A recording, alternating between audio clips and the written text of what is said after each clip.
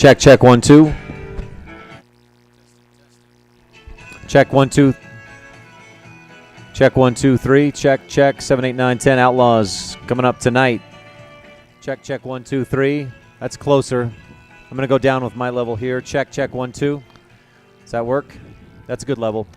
Check, 1, 2. Good evening, everybody. Okay, that's good.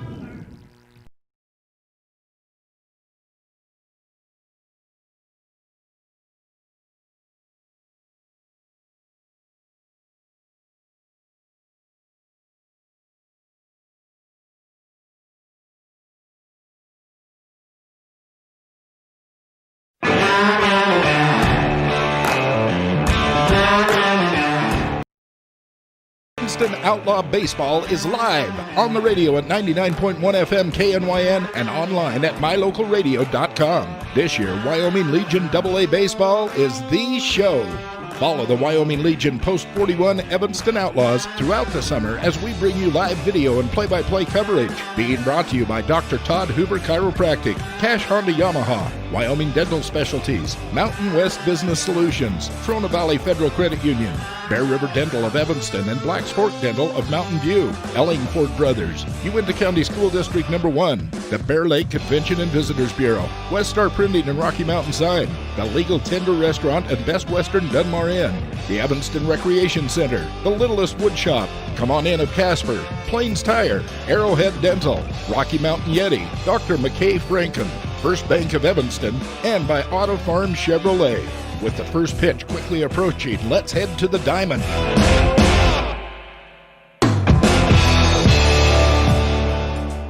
Wednesday, July 22nd, and a rainy and cool afternoon in Evanston, Wyoming at Ross Kesterson Field for this AA West Conference doubleheader.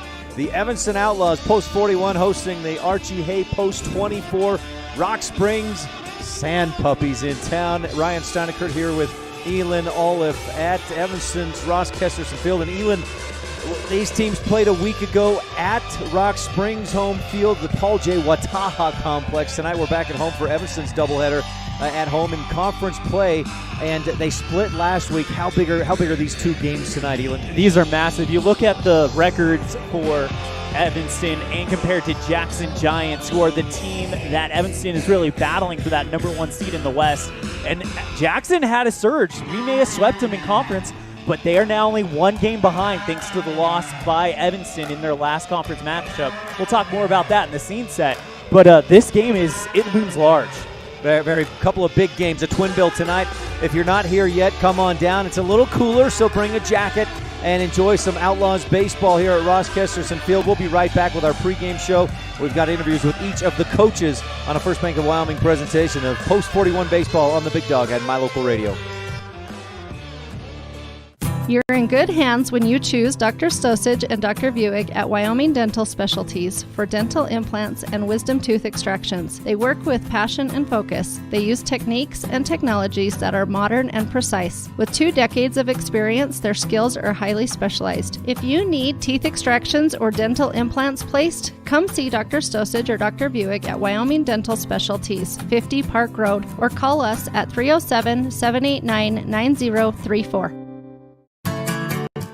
Receive the best service in the industry when you lease or purchase office equipment from the professional, friendly staff at Mountain West Business Solutions. With a guaranteed quick turnaround time, we will save you money, time, and energy with quality products and customer service that is unmatched in the industry. Serving customers in Wyoming and Utah, Mountain West Business Solutions is a local company with a toll-free number, 866-583-9925. Call us today.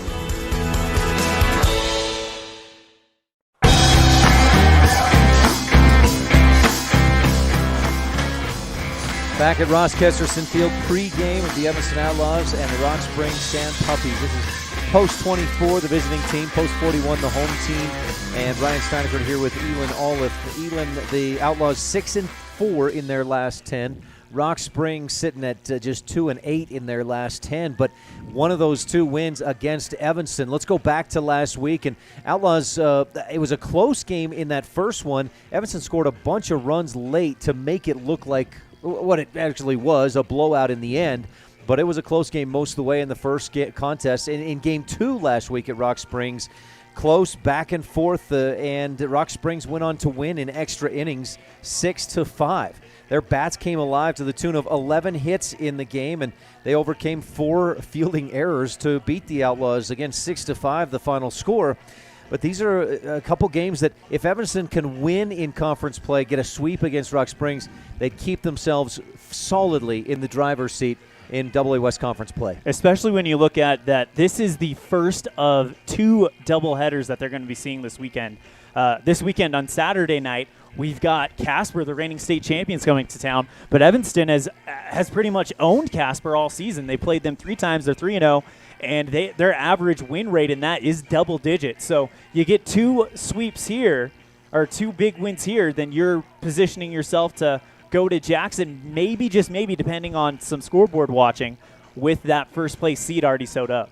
Absolutely. And with Evanston hosting Casper Saturday, Rock Springs at Jackson Saturday, of course, that'll determine part of how the rest of the conference season goes. But Jackson, you mentioned them earlier, and early on in the season, Evanston beat them. Then they swept them here in a conference doubleheader about 3 weeks ago. But Jackson is often a late-blooming team, and you said they've had a surge lately. They're going to come on strong, and they make no doubt about it. If Evanston doesn't keep winning, Jackson will challenge and overtake Evanston for that top spot in the West. Since Jackson lost that doubleheader to Evanston here almost 2 weeks ago, 4-0.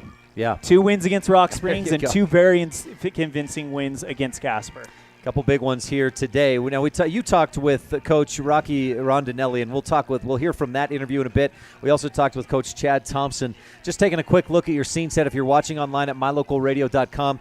Outlaws coming in at 22-18 overall, 5-1 in the conference, and they're scoring 8 and a fourth runs per game, allowing 6.2 runs per game, a solid, +2 runs per game win average.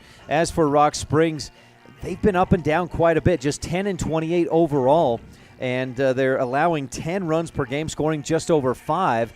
But when it really comes down to it, if they can win some key games like they did last week against Evanston in the conference, and they're obviously hoping for a win or 2 tonight, overall record isn't that big a deal. Absolutely not. I mean, if Rock Springs can upset Evanston not once but twice on this field, which you look at the records, 10-28 to 22-18, as you mentioned, it shouldn't be close, but for some strange reason, these teams are very familiar with each other. There is a rivalry here, and I believe for the last 3 doubleheaders, it's been an even split between these 2 teams. Well, that's the key. You said it, is that they're familiar with each other. This is, I think, these will be the 7th and 8th or 8th and 9th times they've played this season, so they know each other well. All right, let's hear what Coach Rocky Rondinelli has to say in just a moment. We'll be back with more of the pregame show here on a First Bank of Wyoming presentation of Outlaws Baseball on the Big Dog and My Local Radio. It's human nature to think the grass is always greener on the other side of the fence. That's not always true, especially when it comes to buying vehicles. This is Dennis Lynch, General Manager at Auto Farm Chevrolet. Dealerships pay the same price for new vehicles across America. The fact is, the best deals are right here, in your own backyard. The difference is that our employees are your neighbors, people you can trust. Please visit us first, Auto Farm Chevrolet. We are your community-driven dealer. Light up your world with a custom-built LED sign from Rocky Mountain Sign in Evanston. It's a proven fact that signage that lights up creates more attention. So light it up and then add text, images, and video, and your sign becomes even more powerful. Start sharing your advertising messages and information with your customers today. The team at Rocky Mountain Sign provides all types of quality signage that is custom-built and maintained. Call today for a free quote. Rocky Mountain Sign, 307-789-5202. Rocky Mountain Sign, serving customers in Wyoming, Utah, and Idaho.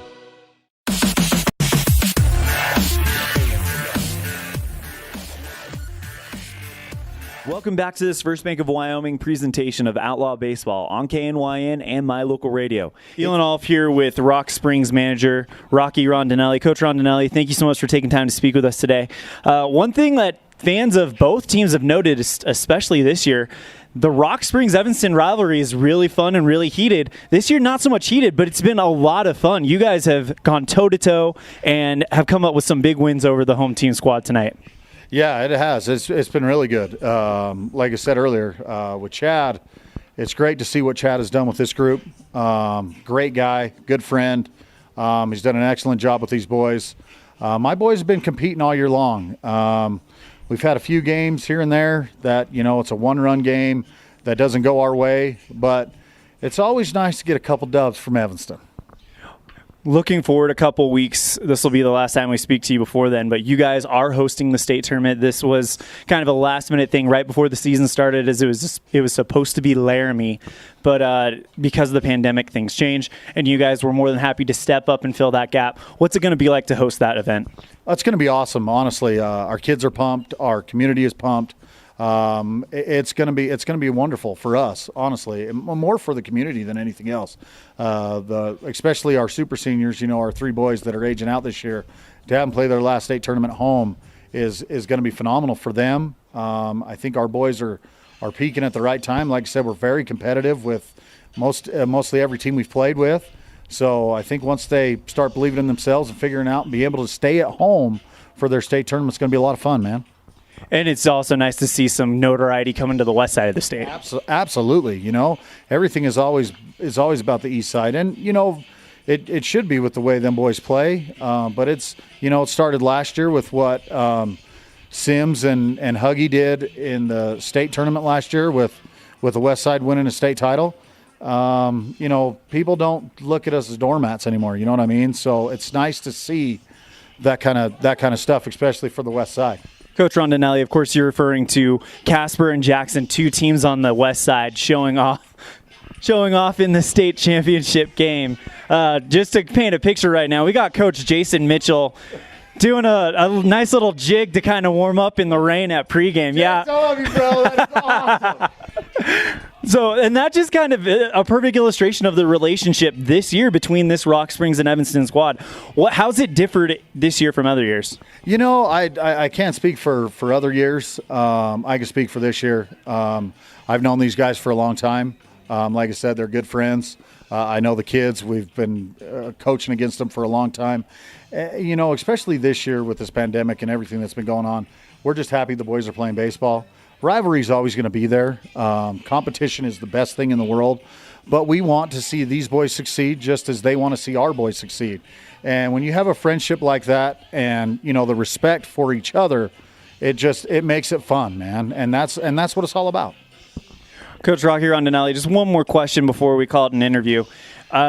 Getting back to the competition side of things, what do you think you guys need to do to take care of business in these 2 games that are conference contests? So these are the ones that count against Evanston tonight. It's a very good point. We're on their turf. We have one here before, which is good. We got to pitch well. We got to play defense. That's where it all starts. If we pitch well, we play good defense behind it. We get some timely hitting at the dish. Good things are going to happen. Be in the game. Towards the end of the game and let the chips fall where they may. But I'm confident in my pitching staff. I've been confident in my staff all year long. I'll take my staff against anybody's in the whole entire state. I believe that. So if they do what they're supposed to on the mound, we play defense behind them, we're going to be just fine. Coach Rocky Rondinelli of the Archie Hay Post 24 Rock Springs Sand Puppies. By the way, I think that's the best name in the entire state. Thank you so much for your time and good luck. Thanks, buddy. Appreciate it. I just wish that we had a camera going on Coach Jason Lloyd to see the jig he put together, whether you mentioned in that interview there. 57 degrees, a cool afternoon or evening here in Evanston, and some rain coming down. We've got some chance of continued rain and possibility of some thunder and lightning over the next couple of hours. We'll hope that stays away and we get some baseball played tonight. Now, I talked with Coach Chad Thompson, and he said that given the time frame with the Outlaws playing today against Rock Springs, both teams have doubleheaders in conference play Saturday, and both teams have games scheduled for next week. So there's not much room were they to try and think about postponing tonight's game. So what it comes down to is that Coach Thompson said, if we got to go till 1 in the morning, we'll keep playing tonight. They're going to try to get these games in tonight here at Ross Kesterson Field. We heard from Coach Rocky Rondinelli. We'll hear from Coach Chad Thompson right after this on a First Bank of Wyoming presentation of Outlaws Baseball on the Big Dog and My Local Radio. When you're looking for one location that is centrally located in Wyoming to host a business meeting or corporate retreat, always consider the Come On In Hotel and Suites in Casper first. With meeting rooms and amenities that everyone can enjoy at the Come On In is the best place to host events. The rustic decor, fireplaces, jacuzzis, pool, and large indoor atrium will make your event memorable. Call today and find out the ways we can help make your event a success. Come On In Hotel and Suites in Casper. Call 307-472-6300. We know that when you think of Plains Tire in Evanston, you always think the Tire Professionals. Quality customer service. They're friendly with great prices. I really like Plains Tire in Evanston. But did you also know that the team at Plains Tire offers oil changes, windshield wiper checks, and free alignment checks? That's right, free alignment checks. We don't want you to quit thinking all those great things when you hear Plains Tire. We just want you to add to the list. Plains Tire, the tire professionals. Stop in today, 157 Bear River Drive.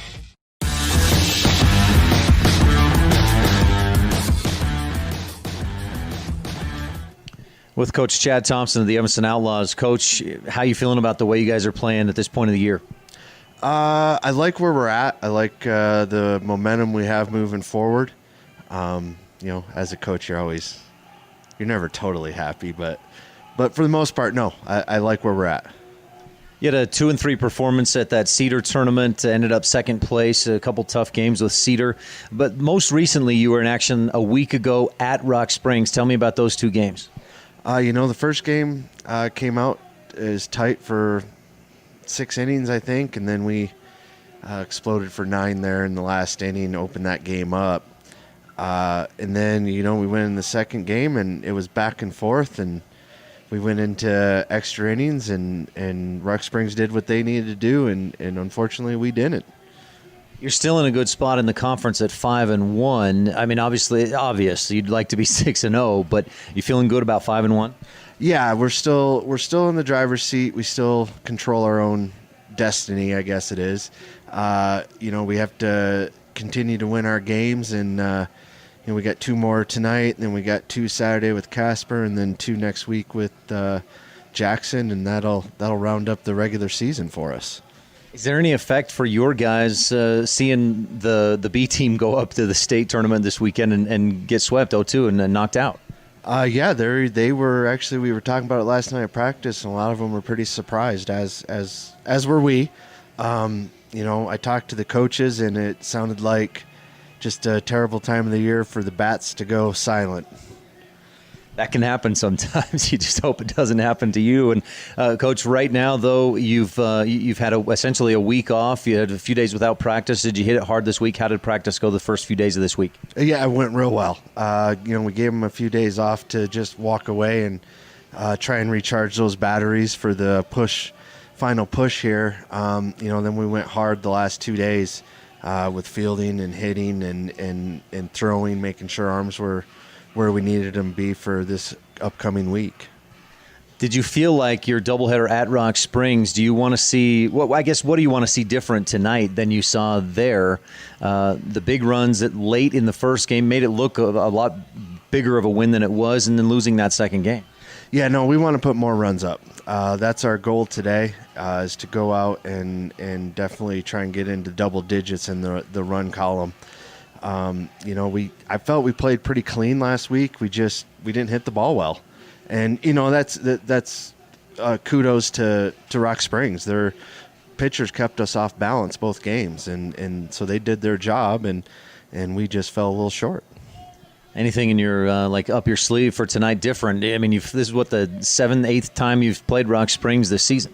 By now they pretty much know everything about us. We know everything about them. We do have a few things we may implement tonight. I'll just keep that to myself. But other than that, you just have to go out and play your game. Go out and execute. We'll watch for those few things and hope we catch them, and then we'll give you some credit if it works. Yeah, always get credit if it works and always get yelled at if it doesn't, I guess, is the way it goes. But no, we'll see if the opportunity arises to do some of those things, and then just go from there. Coach, anything else? Go Outlaws. Chad Thompson of the Evanston Outlaws. Thanks so much. Good luck tonight, Coach. Thank you. Coach Chad Thompson, thanks so much for your time. Outlaws baseball coach Chad Thompson, and coach in his first year, and you heard it from Rocky Rondinelli when you talked to him, the Rock Springs coach. He's really happy with the friendship they've developed and just the type of coach, the way he's running things for the Outlaws. Absolutely, and he's crediting Chad with, and really this group of boys that we've seen on this 2020 squad with kind of diffusing that historically, I guess you could say, hostile rivalry. I've heard about some pretty interesting moments that have happened. Matter of fact, one of the Rock Springs players was telling me a story before the game of a walk-off home run that ended in a brawl at the plate. So it's definitely one of those things where there's no love lost between the two teams. But Coach Rondinelli credits this version of the Outlaws, these boys specifically, and Coach Thompson with being great competitors and really just great people to kind of help diffuse that. Looking forward to a couple of great games tonight at Ross Kesterson Field. We've got the first pitch coming up in just a couple of minutes. Umps are here. Coaches and umpires meeting at the plate, and the Outlaws taking the field. We'll take one final break and be back with your first pitch on a First Bank of Wyoming presentation of Outlaws baseball on the Big Dog and My Local Radio. When you're looking for one location that is centrally located in Wyoming to host a business meeting or corporate retreat, always consider the Come On In Hotel and Suites in Casper first. With meeting rooms and amenities that everyone can enjoy at the Come On In is the best place to host events. The rustic decor, fireplaces, jacuzzis, pool, and large indoor atrium will make your event memorable. Call today and find out the ways we can help make your event a success. Come On In Hotel and Suites in Casper. Call 307-472-6300. We know that when you think of Plains Tire in Evanston, you always think the Tire Professionals. Quality customer service. They're friendly with great prices. I really like Plains Tire in Evanston. But did you also know that the team at Plains Tire offers oil changes, windshield wiper checks, and free alignment checks? That's right, free alignment checks. We don't want you to quit thinking all those great things when you hear Plains Tire. We just want you to add to the list. Plains Tire, the tire professionals. Stop in today, 157 Bear River Drive.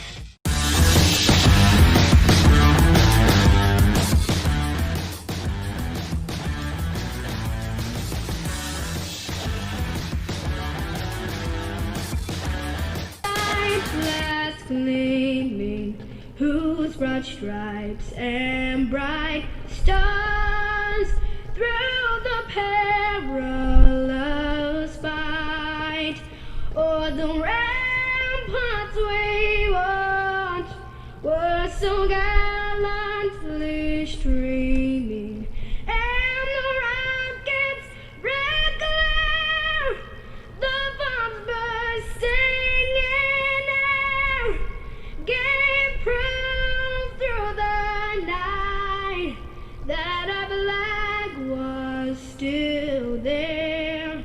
Oh, say does that star-spangled banner yet wave o'er the land of the brave and the home of the brave.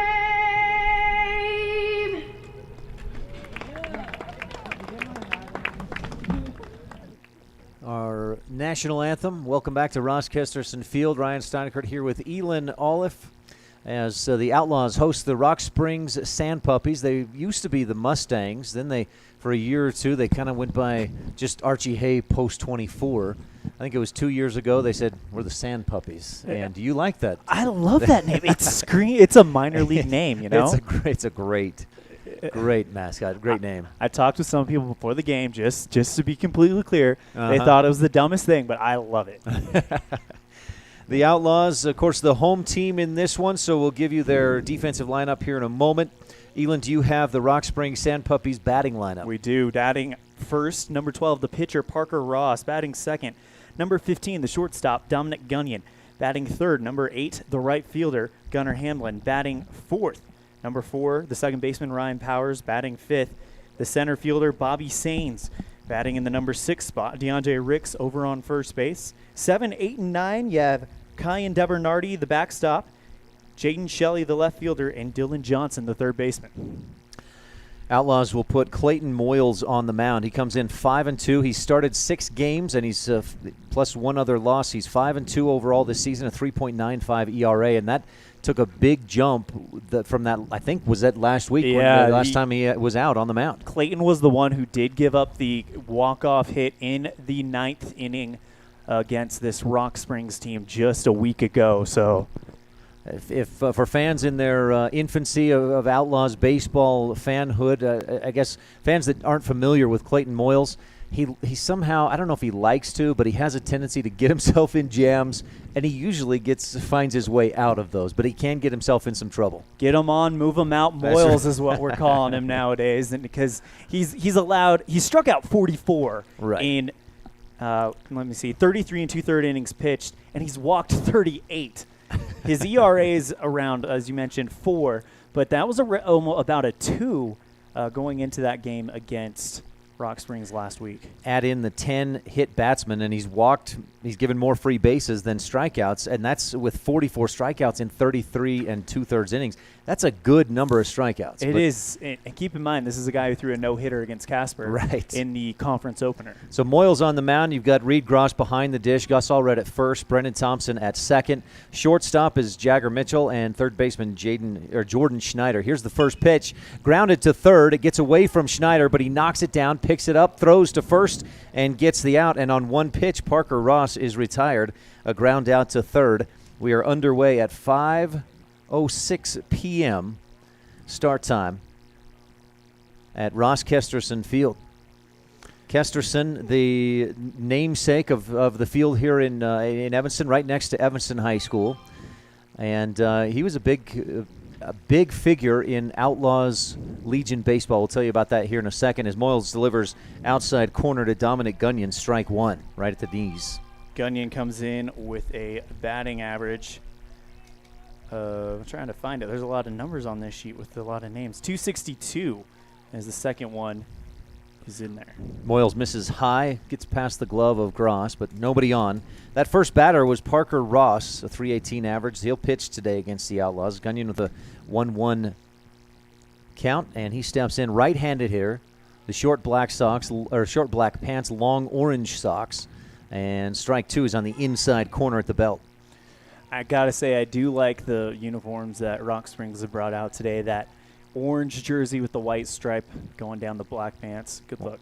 Moyles delivers high, ball 2. Clayton Moyles, a left-handed pitcher, as Elan said, a 3.95 ERA and a 5-2 record, as we mentioned. Moyles kicks and deals. Off-speed pitch, looped into right field. Gunyon will drop that in there for a seeing-eye single and a safety base hit into right. Just over the head of Brendan Thompson, and it hit the outfield, and almost like it was pitched from the rough onto the green. It just stopped. So Gunyon on first with one down, and Gunnar Hamblin comes to the plate. Right fielder number 8 leads the team a 3.55 ERA. Moyles looks to the runner at first. Long, deliberate kick, deals, and a swing and a miss.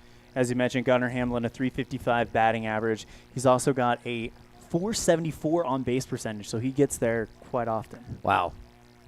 That's every other time. 1 out of 2, just about, for Gunnar Hamlin. Throw to first, but Gunyon back in, no problem. He's making some noise over there at first as Moyles delivers and just misses outside for ball 1. Outlaws in the outfield. You've got Casey Perriman in left, Connor Peterson in center, and Ryan Fisher in right. We've seen a lot of different guys in different positions in the outfield this season for Evanston. Moyles makes a move to first, and they've got him caught. Gunyon in some trouble, in a pickle. Allred chases him down. The throw to second, and then the throw back to back to first, and Moyles tags Dominic Gunyon. What was that? A 1-3-6. 1-3-6 put out. 1. And that's 2 down, and the base is empty. And we've seen this a few times with Rock Springs. They are not the fastest starting team. When they get base runners, they do tend to kind of leave them in bad positions, and like that, you've got 2 outs.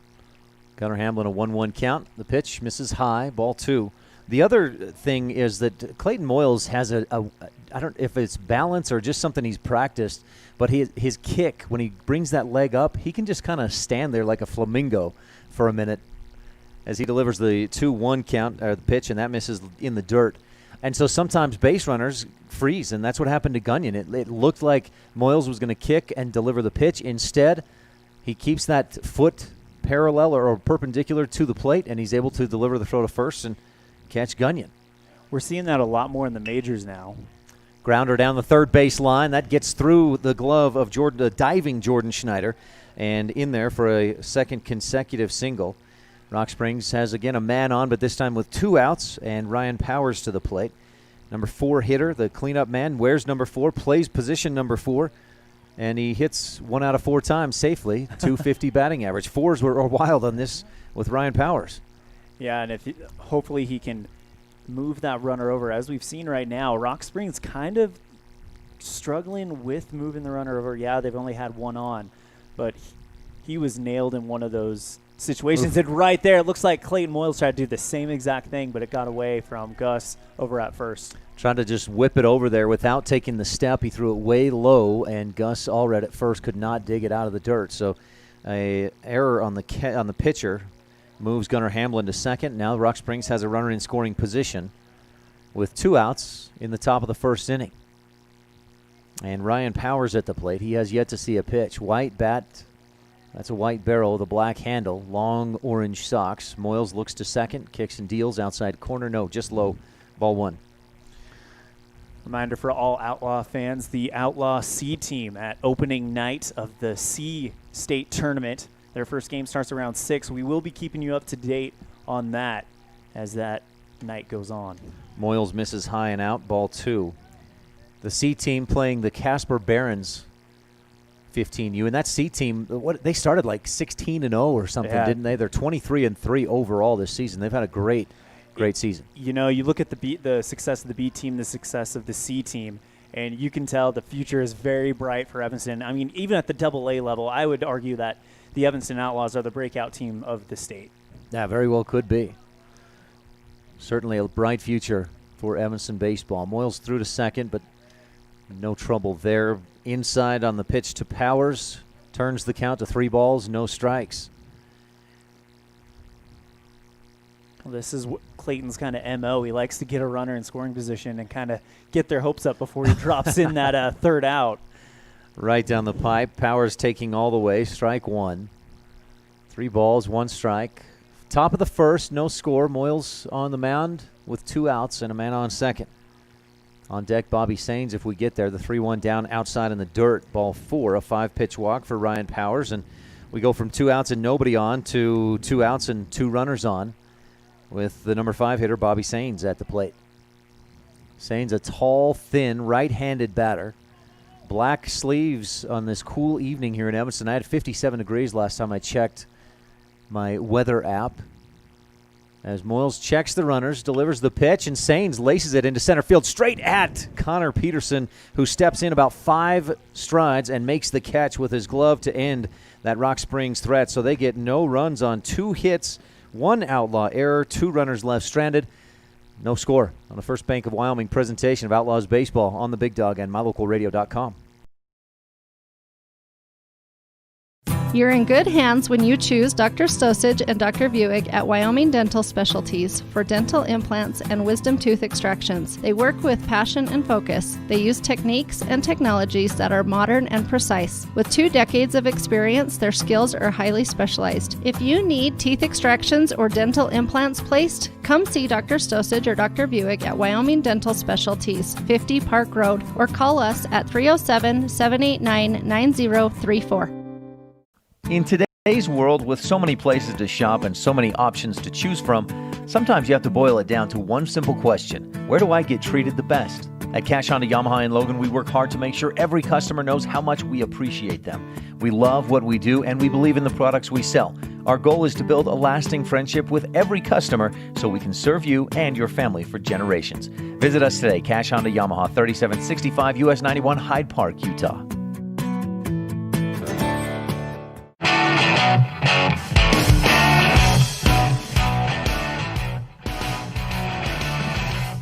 Bottom of the first inning, and the Outlaws were able to hold Rock Springs scoreless after they got 2 singles and then a walk, had 2 runners on, but Unfortunately for Evanston, Bobby Sain's his contact into dead center field was right at the Outlaws center fielder, and Connor Peterson made the catch. So Moyles in 17 pitches. As we head for the bottom of the first inning, we'll have the Outlaw the hitting lineup, Ryan Fisher to bat first.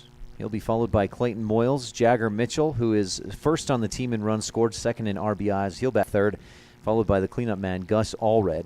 Then Casey Perriman, Reed Gross in a different spot in the order. We've seen him lead-off hitter most of this season, but he'll bat sixth tonight. Then Brendan Thompson, the top man in RBIs, 43, batting seventh. He's got 43 RBIs this season, followed by Jordan Schneider and Connor Peterson. So Fisher steps in, right-handed hitter, swings and misses at the first offering from Parker Ross. Parker, a smaller right-handed hitter, and we'll probably see a lot of off-speed pitches from him. His fastball not super powerful or real high velocity. He misses way outside and in the dirt for ball one. Rock Springs defensive lineup. You got Parker Ross on the mound, his battery mate Kyan Debernardi, number 66. At first, DeAndre Ricks, Ryan Powers at second. Third base is Dylan Johnson, and shortstop Dominic Gunyon.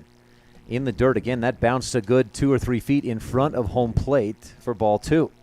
Outfield left to right, Jaden Shelley, Bobby Sains, Gunnar Hamlin for the Sand Puppies team. They've got the black pants, burnt orange jerseys, white numerals. Fisher swings and misses. Healthy cut. Evens the count at 2 balls, 2 strikes.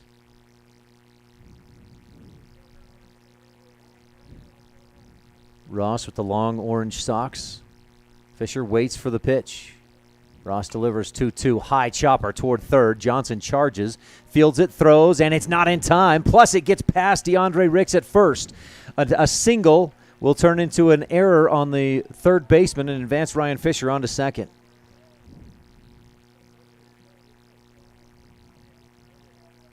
We'll have to see how the Outlaws scorekeepers scored that one as well, but Fisher had beat that throw. It took such a high hop that by the time it came down to Dylan Johnson at third, Fisher was almost at first. Johnson probably would have been better served to just hold on to it and deal with the infield single. Clayton Moyles at the plate, checks his swing for ball one in the dirt. Parker Ross comes in, a 1-2 record on the season, 1 win, 2 losses, a 9.04 ERA. Swing and a foul tip. Moyles, 1 ball, 1 strike. Clayton Moyles at .343 average, 25 RBIs, 30 runs scored this season. And he's got a man in scoring position. This Outlaw squad, very good as a team with runners in scoring position. Moyles takes ball 2, just a bit low from Parker Ross.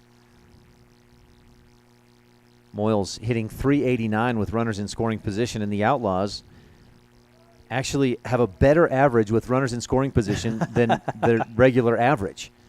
Moyles fouls one, just a little dribbler out toward the third base dugout. A .356 as a team with runners in scoring position. .331 as a team, just their regular team average. That bodes well. That equals a lot of runs scored, and that's something the Outlaws have done this year. Almost 8.5 runs per game. Moyle fouls another one off his foot, and that's a dead ball. Count remains 2 balls, 2 strikes. Jagger Mitchell on deck.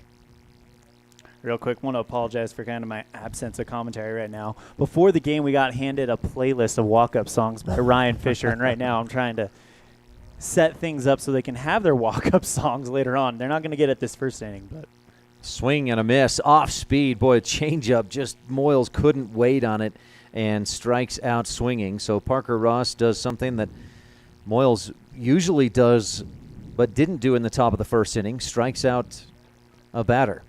1 down with a runner on second. Fisher singled. It was an infield single, and he advanced to second on a throwing error from the third baseman. That brings Jagger Mitchell to the plate. Mitchell, go ahead. You mentioned that Brendan Thompson was leading the team with 43 RBIs. Jagger, 42. Yeah. It's been a bit of a race the last few weeks as Jagger's tried to catch up. Jagger Mitchell has tried to catch up to Brendan. High and inside, ball 1. A couple of things have stood in his path. He seems to get hit by a pitch about every time he comes to the plate, and he almost got hit by that one. leads the team with 25 hit by pitches. High fly ball, sky high down the third base side and well out of play into left field. As I was saying, he leads the team with 25 hit by pitches. Second place, Kendall Cummings with 6. It's just a strange anomaly. Like, I keep looking to his left arm. Does he wear a target on the left side, on his hip or something? He doesn't crowd the plate, so it's not like he's asking for it. There's another one high and inside. Little almost chin music, as some would say. Mm-hmm. Jagger ducks or dodges back and takes ball 2. 2 balls, 1 strike for Mitchell. He helped his own case in that RBI category. Throw back to second, Fisher in safe. At that Cedar City tournament 2 weeks ago, got the bases loaded. Jagger steps in and crunches it over the left field fence. A grand slam. If I'm not mistaken, that was actually a really decent. Are you kidding me? He just got hit. Are you kidding me? If I'm not mistaken, that home run fence was actually pretty far out there. It wasn't a Little League park, but as I say that, Jagger Mitchell gets hit for the 26th time this season. And again, I look at that left arm. There's no target. There's not like he was, as you said, not crowding the plate or anything, but catcher or pitchers just somehow find they like to throw it inside on him or something. That's the 26th time he's been hit this season. And I did the math about a week ago. Gus Allred at the plate, skies it high down the third base side. This should be an infield easy pop-up catch for Dylan Johnson. He drifts over and right on the bag makes the catch. 2 outs. Both runners stay put. At one point just over a week ago, Jagger was getting hit by a pitch almost every 4th at-bat.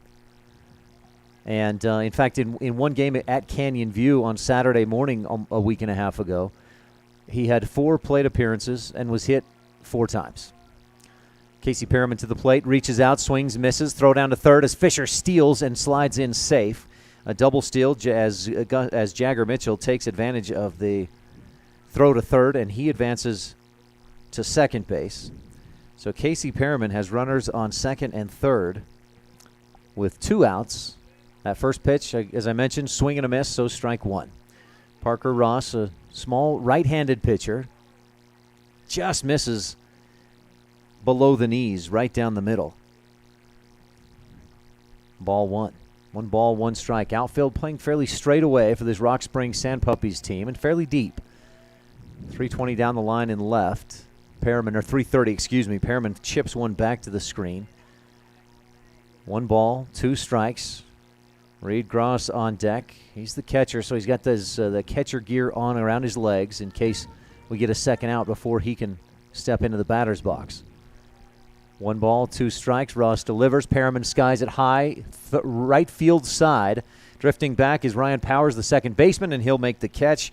And the Outlaws get no runs on 1 hit, 1 error, and 2 runners left stranded. Same stat line except for the base hit, the extra base hit Rock Springs had in the top of the first. No scores. We head for the top of the second inning on a First Bank of Wyoming presentation of Outlaws baseball on the Big Dog and My Local Radio. Wyoming is unique. When it comes to high school sports, we might travel 6 hours to a game, but when we get there, we know the other team, their parents, and the coaches. Wyoming is like one small town with really long streets. When your travels take you to Evanston, always stay with your friends at the Best Western Dunmar Inn. Clean, comfortable rooms, a restaurant serving healthy, delicious food, and breakfast is always included. If you're bringing the team or following the team, stay with us every time you're in Evanston. The Best Western Dunmar Inn.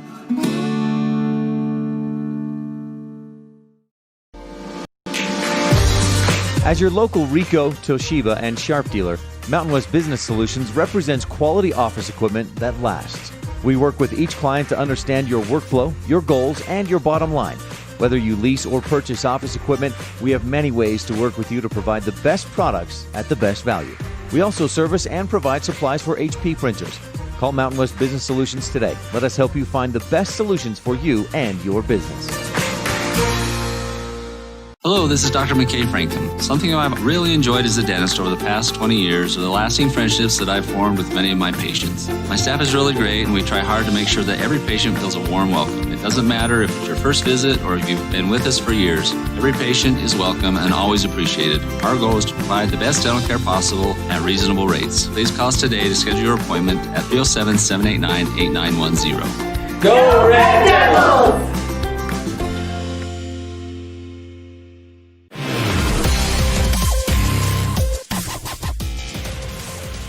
No score. We've played one. Outlaws and Sand Puppies in a AA West Conference doubleheader. Clayton Moyles out for what would be a second inning of work. And he delivers his first pitch low and away. Ball 1 to DeAndre Ricks, the big first baseman, number 5 of 262 average. Big white bat waving over his right shoulder. Takes strike 1 inside at the knees. And on the corner, 1 ball, 1 strike. Both teams got a couple of runners on in that first inning, but neither could get anybody around. And we had talked a bit about the averages with runners in scoring position. Well, that didn't turn out well for Evanston in the first inning. Ball 2 misses down low and in. Ricks with that left front foot. He's a right-handed hitter. The left foot kind of out and pigeon-toed. But then he'll step straight as the pitch comes in. Takes ball 3 low and away from Moyles. On deck, Kyan DeBernardi, the catcher. Strike 2, down low on the outside corner. These are the 7-8-9 hitters with Dylan Johnson in the hole for Rock Springs. Moyles kicks and deals the 3-2. Line drive into right field, 1 hop, and Fisher charged in initially, hoping to make the catch, but had to stop and step back. Line drive single into first for Dion in the dirt and inside, ball 1. Evanston. Ricks is not a threat to. Welcome back to Ross Kesterson Field. Our apologies on some internet issues. Sometimes we just run into those and have to deal with getting it fixed and getting us back on the air. Outlaws will have batters 5, 6, 7, 8, 9 due up. 6, 7, 8, I guess I should just stop there and not curse them. Reed Gross, followed by Brendan Thompson and Jordan Schneider. So the 6, 7, 8 hitters. If we get there, Connor Peterson will bat 9th for Evanston. So Reed Gross to the plate. He's a right-handed hitter. Comes in hitting .333. Got some walk-up music? We getting there? I'm sorry to give you more to worry about. The team asked us to play walk-up music while we do the play-by-play. Gross squares around, shows bunt, then pulls back. Ball 1. Brendan will be the first to get his walk-up song today. All right. Strike 1, I should say. That one came in there up at the belt and on the outside corner. Parker Ross, the right-handed pitcher, deals. Sharply hit at short, and it takes a low hop through the legs of Dominic Gunyon. And Reed Gross is on base. I'm going to call that an E6 error on the shortstop to put Reed Gross on the base paths.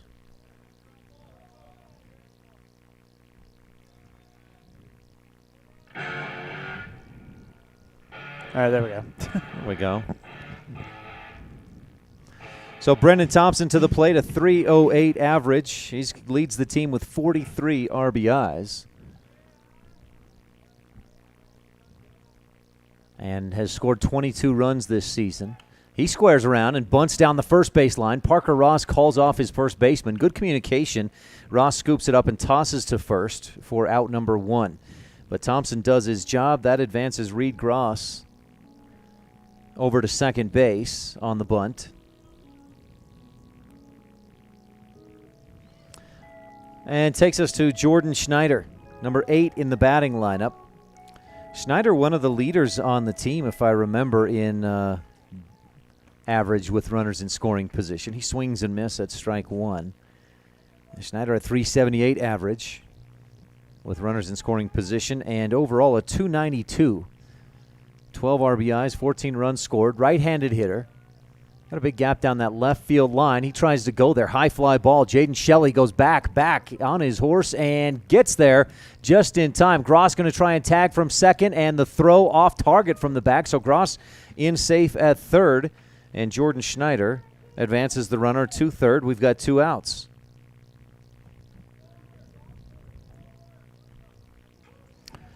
Good contact by Schneider. That one was caught by Jaden Shelley almost at the warning track.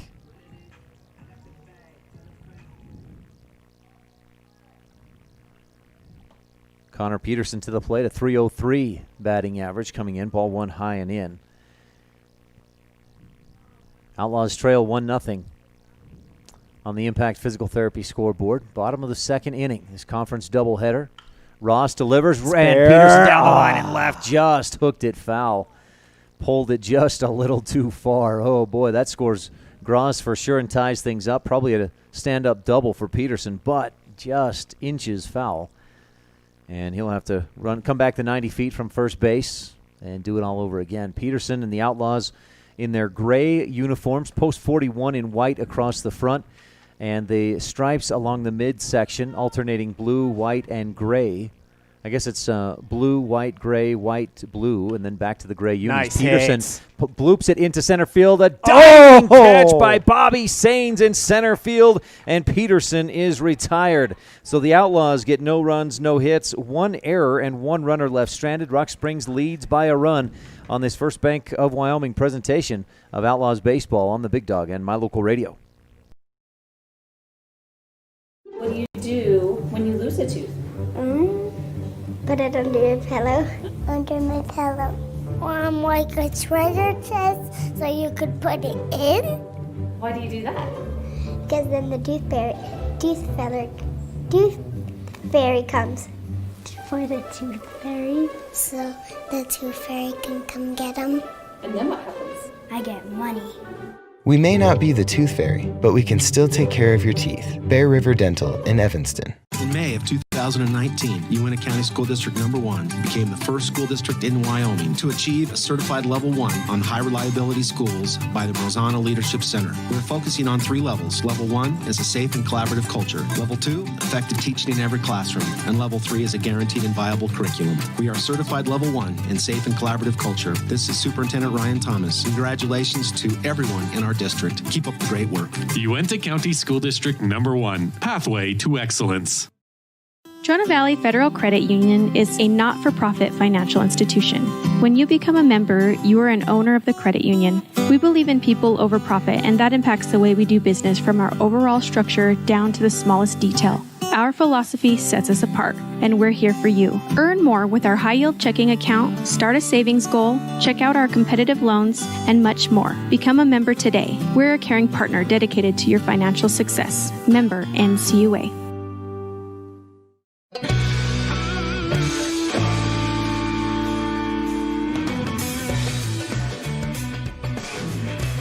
Evanston has had a couple of runners on base, but unable to get any runners across the plate. In fact, they've had runners on third base in both of the first 2 innings, but have not scored yet. Rock Springs, on the other hand, DeAndre Ricks has scored a run, and they lead 1-0 on the Impact Physical Therapy scoreboard. As we head for the top of the third inning, and Clayton Moyles, I don't know if you worry at this point, but there may be some concern. He's allowed 4 hits already in 2 innings. And, we've seen him coming in. He had struck out 44 in 33 innings. Has yet to strike somebody out in this game so far. High and inside, but on the corner to Dominic Gunyon, strike 1. Gunyon, a right-handed hitter, wide open stance. In fact, he kicks that left leg, that front leg, way out. Swings and misses, strike 2. And for someone uncoordinated like me, that just looks awkward and more to deal with a batting stance like that. But it's worked for him to the tune of a .262 average, but he strikes out on 3 straight pitches. Maybe Moyles settling in a little bit. I had just talked about how he hadn't struck anyone out, and then all of a sudden he goes out there and puts that performance up. I'll keep saying he can't strike anybody out. I feel keep striking people out. High and inside, and on the corner, strike 1 to Gunnar Hamblin. Hamblin singled in the first inning, got to second on an error from Moyles as Clayton delivers high and misses ball 1. Hamblin, a .355 average coming into this game, leads the Rock Springs Sand Puppies. Drive down the third base line, just foul. A ball and 2 strikes with 1 out, a 1-0 Rock Springs lead here at Ross Kesterson Field. Moyles looks in, and deals to Hamlin. Misses way outside. Ball 2. Ryan, at what point do you think pitch count will probably come into effect here, considering you've got 4 conference games this week? Yeah, that's a good consideration because if Moyles goes more than 81 pitches, he's out. He would not be available to pitch Saturday against Casper because he would need 4 days rest. Misses ball 3, up high, and that fills the count. And we're looking at 44 right now. Right. I would think they'll right about 80. They'll just pull him out. High fly ball, center field. Peterson really sprinting hard. Back 1 hop to the fence, and that'll drop in safe. Throw in, and Gunnar Hamlin, a stand-up double. He's 2 for 2 in the ball game. That was a very solid contact. Pitch count may not come into effect the way that Rock Springs is seeing the ball so far in this game. They must really like what they're seeing out of Clayton. Remember, this is the same pitcher that they got that walk-off win against just a week ago. So maybe they like the window that he's throwing out of. Maybe they like how the ball kind of moves out of his hand. If that's true, then they're probably the only team in the state because every other team Clayton has been able to take care of no problem.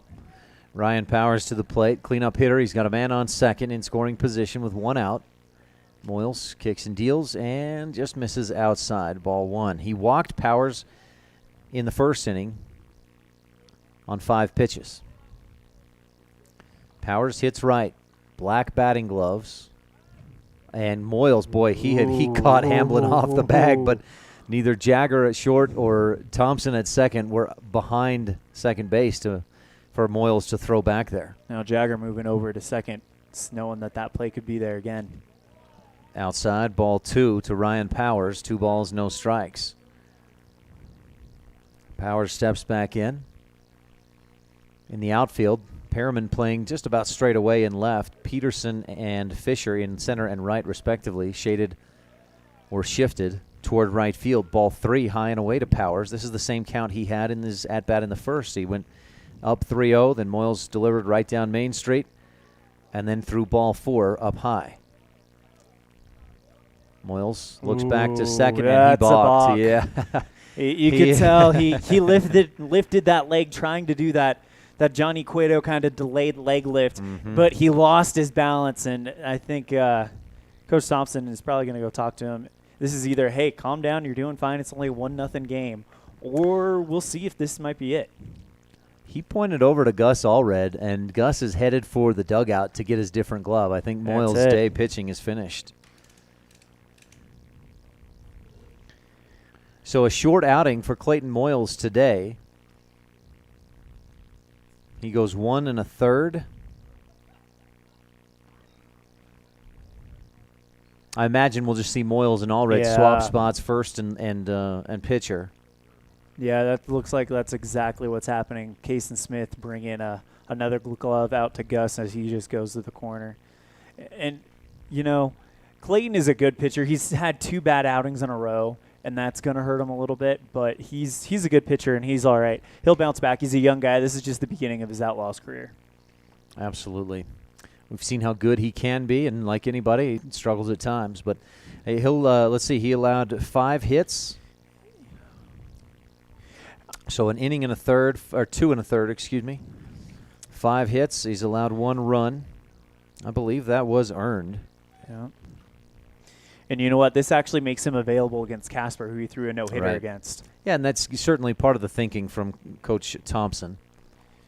That would be a good confidence builder going into the postseason if you can get him against a team that he knows he can dominate. Gus Allred, probably the ace of this staff, 42 2/3 innings pitched, 10 game appearances, 8 of them starts, 5-3 record with a 3.11 ERA, 57 strikeouts to 31 walks. His efficiency has been excellent, and he's now where we expect Moyles to be next year, or maybe the year after. That dominant left-handed pitcher. Well, and it's exciting to think that this year, Coach Thompson flat out said that those 2 are his 1 and 2 guys. I mean, Ryan Fisher, he's kind of recovering for some arm soreness. And once he gets going, you might have a 3-headed monster that would be tough for anyone in the state to take care of. But think about this. Gus Allred and Clayton Moyles both will be back next year. That's exciting for the Evanston Outlaws. Can't close the book quite yet on Moyles because Gunnar Hamblin is on third base. But what I've got 2 1/3 innings, 5 hits, 1 run, 1 it was earned, 1 walk, struck out 1. But again, he's going to account for whatever happens with Gunnar Hamblin on third. Ryan Powers at the plate. He's got 3 balls, no strikes. And that's what Gus Allred inherits. Now, as you mentioned, Elon, Moyles, I had him at, I think, 48 or 49 pitches. Yep. And so that he'll need So 2 days of tomorrow. rest, and he'll be ready to go or available to go Saturday. Which you got to think that's exactly, as you mentioned, what Coach Thompson's thinking. You know what? Yeah. This kid needs a confidence boost. Let's put him out against the team he no-hit. Allred's first pitch to Powers outside corner, and of course with a 3-0 count, Powers taking all the way. Now you got to think that Coach Thompson may be thinking the same for Gus. Yeah. Capping him at about 50 to 60 pitches. Swing and a miss, strike 2 right down the middle. But then again, if Gus is dealing in one of those deals, you could save him. And then, I mean, you never know. Gus might have been the slated starter for Game 2.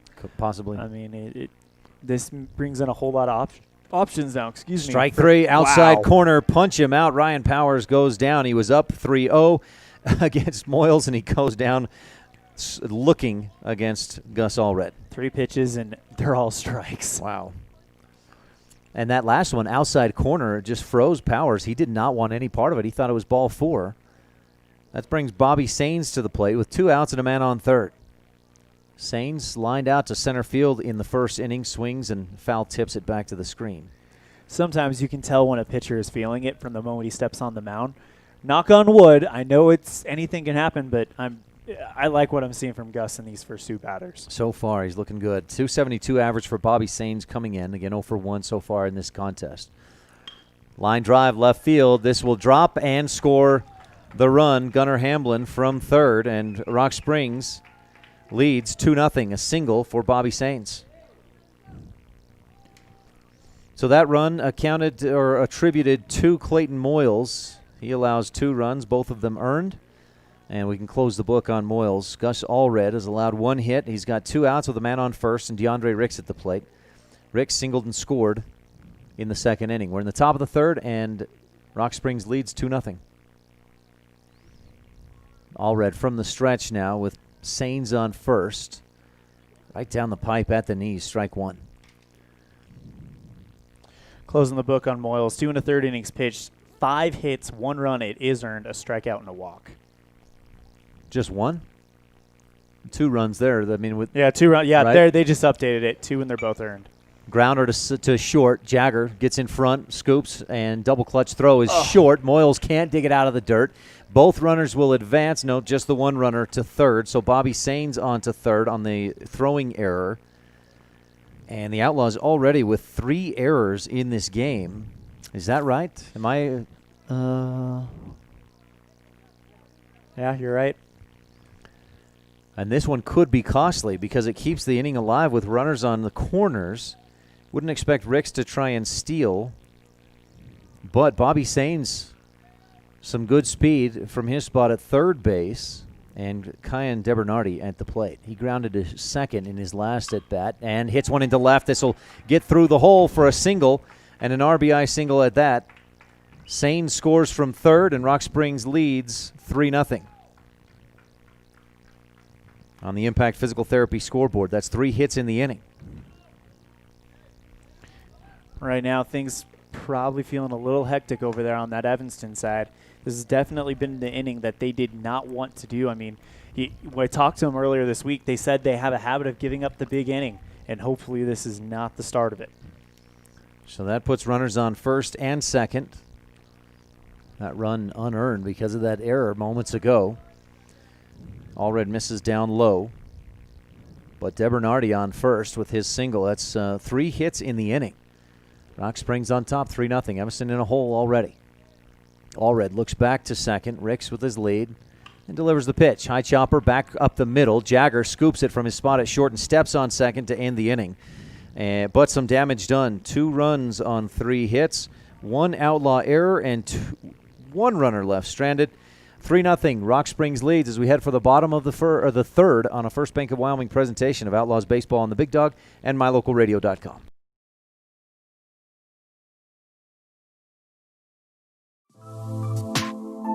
When someone says sleep apnea, it usually conjures up stereotype images. This is Dr. Jonathan Morgan.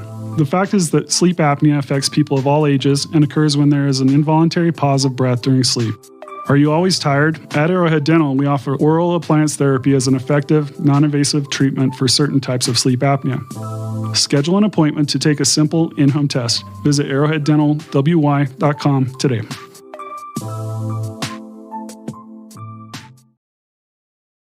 The best place to stay when you're in Casper, Wyoming is the Come On In Hotel and Suites. This beautiful log hotel offers 5 hot tubs, 1 pool, a fitness center, and fabulous indoor atrium. Offering jacuzzi and fireplace suites, the guest rooms are comfortable and relaxing. Plus, every stay includes a delicious extended continental breakfast. Whenever you're in Casper, stay at the best place. Come On In Hotel and Suites. Come on in today. Come On In Hotel and Suites, Casper.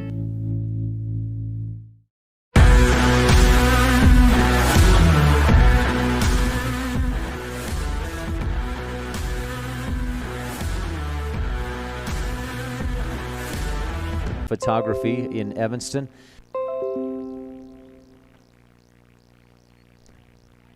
Tonight's broadcast of Evanston Outlaws Baseball is brought to you in part by Jen's Life Photography. She's the local photographer here in Evanston, and Evanston Local would love to help you capture the moment from family portraits to senior pictures. Call Jen's Life Photography. Ryan Fisher leading off, foul tip. He's 1 for 1 so far in this game. Call Jen's Life Photography today, 801-289-6161. That's 801-289-6161. And she is a Evanston local.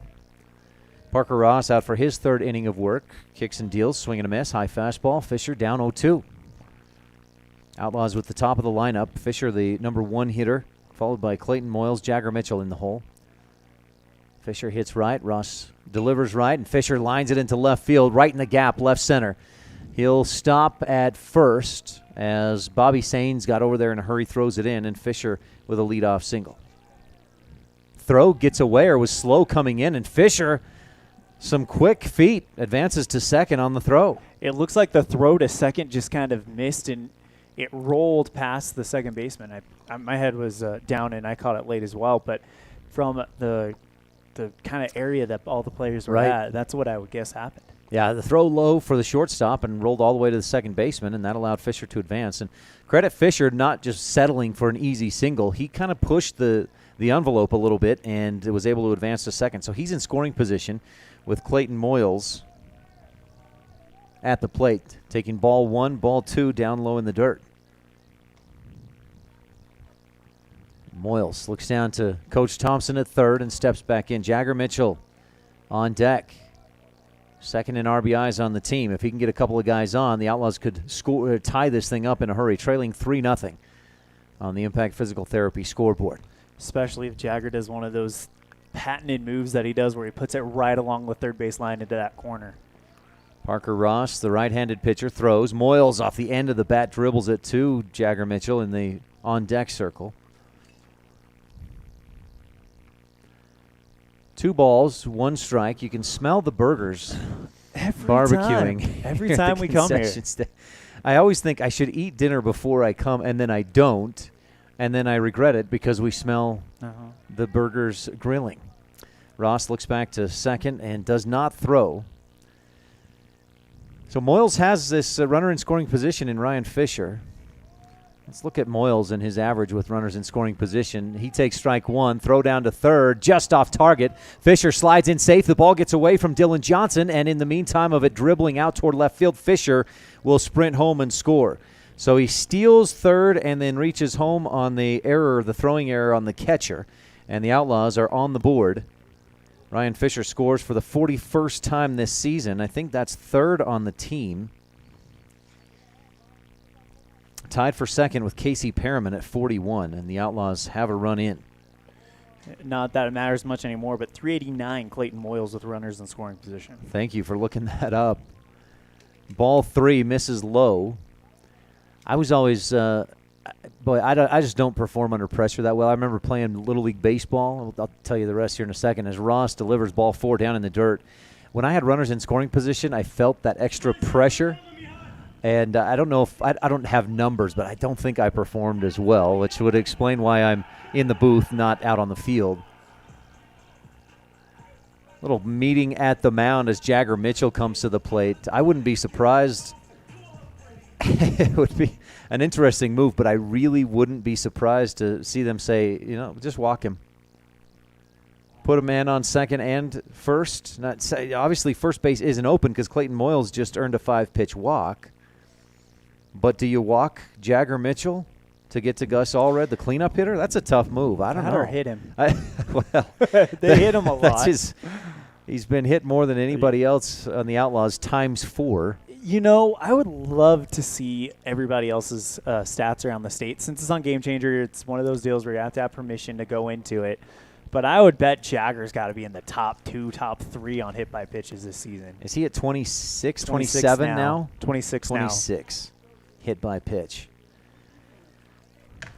There's been a couple of times this season, too, when he's hit by the pitch and the umpire says, no, you got to at least not lean into it.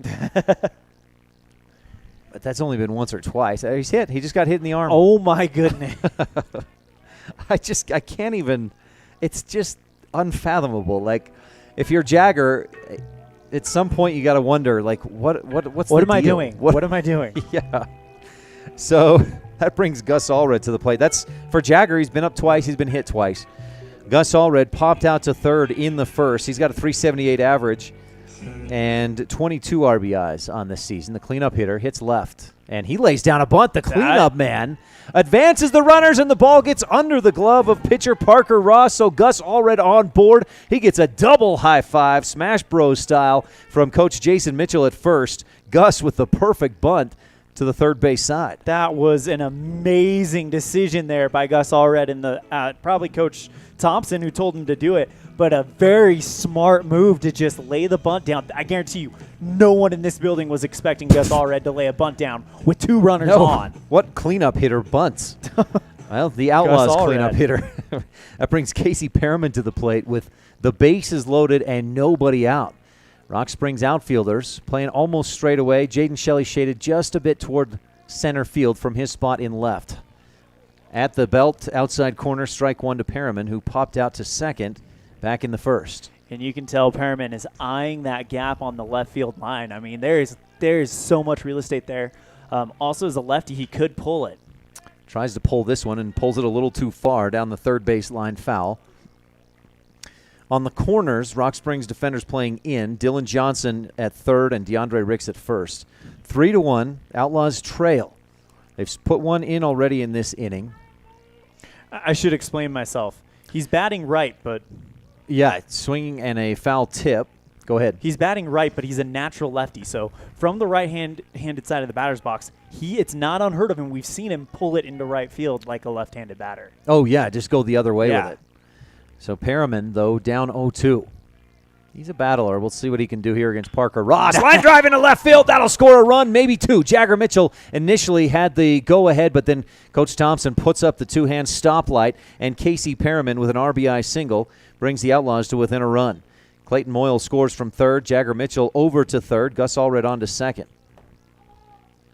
And that brings Reed Gross to the plate. Reed has been the leadoff hitter for most of this season, so his RBI number is low, just 12. But he gets on a lot, a .333 average, and he scored 32 runs this season. Takes ball one high and away. And he's got a golden opportunity here with the bases loaded and nobody out. Absolutely. And Evanston, this feels like that inning that Evanston usually gets every game. Up high, ball 2. And Gross with a great eye. He's one of the leaders in walks on this team as well. And that's even with the games he's missed because of getting his tonsils out midway through the year.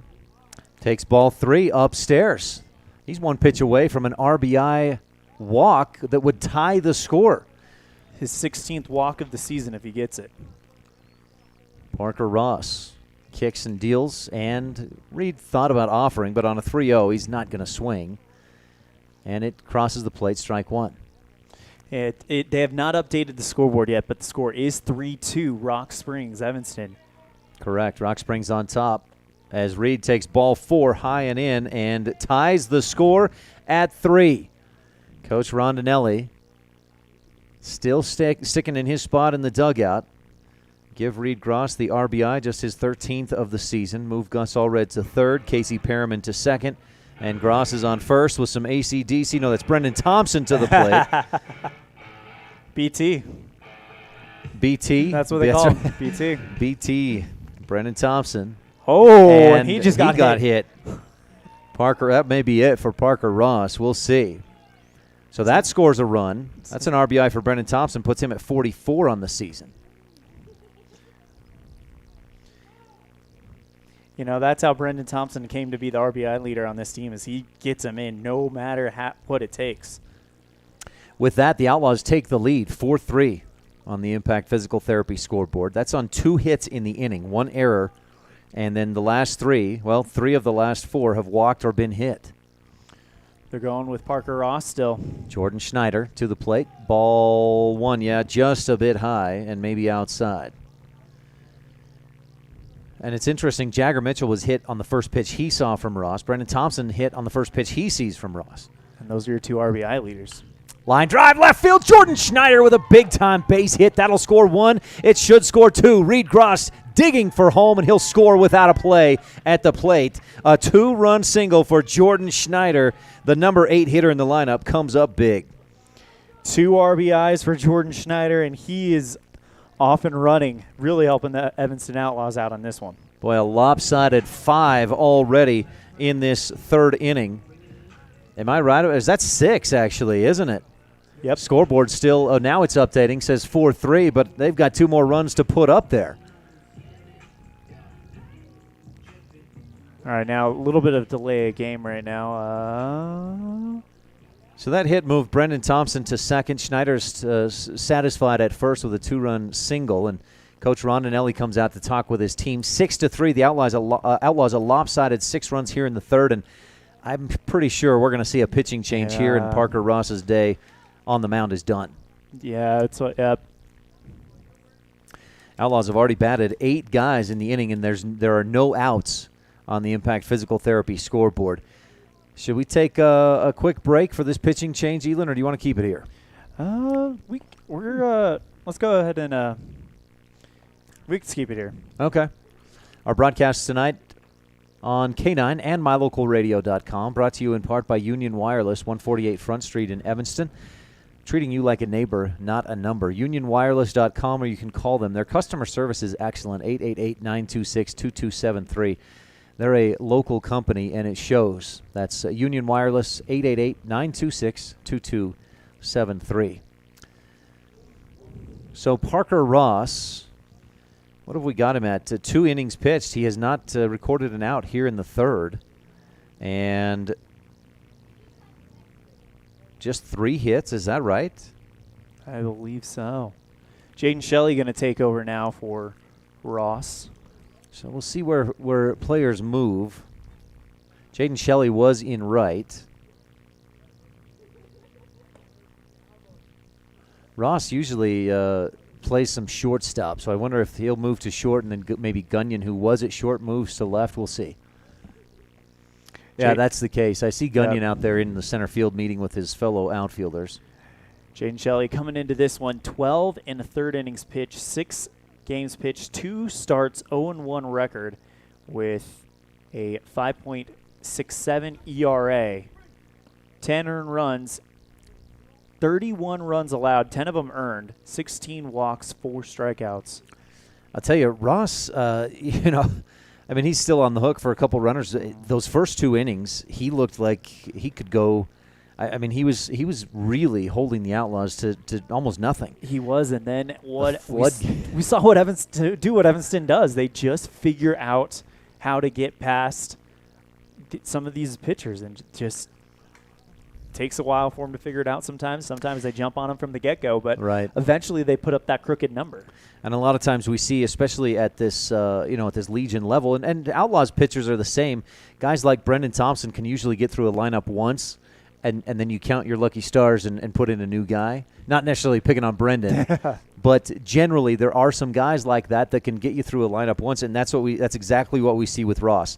He got through the first 9 hitters in the first 2 innings, and then we get back to Fisher to start this 3rd and it's been nothing but base hits and on hit by pitch, walk, base hit, and RBI city for the Evanston Outlaws.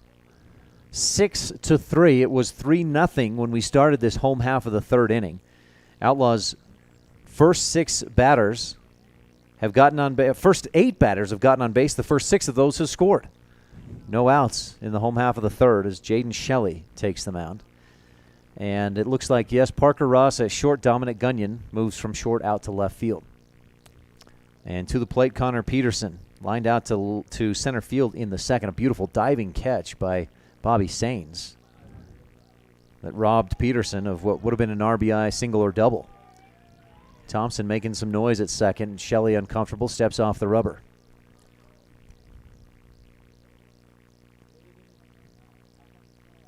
What did you say Shelley's ERA was coming in? Shelley's Peterson rips it left side, but well foul. 5.68. 5.68. Well, Peterson down 0-1 in the count. Another swing and a foul tip dribbler off toward the Outlaws on deck circle where Ryan Fisher awaits what will be his second at-bat of the inning, barring a triple play. No outs with runners on first and second, and Connor Peterson down 0-2 against Jaden Shelley, who misses down in the dirt. This will advance runners. The pitch gets away from DeBernardi and bounces back toward the screen. And you call that a wild pitch. That bounced out in front of the plate, didn't it, Elon? It did. So Thompson on to third, Schneider on to second. Both runners in scoring position, nobody down. If Connor Peterson does the exact same thing he did last time, which is go to the outfield, that's at least an RBI. Ooh. Off-speed pitch from Jaden Shelley and Peterson way out in front. Strike 3. Swinging. Completely fooled him on that one. Oh, man. He almost could have swung, pulled the bat back, and swung again. Now, Fisher might like that. He's 2 for 2 without the walk-up music. We'll see what he does with it. Line drive in a left field gap. He loves it. That'll score Brendan Thompson. Jordan Schneider getting the wheel. He's running home as well, and he'll score without a play at the plate. Ryan Fisher extends. The throw comes in, rolls over the mound, and Fisher, for the second time, singles and then moves over to second on a throwing error. This time, though, a 2-run single. And the Outlaws, the first 8 batters in this third inning got on, and all 8 of them scored 8 runs consecutive. That is quite a feat, and the Outlaws lead 8-3 on the Impact Physical Therapy scoreboard.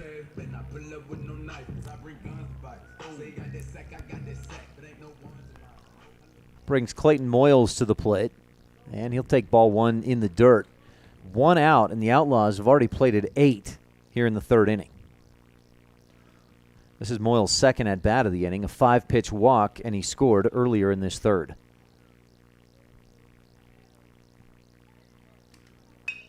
Sharp ground ball, third base side off the glove of Dylan Johnson. Fisher will score from second. Moyles advancing, and he is digging for second base, and that's where he'll stay. The throw again comes in off target and rolls all the way to the mound. Moyles gets on his horse and heads to third. The relay, the Sandpuppy's having trouble hitting the relay man on throws in from the outfield. So Moyles, give him the RBI double, and then he advances over to third base on the throwing error from left field. So Evanston, a 9 spot so far in this third inning, and they're not done yet. Only 1 out, and they're in the heart of the lineup with Jagger Mitchell, Gus Allred, due up. 2 of the top guys for RBIs on this team. And then you're probably going to see Brendan Thompson too with how the way things have been going. Now Jaden Shelley just came in. He struck out Connor Peterson, but then allowed a 2-run single to Ryan Fisher and an RBI double to Clayton Moyles. Jagger Mitchell, he's 2 at-bats, and, well, he does what Jagger Mitchell has done this season. He's been hit twice. Number 26 and 27 on the year that he's been hit. Ball 1 misses and bounces out to the left side, but a good block by Kyan DeBernardi, the catcher. That holds the runner at third in Clayton Moyles. Jagger hits right. Should mention Jaden Shelley throws right. He's got the long black pants, black long sleeves under his orange Sand Puppies jersey. And delivers with the right hand. He's got a strong over-the-top delivery. I don't know where that one missed. That looks strike from here, but I'm at a poor angle to call that, so it's ball 2. 2 balls, no strikes for Jagger Mitchell. Notice that ever since that hit by Jaden Schneider, they've hugged that left field line a lot more over for Rock Springs. The outfield has shifted back. Good observation. Jagger swings, foul tip into the glove. 2 balls, 1 strike. And Jagger, high fly ball, left field coming in. Dominic Gunyon makes the catch. Moyles tags from third, and he'll beat the throw. Cut off by Jaden Shelley at the plate. So give Jagger the sacrifice fly, RBI. And Evanston leads 10-3 on the Impact Physical Therapy scoreboard. That clears the bases with Gus Allred coming to the plate. Allred, a single in the third on a bunt that he laid down. Now that may have been fielded or scored as an error as it got under the glove of Parker Ross, the pitcher at the time, but I don't think he touched it with his glove. Shelley delivers outside and just misses the corner to the left-handed hitting Gus Allred. Ball 1. Allred, that bunt, single, and scored a run in the earlier this inning. Popped out to third in the first. He's 1 for 2. This is the first time the bases have been empty for an Evanston batter since the leadoff man. Allred dribbles it towards second. A diving effort, but Ryan Powers can't get to it, and Allred's on base with a dribbler that just finds its way into right field. So Allred with the single, and credit that to the shift. The defense in the outfield and in the infield were shifted way toward the right field line, and so Ross, playing almost behind first base, just had no chance to get to that hit in the hole. Casey Perriman to the plate. I really appreciate Casey's walk-up music choices. That's a better one than we've heard in the yeah. The John Denver kind of stuff. Nothing against John Denver. Perriman, high fly ball, and he pulls that out of play down the left field line. But didn't he have a John Denver song that was not your typical walk-up type? It was kind of real mellow. It was good for a walk. Not a walk-up, but for a good walk. For a walk in the park. And then he changed it to Country Boy, which is perfect. Mm-hmm. Down the third base line, they call it fair from here. That looked foul, but not a good eye for me, I guess we should say. Perriman a double down the third base line, advances Allred to third, and Perriman's on second.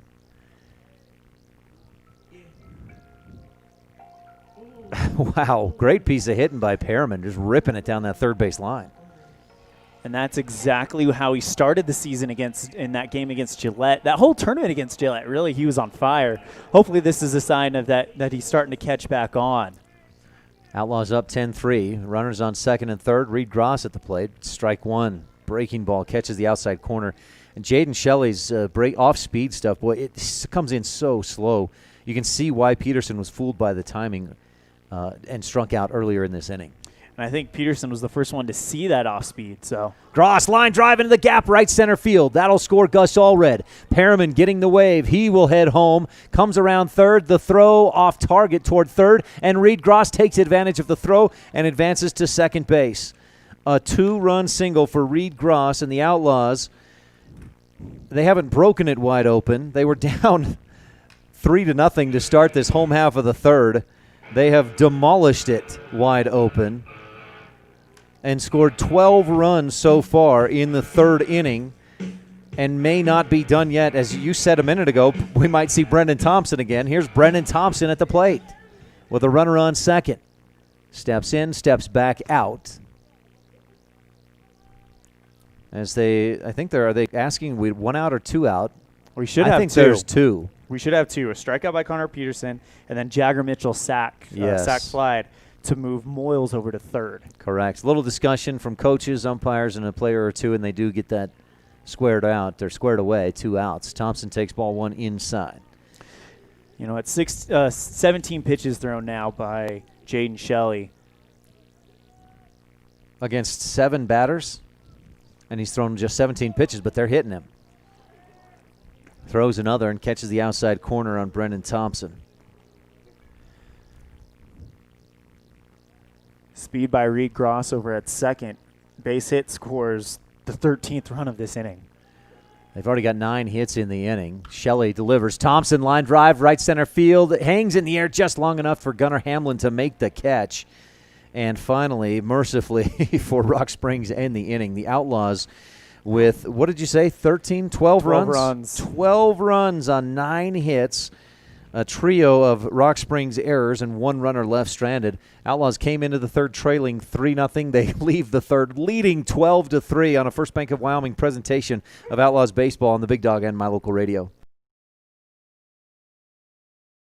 We know that when you think of Plains Tire in Evanston, you always think The Tire Professionals. Quality customer service. They're friendly with great prices. I really like Plains Tire in Evanston.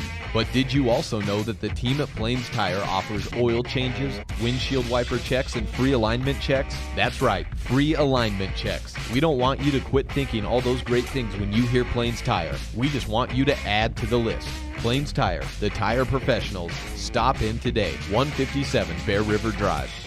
Light up your world with a custom-built LED sign from Rocky Mountain Sign in Evanston. It's a proven fact that signage that lights up creates more attention. So light it up and then add text, images, and video, and your sign becomes even more powerful. Start sharing your advertising messages and information with your customers today. The team at Rocky Mountain Sign provides all types of quality signage that is custom-built and maintained. Call today for a free quote. Rocky Mountain Sign, 307-789-5202. Rocky Mountain Sign, serving customers in Wyoming, Utah, and Idaho.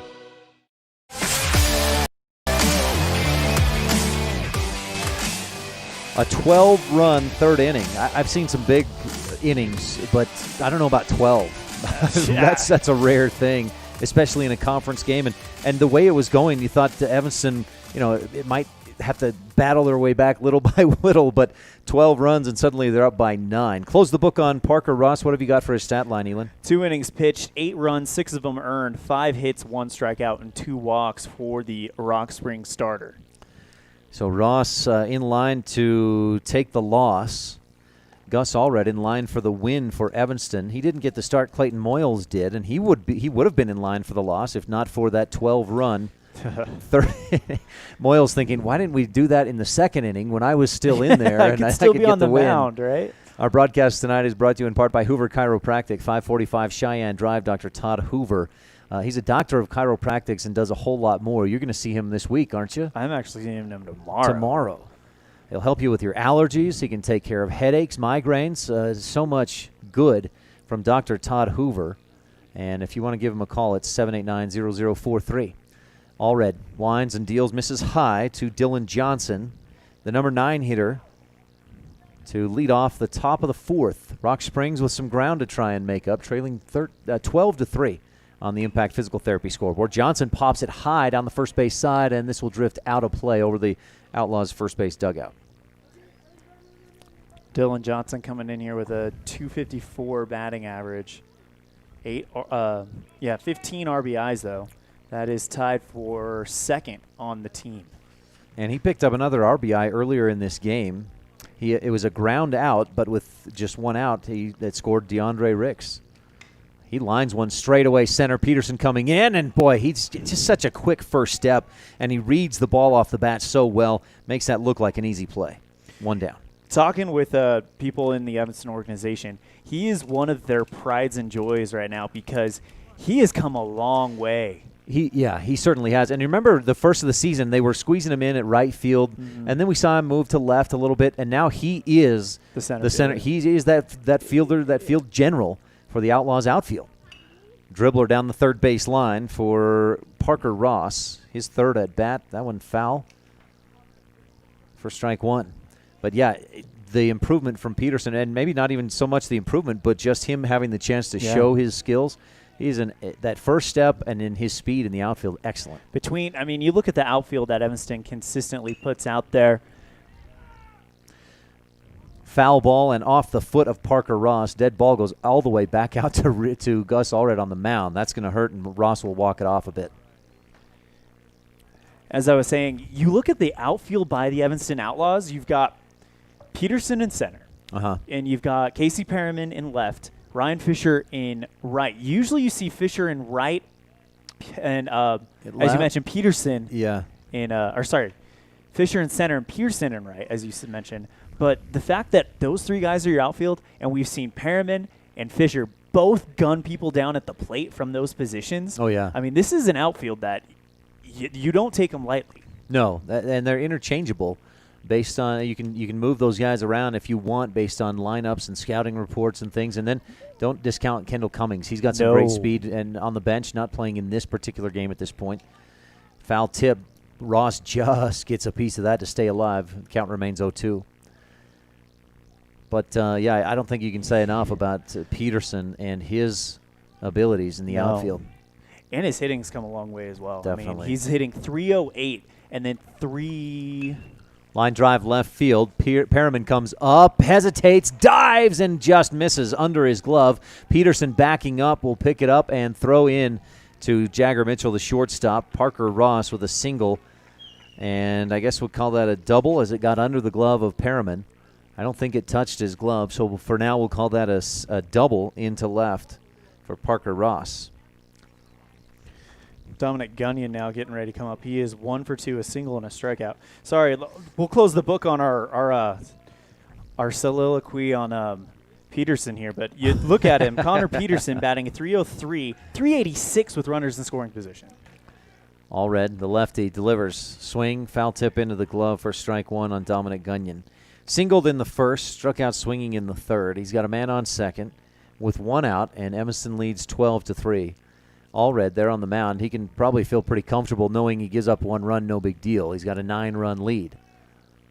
Looks back to second and delivers. High chopper back toward third. Schneider charges. Good defensive play. Strong throw to first, right on target. And that retires Dominic Gunyon. Parker Ross advances to third. Did you notice what happened after the play, though? As soon as Schneider threw it, he's looking over at third to make sure Gunyon is staying there. Ross is staying there. And once they figured that was going to be the instance, then Moyles felt like he could just throw it back to the pitcher. Gunnar Hamblin to the plate. A single in the first, a double in the third. He scored once and takes ball one. If that missed, it did not miss by much. I was wondering where that missed. Again, we're at a bad angle to really see inside, outside. But it was close. And that one's certainly low, ball two. One thing, talking with the Evanston coaches at the beginning of the season, they were working more on angles than velocity. So right now they're really wanting to get to that. Sharp grounder, third base side foul. Our Outlaws C squad is in action right now and trails 1-0 against the Casper Barons up at the state tournament. And that's, I think, early in the bottom of the second inning. So plenty of time for those C ballers to come back. Allred delivers, foul tip, and this one will stay fair. Good decision by Gross. He'll scoop it up right in front of the plate and throw to first to get the out. That's some heads-up baseball by Reed Gross. And the Outlaws still lead 12-3. No runs, one hit, no errors, one runner left stranded. Heading for the bottom of the fourth on a First Bank of Wyoming presentation of Outlaws baseball on the Big Dog and My Local Radio. Do you really think you can get a better deal on a vehicle in the city? Poppycock! Rocky Mountain Yeti is hungry for your business and will beat any bona fide deal on any vehicle, or they'll give it to you as a gift. Now that's legendary. Rocky Mountain Yeti Evanston, home of the 20-year, 200,000-mile legendary warranty, where legendary customer service is not a myth. Hello, this is Dr. McKay Frankham. As a dentist in Evanston for over 20 years now, my mission has always been to provide quality dental care for people of all ages at reasonable prices. I'm a detail-oriented person, and it's important to me to stay current on new dental procedures and protocols that can help my patients have the best experience and have the best results. Over the years, I've also worked to keep my overhead low so that I can pass those savings on to my patients. I believe everyone deserves quality dental care. Please call us today at 307-789-8910.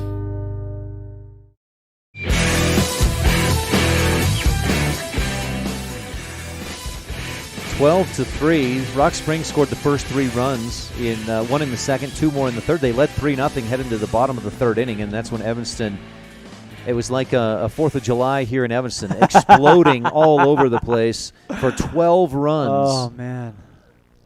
And they lead 12-3. Bottom of the 4th inning, Jordan Schneider to the plate. Elan, we got a listener from afar. I know we got a few. Away. Thompson family, extended family. Shout out to those folks, I think, in Michigan. Jaden Shelley inside, misses high to Jordan Schneider. We've also got Brian Snow out of North Carolina. Thank you for tuning in. The Snowman. I don't know how much snow the Snowman sees in North Carolina, but change the location. That might change. That's right. Sharp grounder to third through. Dylan Johnson couldn't get a glove on it, and Jordan Schneider's on. He's got a pair of singles, 2 RBIs, and a run scored, and that second single of the game right there for Jordan. He hit that sharply. Is that the Snowman? Oh. No, I'm slacking on my DJ duties. You're doing like quadruple duty tonight. Gosh, producer, color commentator, keeping score. Directing the broadcast, playing the ads, playing the walk-up music for the team. I'm impressed, man, the multitasking. Hey. When you interviewed me for this job, you flat out said, oh, my goodness, that's the 3rd Evanston batter. No, 4th, because Brendan was hit as well. Jagger hit twice, Brendan hit once, and Connor Peterson hit in the back on the first pitch he gets from Jaden Shelley. I feel lucky if I can be like, run 2 tasks at the same time. You're running like 4 or 5, like a 2-lane a multi-lane LA freeway right now with all your lanes going and multitasking. Ryan Fisher to the plate. Fisher, not a bad day so far. 3 for 3, 2 RBIs, 2 runs scored. He's got 3 singles. Back in the tournament at Jackson, Ryan was telling Coach, I want out of that cleanup spot because that's where he's been so much. And turns out he was right. Pull him out of that cleanup spot, and he's at batting 1,000 for today. Man, you might have found, and this is hard, but you might have found a new leadoff hitter. Reed Gross has been that leadoff hitter for most of the last 2 years for the Evanston Outlaws. But with Fisher hitting the way we've seen him today, you might want to keep him in that cleanup spot. And Reed Gross has benefited too. He's 1 for 2 with 3 RBIs and a run scored. That's the thing about this Evanston team. You go from top to bottom, the starting 9, they're all averaging over 3. Ball 3 on the 2-0 pitch. Ball 3 comes in high and in to Fisher. And Jaden Shelley, who's thrown 25 pitches, laboring a bit. He gave up the single to Schneider, hit Peterson with a pitch, and he's got a 3-0 count against Fish. Right down the middle, strike 1 on the 3-0 count. Fish taking all the way. Ryan comes in a 385 average. It'll boost a bit today. He's already 3 for 3. I take that back. Jordan Schneider comes in today with 292. That's probably going to change with the game he's having. Big gap in left center. Sorry to interrupt there. Fisher line drive sharply hit into left field over the head of third baseman Dominic Gunyon. Schneider was tagging a bit, but he'll head for third and then head home. And Ryan Fisher with a stand-up RBI double. That's his 3rd RBI of the game, and he's 4 for 4, 3 singles and a double. How about Ryan Fisher in the leadoff spot? That might be the place for him. We talked about it earlier. And now you've got Clayton Moyles, who's probably going to benefit from that too, because one thing we know about Fish is he takes pitchers deep. He's one of the top pitchers on this Outlaws team, so he knows what to look for. And now all of a sudden you just took Jaden Shelley deep in the count. Clayton Moyles is going to benefit from a fatigued arm. Shelley delivers high and in. Moyles lackadaisically, and why not? It was kind of up behind him. Moyles an RBI double in the 3rd. Walked and scored also in the 3rd inning. I was like, wait, no, that was in the 12-run 3rd inning for Evanston. Struck out swinging in the 1st and takes ball 2 up high, about the chin level. 29 pitches thrown so far by Jaden Shelley in only an inning pitched. Peterson on 3rd. He was hit by a pitch, advanced to 3rd on Fisher's double. Fisher on 2nd. And Peterson skies it high into deep center field. Sains going back, drifting to his left, and makes the catch. It's well deep enough for Peterson to tag. And Evanston goes up 14-3 on the Impact Physical Therapy scoreboard. A sac fly, about 10 more feet, and that one's out of here to dead away center for Clayton Moyles. But we'll count it for a sac fly RBI. Yeah. Do you have any idea, though, how hard that catch by Bobby Sains is? I can't tell if the wind's blowing very hard, but it looks like it might be swirling a little bit because he was kind of doing that dance out in center field and had to kind of stumble into the track. Not much of a wind, but you're right. He got a funny angle. Jagger skies it high down the third base or left field line, and luckily just out of reach of Dominic Gunyon, who got real close at the fence. But, yeah, so Sains started left, and then maybe the wind pushed it a little bit. And look, see the flag out straight away past center field? That's exactly the direction that Sains had to adjust to make that catch because the wind pushed it just a bit toward left field. Jagger Mitchell at the plate with a runner on third. That's Ryan Fisher. And Jagger takes ball one. If I'm not mistaken, this might be the most pitches Jagger has seen in that bat today. Yeah, right. Well, he was hit on the fourth pitch in the first inning. He was hit on the first pitch in the third, and then saw 4 pitches on this sac fly RBI in the third also. Ball 3 up high. Ball 2. That's 2 balls, 1 strike. Outlaws with a pair of runs and on a pair of hits so far. Here in this bottom of the fourth, Evanston leads 14-3 on the Impact Physical Therapy scoreboard. Mitchell loops it into left field just over the head of Parker Ross at short, and that'll score Ryan Fisher for the third time today. Jagger Mitchell, the RBI single, and Evanston leads 15-3 on the Impact Physical Therapy scoreboard. It's almost at this point like Evanston went, oh, you think you're going to beat us 3-0? Watch this. Hold my root beer. Jagger Mitchell now tied for the team lead with for RBIs. Brendan Thompson, meanwhile, who was the team leader most of this season, itching for another at-bat with runners in scoring position. He'll have to wait as Gus Allred, Casey Perriman, and Reed Gross bat before him, and a meeting on the mound for Rock Springs. Our broadcast today is brought to you in part by MyLocalRadio.com.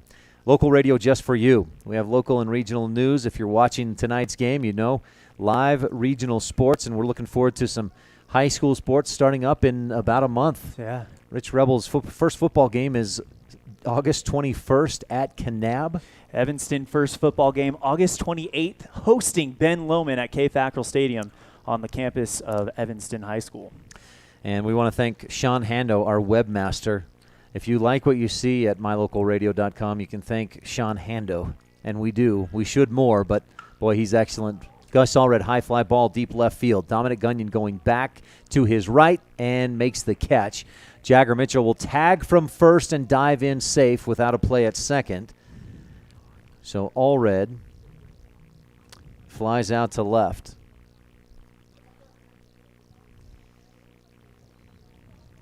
With 2 outs, that brings Casey Perriman to the plate. Perriman, a single in the third, another one in, 2 singles in the third. I keep having to adjust my thinking to most of the Outlaws getting to bat twice in that third inning. Perriman swings and misses, strike 1. Breaking ball on the outside kind of made him look a little silly. I think he made his decision. It's coming right at him, so he's going to swing, and then, I'm going to have to correct that. Perriman has scored twice in this game.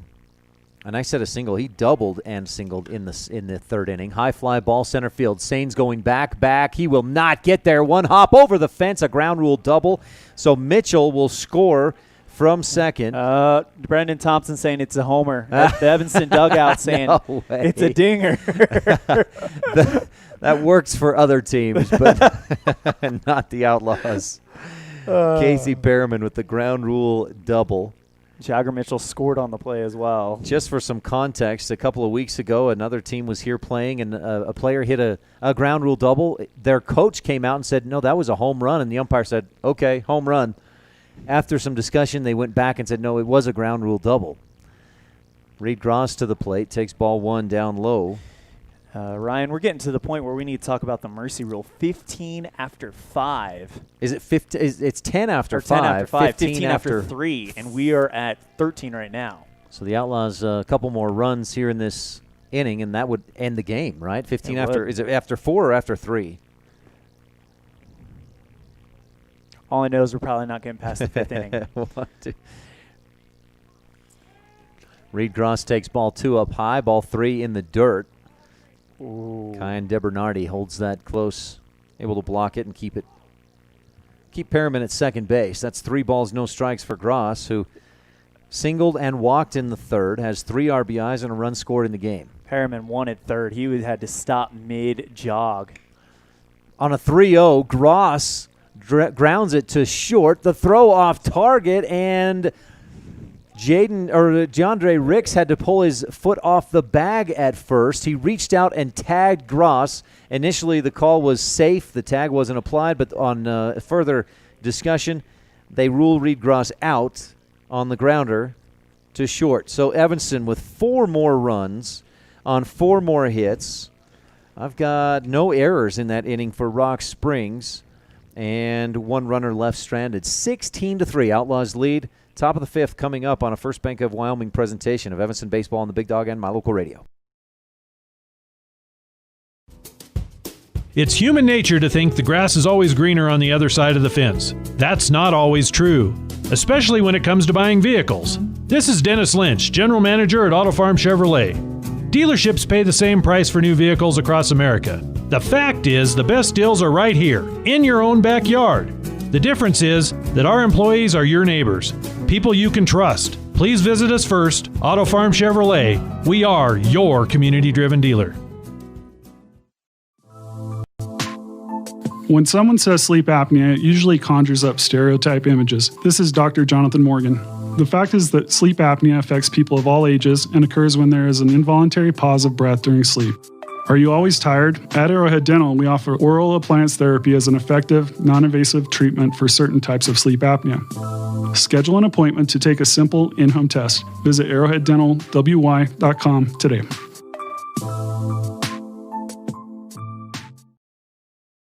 A pass to the Evanston Recreation Center gets you so much more than a weight room. A pass also gives you access to the pool, hot tub, steam rooms, cardio room, cycling studio, shooting range, basketball court, and locker rooms with showers. Passes also let you attend drop-in fitness classes at no additional cost, including Zumba, yoga, cycling, water aerobics, and strength training classes. Live your fit life with a pass to the Evanston Recreation Center. Payment plans available. Stop in today.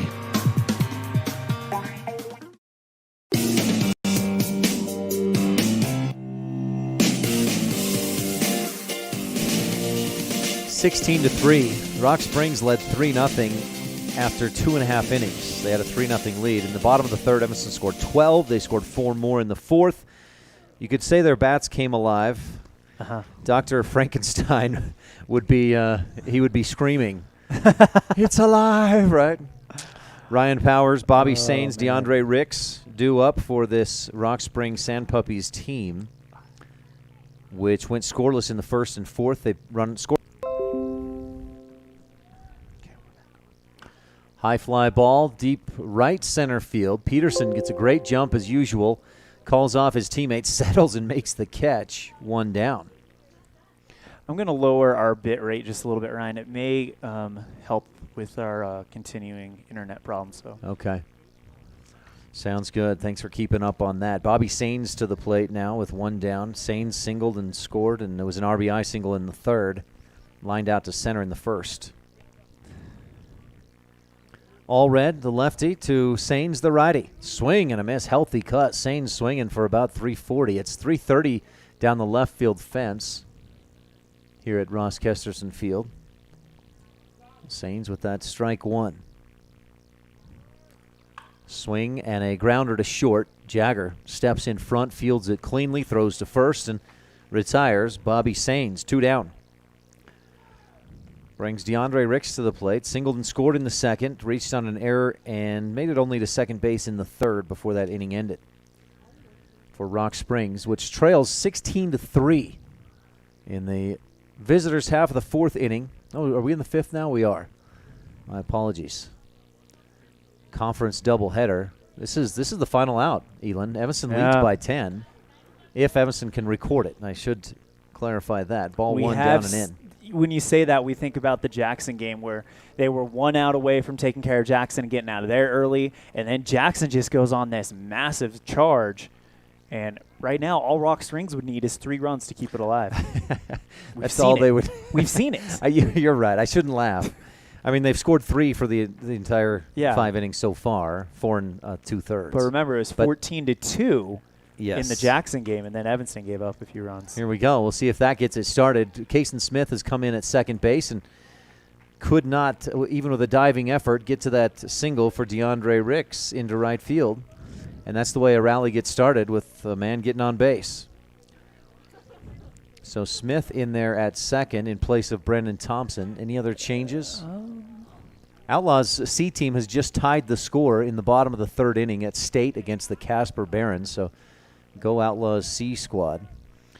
Only 3 losses on the entire season. You'd have to think that they're a good chance to win the title. Strong drive into center field. Peterson goes over and, like a pro, reaches out at the last second, makes the catch, and that ends game number 1.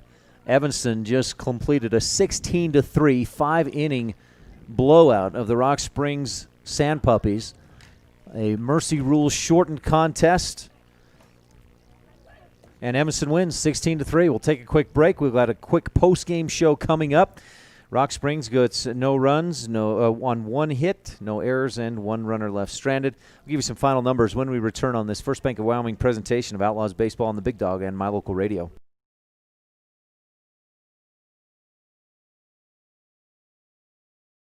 The best place to stay when you're in Casper, Wyoming is the Come On In Hotel and Suites. This beautiful log hotel offers 5 hot tubs, 1 pool, a fitness center, and fabulous indoor atrium. Offering jacuzzi and fireplace suites, the guest rooms are comfortable and relaxing. Plus, every stay includes a delicious extended continental breakfast. Whenever you're in Casper, stay at the best place. Come On In Hotel and Suites. Come on in today. Come On In Hotel and Suites, Casper.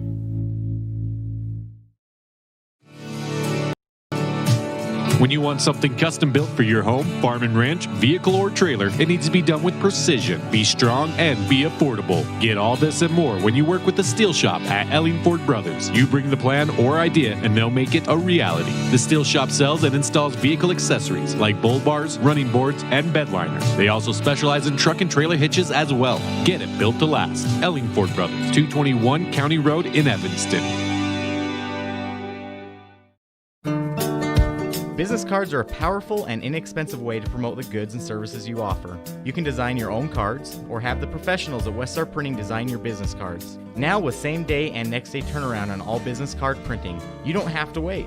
Get your business cards today. Professional quality, inexpensive prices, and quick turnaround. Visit Westar Printing, 243 7th Street in Evanston, across from the library. Westar Printing, 307-789-5202.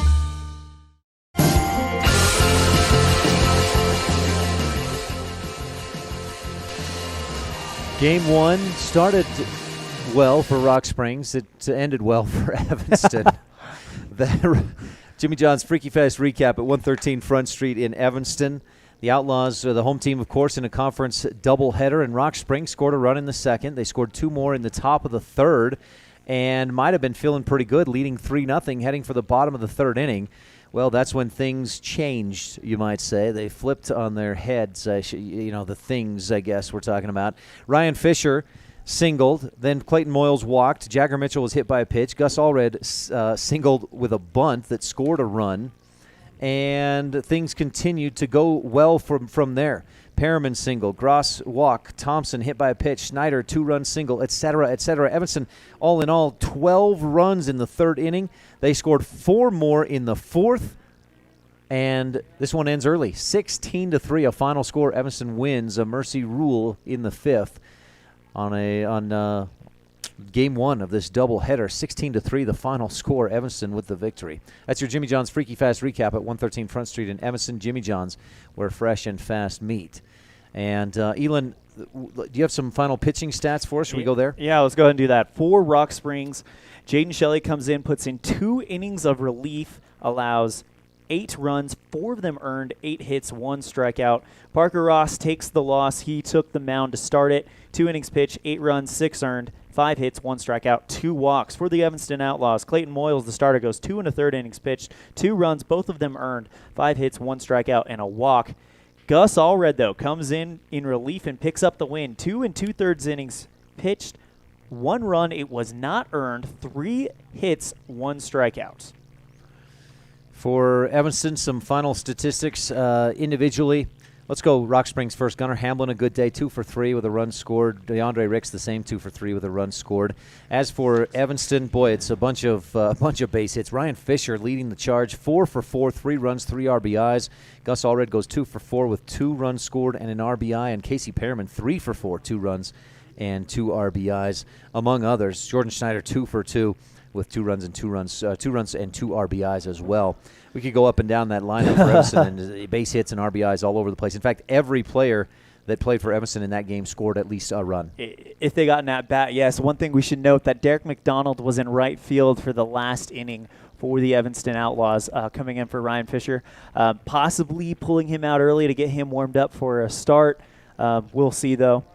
But all I can say is, you know what? You may have lost in extra innings in Rock Springs the last time you were out. Well, nobody's going to be talking about that now. Right, right. Especially if Evanston can get things done, take care of business in Game 2, which is coming up shortly. Do we need to do a quick McKay Frankham Dental Services precision play of the game? And for that, I kind of spaced even thinking about it during the action. I got an idea. You got, because one thing that comes to mind is Fisher's 4 for 4, 3 runs, 3 RBIs. Is that what you were thinking? I was actually thinking it's the baseball purist in me. I loved Gus Allred's bases loaded bunt. You want to come back after the second? Oh, some music? Sorry, we got Jagger Mitchell coming to chat with us. Come talk with us after the second game. Game 2. Thanks, Jagger. He walks out the door, goes, Brendan, I hate you. All right, so say again what you were just thinking. The baseball purist in me loves Gus Allred's bases loaded bunt. Okay, I love it. I love that. Yes. I mean, okay, you know what? I think we got enough movie tickets. We can do both, right? I mean, no, let's go with the bunt. Ryan will get it again another time, I'm sure. So the bases loaded bunt from the cleanup hitter. Yeah, that's it. I love that. You want to talk about precision. He had to execute that perfectly in order to turn that into a single. And he needed a first pitch strike, which he got. He laid it down perfectly. Nice. Good call. That's McKay Frankham Dental Services, dental care at reasonable rates for the whole family. Our broadcast is also brought to you in part by Superior Rental and the Gun Room at 371 Prospector Drive in Evanston. All right, Elon, let's for K9 listeners, let's go back to the music here in a second. For my local radio viewers, we'll just keep on the same stream, and we'll be right back with Game 2 of this conference doubleheader. Again, in Game 1, Evanston wins 16-3, a 12 spot in the third, 4 more runs in the fourth, and Evanston runs away with the victory to improve to 23-18 overall. Game 2 coming up shortly, and so stay tuned right here on K9 and mylocalradio.com.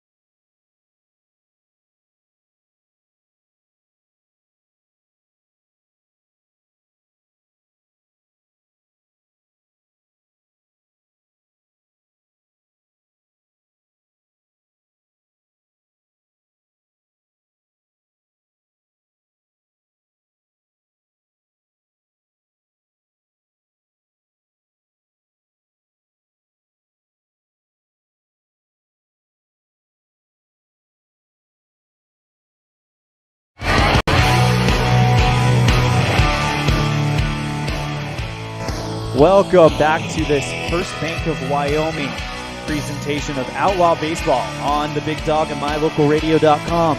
Game 2 about to start as the Evanston Outlaws took care of business in Game 1. Final score 16-3 on the Impact Physical Therapy scoreboard. The Post 41 boys with an explosive third inning. Bottom of the third, they put up 12 runs, and it was all Outlaws from there on out. Elan off joining me tonight. We have Ryan Steineckert. Ryan, an impressive showing there by the Outlaws, and now hopefully they can complete the sweep here in Game 2. Yeah, and the most impressive part about that was that they found themselves down 3-0 early. Didn't panic, didn't worry, just said, all right, here we go. Let's turn this game around. And they did, to the tune of 12 runs in that third inning, and went on for a big win. So a good win for Evanston. They got to keep it going here and take this Game 2. Taking the mound for Evanston in Game 2 is Kason Smith. We thought he was going to be the closer, as he is a perfect 4 for 4 in closing save opportunities. But Coach Thompson wants to turn him into a starter, and why not? In his last game against Rock Springs, he went 4 innings and struck out 10. That was the second double-digit strikeout performance in a row by this strong right-hander for Evanston. Leading it off will be Parker Ross for Rock Springs. First pitch, chopped foul behind the back screen for strike 1. Parker Ross in that first game, 1 for 3. He doubled in the fourth, didn't score any runs, but he's definitely a dangerous hitter. Comes into the day hitting .318. Let's go ahead and give you the defensive alignment. We'll start with the outfield. Clayton Moyles in left, Connor Peterson in center, and Casey Perriman is right. As the 0-1 to Ross down in the dirt. Good scoop by Reed Gross, again back in behind the plate, the battery mate for Kason Smith. And Gross caught in the first game, catching here in Game 2. Infield for the Outlaws, Gus Allred at first. Here comes the next offering. Chopper to third baseman. Jordan Schneider fields it, throws it to first in the ground. Great scoop by Gus Allred for out number 1. Boy, 2 good plays there. Schneider getting that ball into his glove on the short hop there at third. He didn't make a great throw, but a great scoop by Gus Allred at first for the out. Gus Allred at first base, Brendan Thompson at second. Jagger Mitchell at shortstop, and Jordan Schneider at third. Battery featuring Kason Smith pitching to Reed Gross. Stepping in now, Dominic Gunyon, the second baseman for Rock Springs. Smith, first offering. In the zone for strike 1. Nice pitch there on the outside corner, down at the knees, especially for a first pitch. Not a lot of batters are going to chase something out there.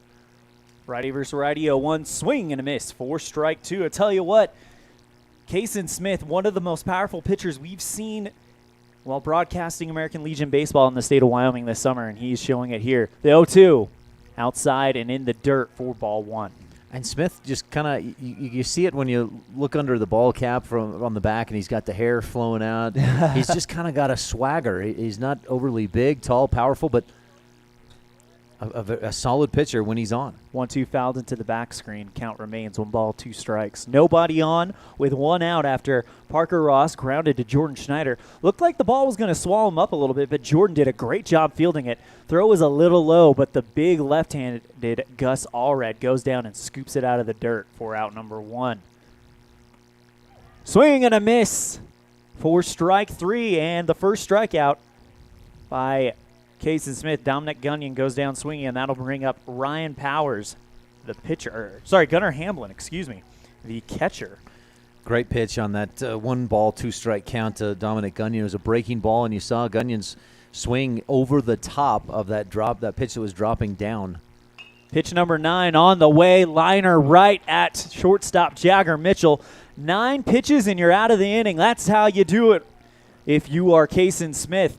No runs, no hits, no errors. Evanston will have their chance in a no-score ball game in the bottom of the first after this on a First Bank of Wyoming presentation of Outlaw Baseball on My Local Radio and the Big Dog.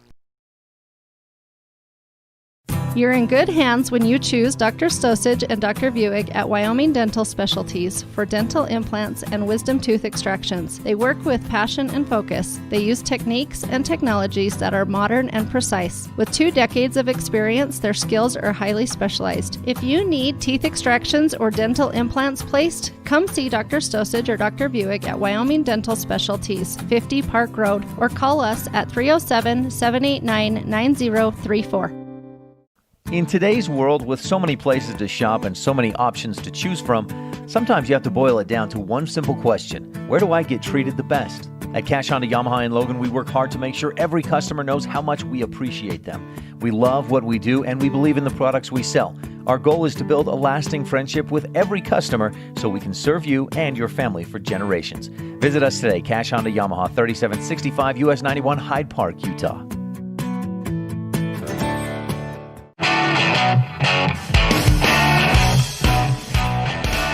Stepping on the mound for the Rock Springs post-24 Archie Hayes Sand Puppies. We've got Ryan Powers. He comes in with an ERA of 6.10 in 10 games pitched, 9 start, and a 2-6 record. Defensive alignment for the Sand Puppies in the outfield: Thomas Murphy in left, Bobby Sains in center, Jaden Shelley in right. Infield: DeAndre Ricks at first, Dominic Gunyon at second, Paxton Hunt at the hot corner, and Parker Ross at shortstop. A battery featuring Ryan Powers pitching to Gunnar Hamlin. Ryan, do you want to give us the Evanston batting lineup? Ryan Fisher will be a designated hitter in this game, batting first, followed by Clayton Moyles, Jagger Mitchell, Gus Allred, cleanup man, Casey Perriman batting fifth, followed by Reed Gross, Brendan Thompson, Jordan Schneider, and Connor Peterson. That's the same lineup we saw in Game 1. I'd say it worked pretty well. 16 runs, so they don't shift things up. Update on the Outlaws C-Team game. In the top of the 5th, 4-2, the Casper Barons over the Outlaws in the opening night matchup of the state tournament. It's a double elimination, so if Evanston loses, they're not done, but it definitely makes their chances of winning a state title a little bit more difficult. Definitely a little bit tougher, and the Outlaws AA team will have a similar situation in just a couple of weeks here. State tournament for AA starts, is it August 5th? 5th through the 9th, yep. 5th through the 9th over in Rock Springs. They'll host it this year, and of course Outlaws continuing to prepare for that. And looking at that, Evanston's targeting the number 1 seed in the West, and right now they're in the driver's seat. Only 1 loss in conference play. They are 6-1 in their 7 conference games. The lone loss coming to Rock Springs in an extra inning affair, part of a Game 2 doubleheader that we saw a week ago in Rock Springs. Brian Fisher, he was batting 1,000 on the day. That's right, 4 for 4 in that first game, plus 3 RBIs and 3 runs scored. A good first game for him. Great. The leadoff spot might be his spot. First pitch to Fisher. Swing and a miss at some heat for strike 1. Good pitch there from Ryan Powers. Ryan Powers leads this. Well, he's second on the team behind only Dylan Johnson in innings pitched, 36 2/3. His ERA is 6.109. The 0-1, righty versus righty. Swing and a miss at a breaking ball outside. And Fisher kind of glaring down at the mound saying that was a little dirty. It was. He swung high, it dropped low, and he just couldn't get a bat on it. Now he's in trouble, 0-2. Pitchers count. Ryan Powers delivers to Ryan Fisher. 0-2 inside for ball 1. Fisher came into the day hitting .385, and he may jump, He might be in the 5-10 points, maybe even up into the 400s with that 4 for 4 first game. And if he can get a similar performance in Game 2. The 1-2 inside. It's even now at 2. It was 0-2, and now Fisher slowly trying to work his way back into a hitter-friendly count. 2 balls, 2 strikes. Bottom of the first, nobody down. Beautiful, solid contact into left field, and there is the 5th hit in the 5th at-bat of the day for Ryan Fisher. Clayton Moyles, the left fielder, steps in. He's got the start on the mound, went 2 1/3 innings, then was pulled, was on the hook for the loss, but then Evanston exploded after Ryan after Gus Allred took over. Moyles, though, definitely no slouch at the plate. First pitch to Clayton. Swing and a fly ball into deep left field. Back goes Murphy. Whoa. That is gone. Oh my gosh. That one went up there forever. The reason why the call was so delayed is it looks like a pop out, and then all of a sudden you see Murphy going back further, and all of a sudden clear for landing in the left field grass over the fence. Early candidate for the McKay Frankham Dental Services Precision Play of the Game. I thought you were right. I thought that would be not even quite shallow left field, but that just carried going. and carried and carried, and a moonshot for the home run. Quite literally, it might have touched the moon before it came back down. That's how high it went. Hope that didn't go high enough to bring more rain. That might have punched a hole in the clouds. That would bring a new meaning to the phrase, making it rain. First home run of his Outlaws Double-A career, Clayton Moyles, and the Outlaws lead 2-0. And now Evanston trying to pick up right where they left off. And now here comes Jagger Mitchell. Hit by a pitch, I believe, 3 times. First pitch, swing and fouled into the screen for strike 1. He was hit by a pitch in the first, again in the third, and then a sac fly and a single earlier today. But, yeah, he's been hit plenty of times this year. He's now tied for the lead, I believe, for RBIs on the team. Next pitch to Mitchell. Skied behind the back screen for strike 2. No balls, 2 strikes to Jagger. After Jagger, it'll be Gus Allred, who put probably one of the smartest plays we've seen in a long time down. I mean, bases loaded, lays down a bunt perfectly, scores a run, and makes it to first. 0-2 to Jagger, who we will talk to after the game. Are you kidding me? It hits his left shoulder. He flings the bat towards the dugout. And you think Jagger just walks up there with a pad on that shoulder now? He should. Maybe he should get like a shoulder pad, like a football pad or something, because he takes enough hits on that left side of his arm and body. 9 pitches thrown by Kason Smith in the first inning. 9 pitches thrown by Ryan Powers, and we're not even through a third of it. Not a great start for Ryan Powers. He allows the single and then the home run, hits a batter, and with no outs, he's got a runner on first. I still can't believe that went out with how long that was up. First pitch misses for ball 1 to Gus Allred. Fly balls like that, yeah, and especially with a little bit of rain falling, you'd think a few droplets would have hit it and pushed it down a little bit, but man. And the way we've seen the wind swirl a little bit, too, in that first game. Moyles showing some power.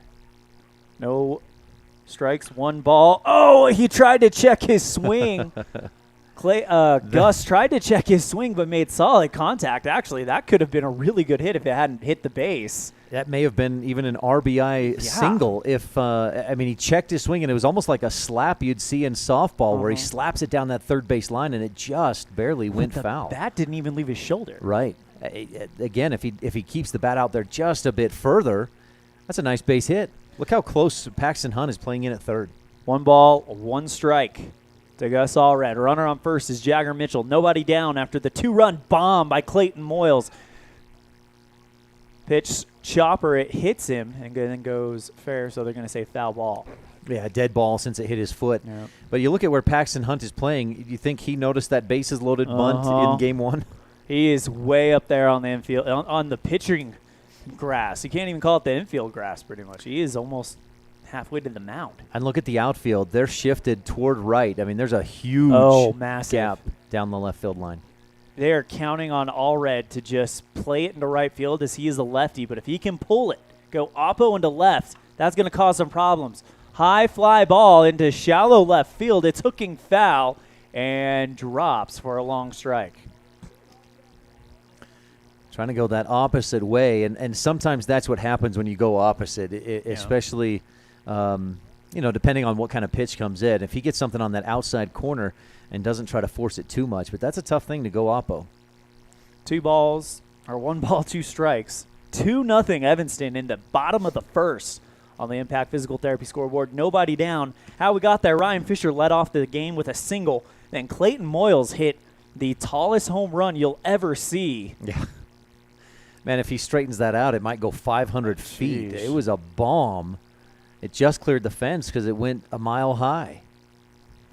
Went and visited Denver and then dropped right back down. Yeah. All red. Puts it again into shallow left field, but this time Paxton Hunt runs over and makes the catch in foul territory for out number 1. And that's the danger of forcing too much, trying to go to the opposite field. It did not work that time for Gus. Casey Perriman, who's starting to find that hot bat again, steps into the batter's box. Casey, one of those unique guys who bats right but throws left.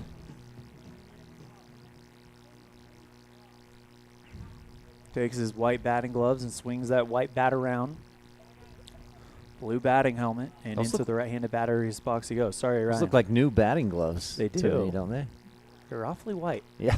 First pitch, swing and driven behind the first base dugout for foul ball. Strike 1. No balls, 1 strike, 1 out for Casey Perriman. Perriman popped out to second in that first inning of the first game, but then from there he went single, double, scored twice, 2 RBIs in that first game. He had a good day at the plate.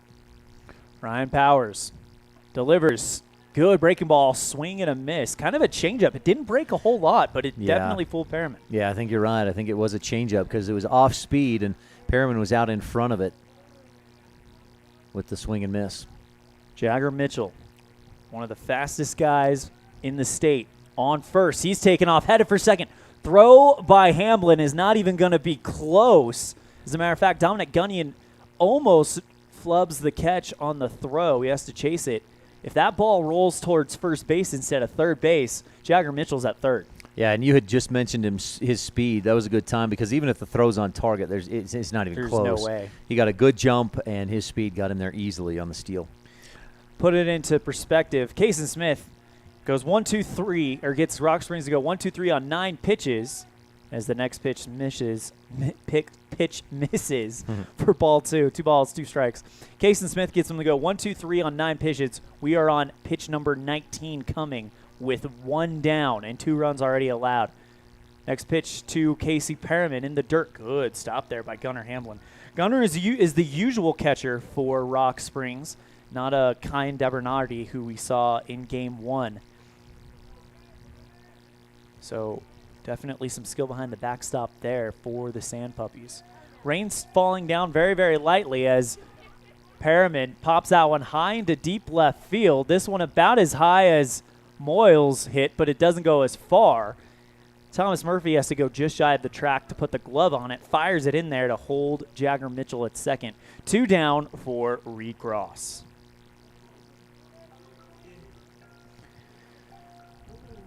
Reed Gross' walk-up song is Space Cadet. Should we give him that that nickname? I still like Reed the Rocket. Reed, yeah. When he stole home. Yeah, and it was at this stadium. We had a beautiful view of it, as you can see on mylocalradio.com. First time I've ever seen, only time I've ever seen it in person, someone steal home. First pitch to Reed, outside in the dirt, ball 1. And the funnier thing about that was we talked with Coach Thompson afterward, and Coach said, "Yeah, didn't Coach say I kept telling him no, and then he just went anyway." It's one of those where the coach says, "Don't go, no. Okay, good job." It's one of those. Since that works, it's a good move. But if it didn't, there would have been some words. That's right. Runner on second, 2 down. Reed Gross fly ball into right field, but it goes foul. Jagger Mitchell's so fast. He's already pulling into third by the time that thing hits the ground. Mitchell's gearing to score. He scored twice in the first game, and he leads the team with 47 runs scored. Next is, I think, Casey Perriman and Ryan Fisher with about 41, 42. Pitch number 23 on the way. Almost took Reed's helmet off. He has to wipe the sweat from his brow. Probably the rain. The rain. Really. Yeah. It's kind of a mist, light rain. It's nothing that these guys aren't used to. I mean, this is Wyoming. We play soccer in the snow. Yeah. In April. So next pitch to Reed inside. Ball 3. 3 balls, 1 strike. 31 count. 23 pitches thrown thus far in the inning by Powers. Was it just June 18th? We got about 2 inches of snow a month ago. My wife's birthday is on June 3rd, and we got it the day before her birthday. 5-pitch walk to Reed Gross. We got it the day before her birthday, and she was not happy. But the good thing about snow in June, even in Wyoming, it's gone the next day. That's right. If we get that in, let's say, March, we're going to see it for a few weeks. Yeah. And if we get it in November, we might see it until March or yeah, April. Yeah, the rest of the time. Brendan Thompson steps in, co-leader in RBIs on the team. He got 1 in the last game while Jagger Mitchell trailed him by 1 going into the game, and he got 2. Runners on first and second, 2 down. Big hack and a miss. Had a breaking ball, forced strike 1. Thompson has been an RBI machine this season, and it's been an interesting thing because he hasn't batted higher than I think the 6th spot in the lineup. And most of the year it's been 7 or 8. Next pitch to Thompson, misses for ball 1. 1 ball, 1 strike. 27 pitches thrown compared to Case. Yeah. Cason Smith's 9 for Evanston. Cason very efficient in the top of this inning. 28 on the way. Solid contact past the diving Paxton Hunt into left field. Jagger Mitchell takes a wide turn and scores on the play. And just like that, Brendan Thompson takes his RBI team lead back. He wanted that back, and boy, what a nice little piece of hitting. He hit it sharply at Paxton Hunt there at third, and Paxton really had no chance of getting a glove on that as it was a low to the ground. And maybe the wetness helped with that, where instead of bouncing, it just skipped and slid right through the infield.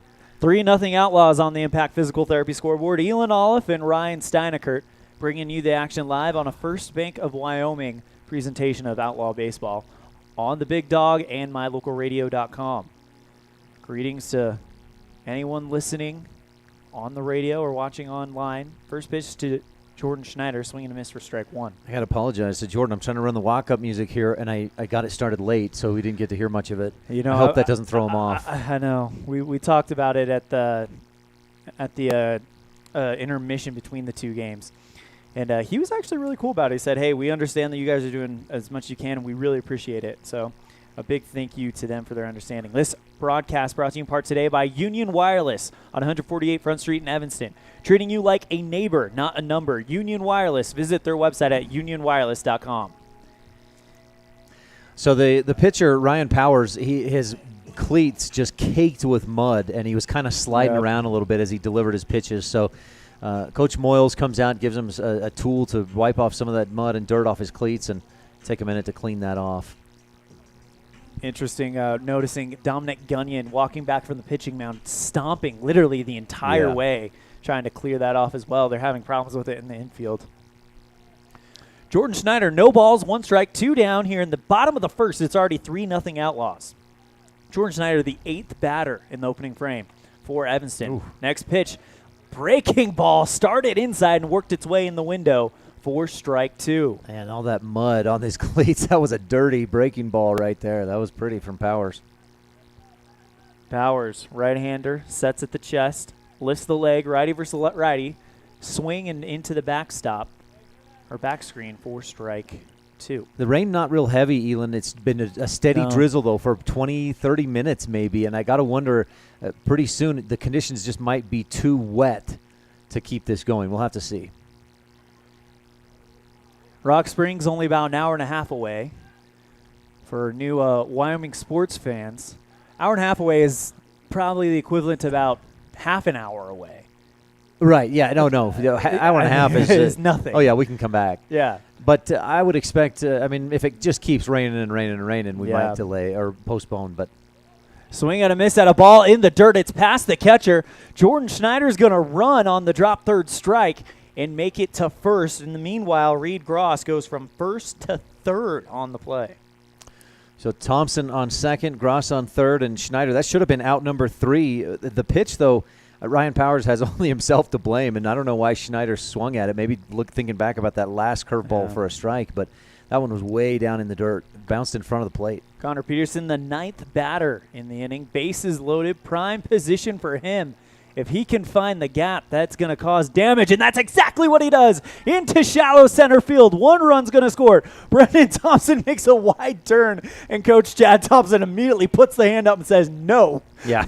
You don't do it. Evanston goes station to station, and they have a 4-0 lead on the Impact Physical Therapy scoreboard. Beautiful RBI single by Connor Peterson. Big stop sign from Coach Chad Thompson to son Brendan Thompson. And boy, I wish I could get my kids to obey that way. Just the big stops. Stop it, son. And he stops. That was impressive. Ryan Fisher, who led it off with a single, then came home on the 2-run moonshot by Clayton Moyles. First pitch to Fisher in the dirt. Good stop there by Gunnar Hamblin, though. Quick update on the Outlaws C squad playing at the state tournament. They trail 4-3. They are the home team, top of the 6th inning against the Casper Barons. Play 7 innings, so still got some time. Next pitch outside, ball 2. 2 balls, no strikes to Ryan Fisher. We'll see if the weather makes this game tough to play. 0-2 misses well inside. It almost looked like it kind of went behind him, but from our angle, it's weird. 3 balls, no strikes to Fisher. Is he going to get on? Yep. That one around the Outlaw logo on his helmet.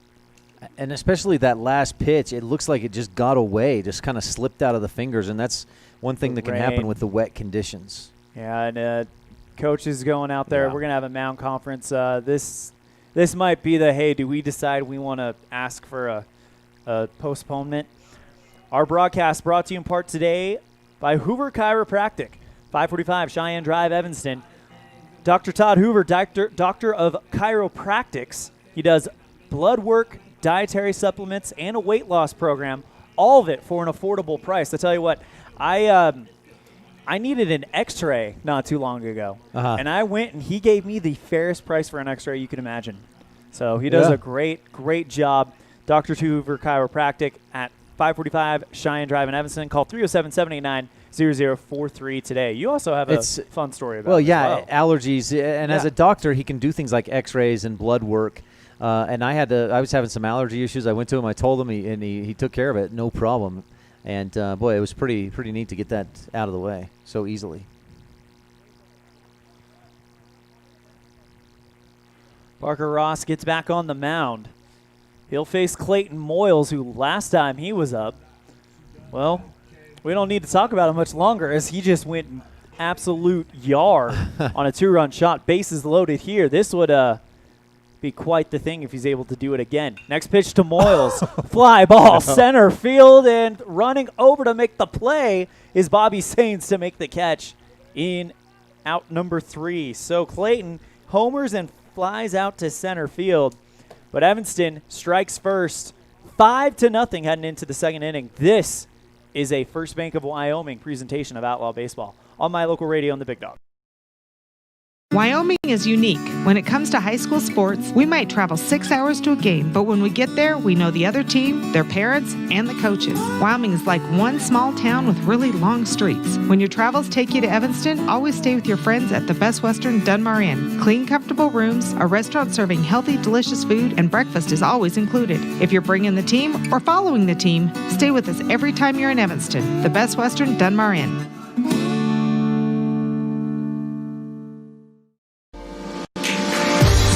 As your local Ricoh, Toshiba, and Sharp dealer, Mountain West Business Solutions represents quality office equipment that lasts. We work with each client to understand your workflow, your goals, and your bottom line. Whether you lease or purchase office equipment, we have many ways to work with you to provide the best products at the best value. We also service and provide supplies for HP printers. Call Mountain West Business Solutions today. Let us help you find the best solutions for you and your business. Hello, this is Dr. McKay Franklin. Something I've really enjoyed as a dentist over the past 20 years are the lasting friendships that I've formed with many of my patients. My staff is really great, and we try hard to make sure that every patient feels a warm welcome. It doesn't matter if it's your first visit or if you've been with us for years. Every patient is welcome and always appreciated. Our goal is to provide the best dental care possible at reasonable rates. Please call us today to schedule your appointment at 307-789-8910. Go Red Devils!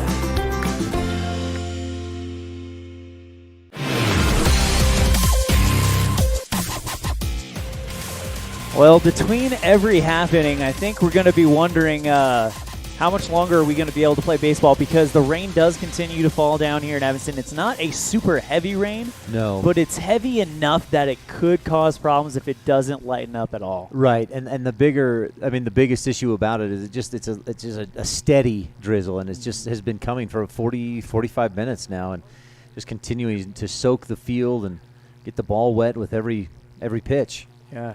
Also get that mound wet. I'm already seeing Kason Smith looking at his cleats like, hey, am I still clean? Do I still have a clean foot to kind of make that play? Right. And as you say that, he walks down onto the grass and tries to wipe off some of the mud.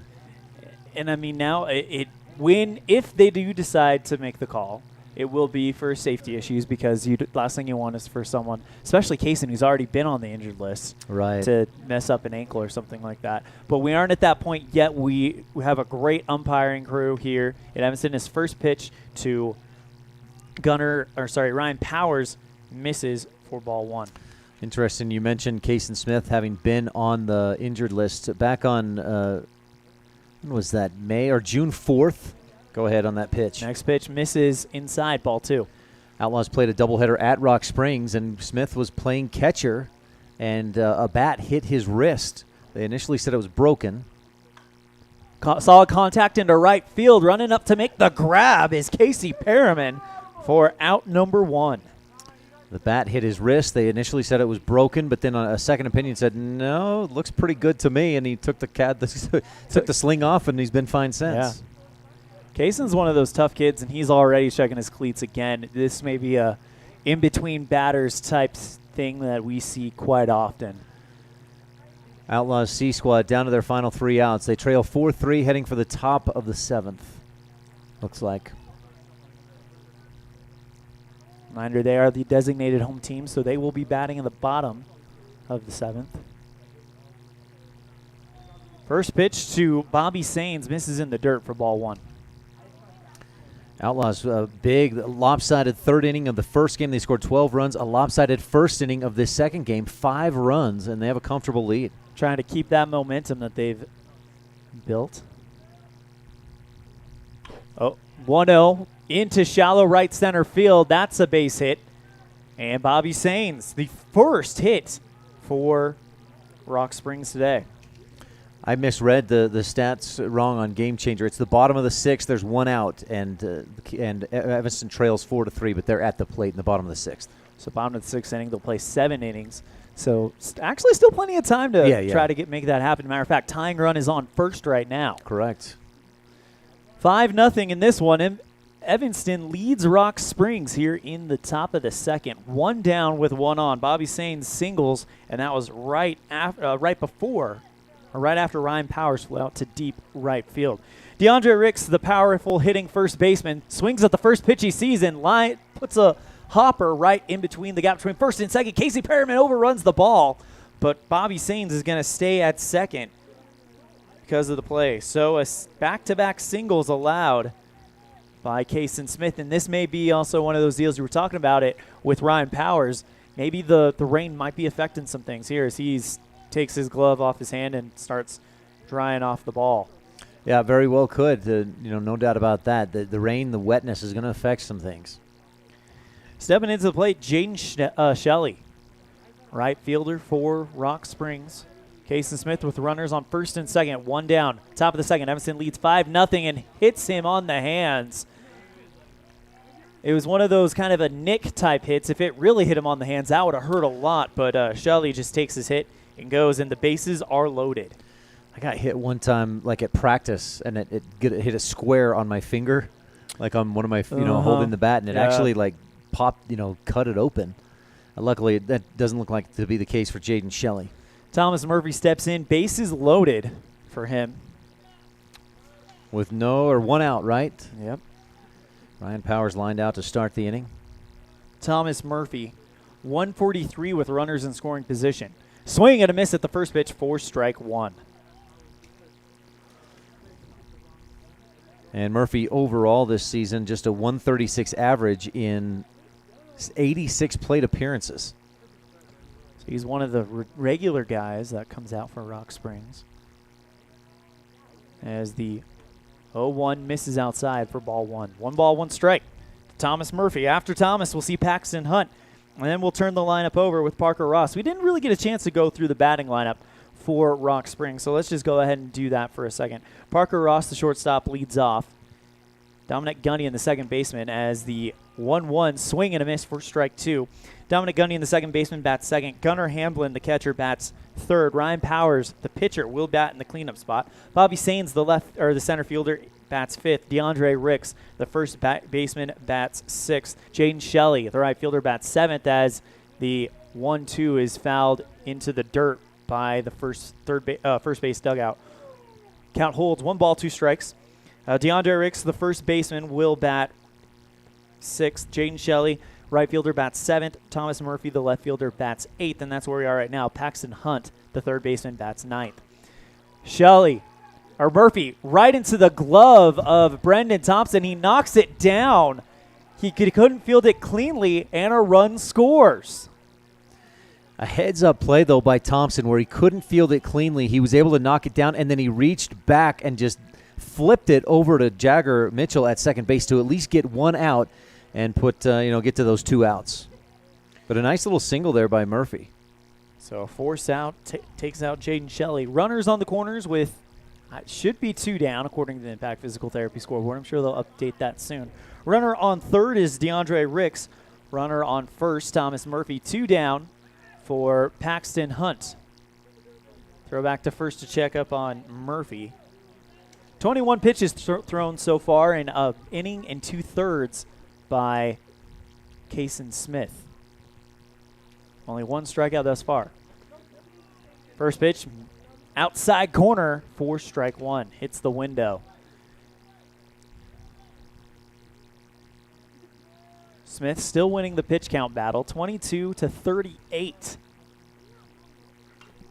Solid contact into the back screen for strike 2.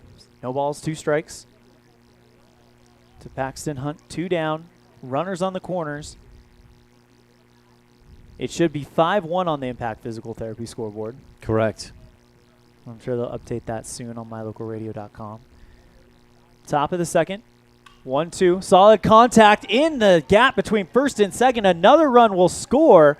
And now runners on first and second. RBI single for Paxton Hunt.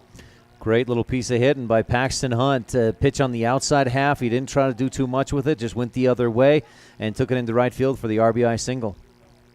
Thomas Murphy goes to second. So only runners on first and second. 2 down for Parker Ross, who's 0 for 1. He grounded out to the third baseman, Jordan Schneider, on a chopper.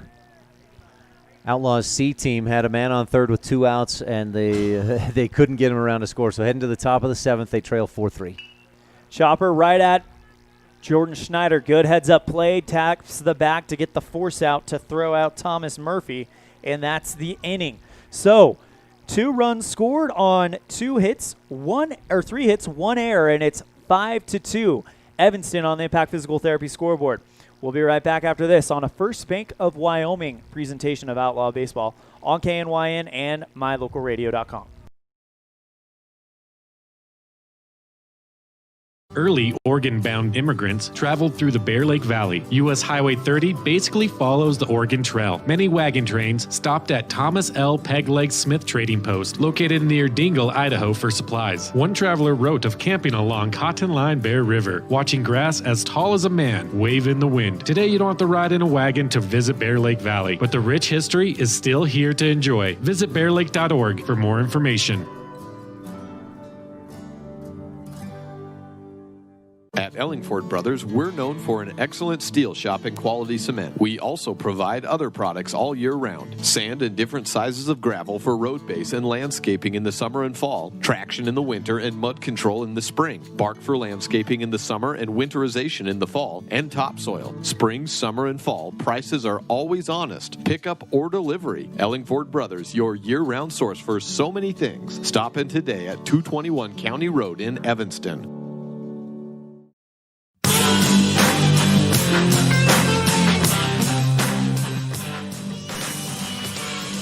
5-2 on the Impact Physical Therapy scoreboard. Evanston up on Rock Springs here in Game 2 of this doubleheader. 25 pitches thrown by Evanston starter Kason Smith, 38 thrown by Ryan Powers for Rock Springs.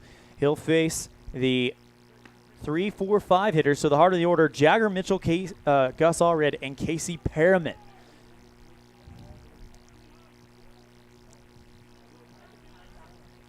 Jagger Mitchell getting ready to come in.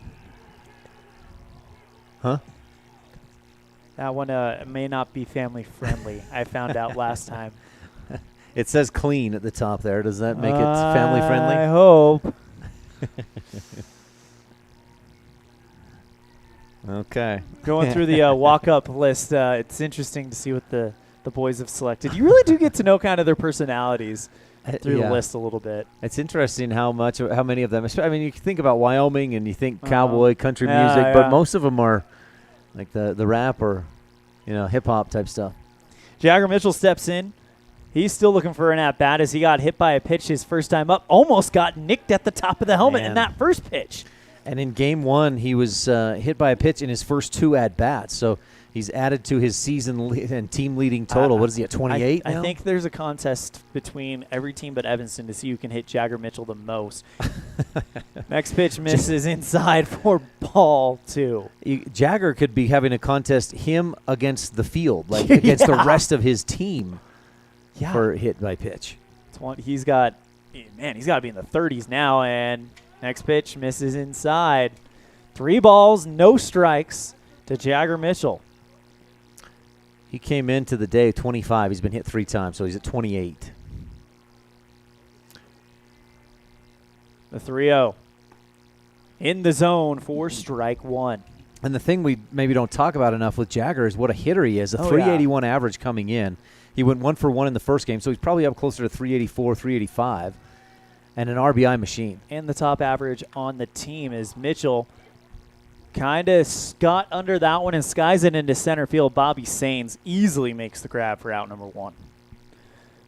Well, the sun's starting to come out a little bit, so that's some good news. That'll now bring up Gus Allred. He popped out to the third baseman last time up. 42 pitches thrown by Ryan Powers, the starter, to my count.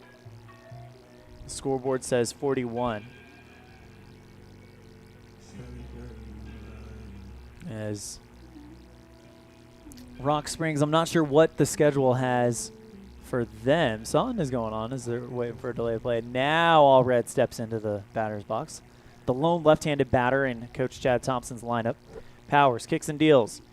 Skips in the dirt in front of the plate for ball 1. Powers was taking his time getting ready and up onto the rubber, and maybe he just liked that song and wanted to hear more of Gus's walk-up music.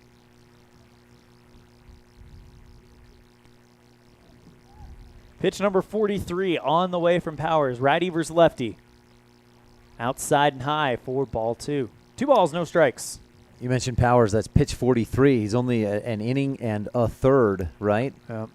And, boy, he's working hard. He's dealing with the rain, and he's taking more and more time, it seems, between each pitch. I wonder how much longer we'll see him in there. Sets in front of his face. Kicks, and the 2-0. Solid contact up center field. Chopper for a base hit. Allred hustling to first, and that's where he'll stay. Great little hit by Gus Allred, and I like that hustle down the first base line. It was an easy single. There was no way there would be a play at first, but Gus digging for first to make sure he got there and maybe have a chance at a double if that gets through the legs of Bobby Sains in center. Casey Perriman 0 for 1 flying out to deep left field, or shallow left field last time.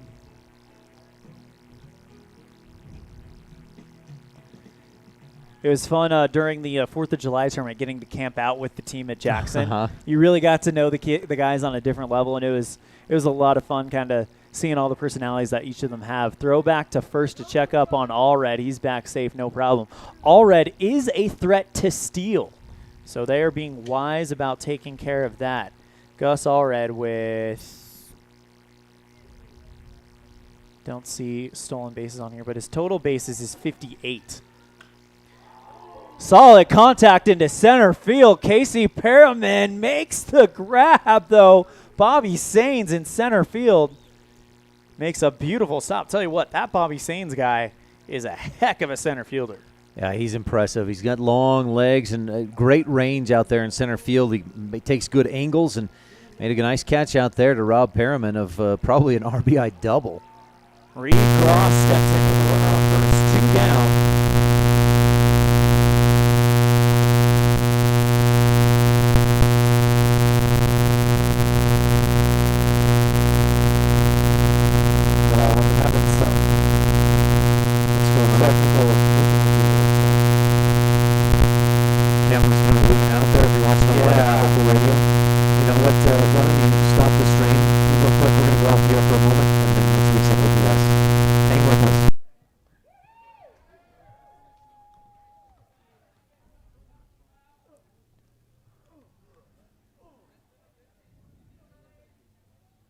Is it still wigging out?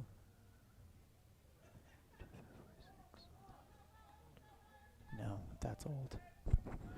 All right, apologies about that. I honestly have never seen anything like that happen before. Anyway, we are here in the top of the third, 6-2 Outlaws on the Impact Physical Therapy scoreboard. Kason Smith still out there dealing. I was working on the technical difficulties, so Ryan, and I think you've got our stats report. So you want to go ahead and catch everybody up? Outlaws had a few walks, a couple things happened. Jordan Schneider walked in a run, so Evanston scored 1 run in the home half of that second inning. And we're on to the top of the third, where so far Dominic Gunyon singled, Gunnar Hamlin lined out to short, and Ryan Powers has a 1-1 count with a man on and 1 down. So that's where we're at. Sorry about that, everybody. We will definitely put in the hard work in the midnight oil tomorrow as a beautiful chopper over to Brendan Thompson. Force out at second. Tries to get the double at first, but not in time. So that new hitter, I believe that's Murphy. Brings Bobby Sains to the plate. Sorry, I've not been. Yeah, no, Powers. You're good. You're scrambling to try and Powers just retired on the fielder's choice. So Bobby Sains steps in. Big, tall right-hander.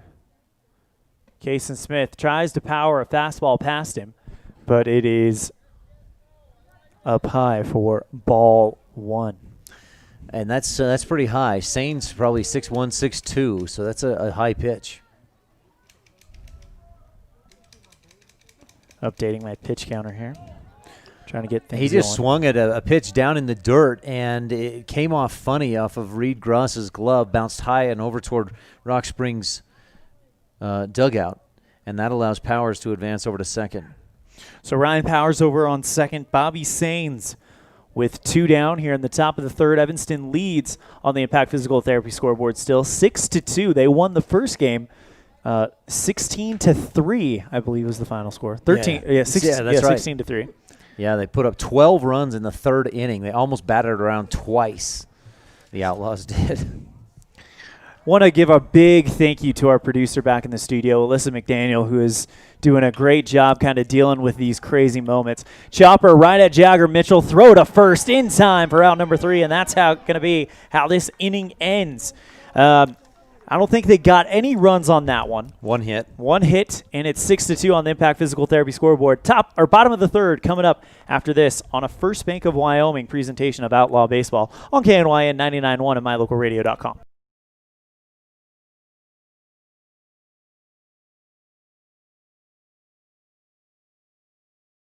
What do you do when you lose a tooth?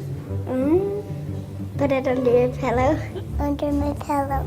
Like a treasure chest, so you could put it in. Why do you do that? Because then the tooth fairy comes. For the tooth fairy, so the tooth fairy can come get them. And then what happens? I get money.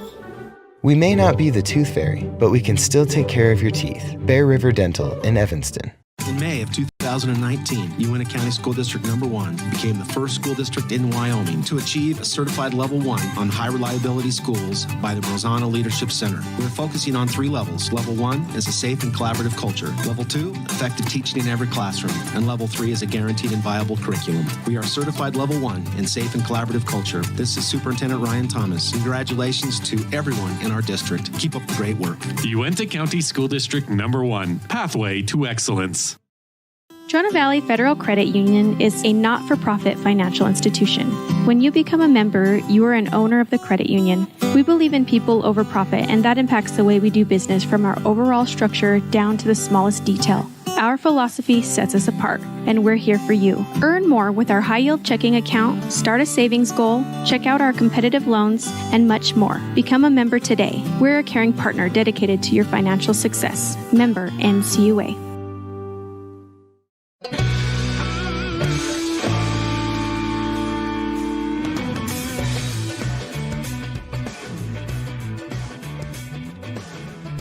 Ryan Fisher getting ready to lead it off for the Evanston Outlaws here in the bottom of the third inning. Alyssa, just so you know, we're about an ad break behind because of that. So we're going to probably at some point when this is over, we'll probably take an extra ad break between the end of the game and the post game. So just so you have a heads up, Alyssa. 6-2, bottom of the third, Evanston leads on a First Bank of Wyoming presentation of Outlaw Baseball on KNYN and mylocalradio.com. I believe that is the same pitcher that we saw earlier, Ryan Powers, in there for inning number 3 of work. It is. He had a pretty good second inning. Held the Outlaws to just 1 run on 1 hit. He walked a couple, hit 1, but again allowed just the 1 run. So he's settled down from that first inning where he allowed 5 runs. Next pitch to Fisher, swing and a miss, 4 strike. 1 ball, 1 strike. Ryan Fisher on the day, 5 for 5, a walk, 4 RBIs, 4 runs scored in the 2 games combined so far. 63 pitches thrown by Ryan Powers. Righty versus righty, Ryan versus Ryan. Oh. Chopper right at the shortstop. Good stop. I don't think that one was a chopper at all. I think that was a liner right at him as they call him out. It was a laser line drive, and if that's 2 feet to one way or the other, I don't think Ross would have had a chance to get to it. That's how hard it was hit. But Ross with a good glove. He just bent down, made the catch. Good play. That'll bring up Clayton Moyles. He's 1 for 2, but the 1 went way up there and way out there. A 2-run home run, only the 3rd home run of the season for the Outlaws. First pitch popped up high.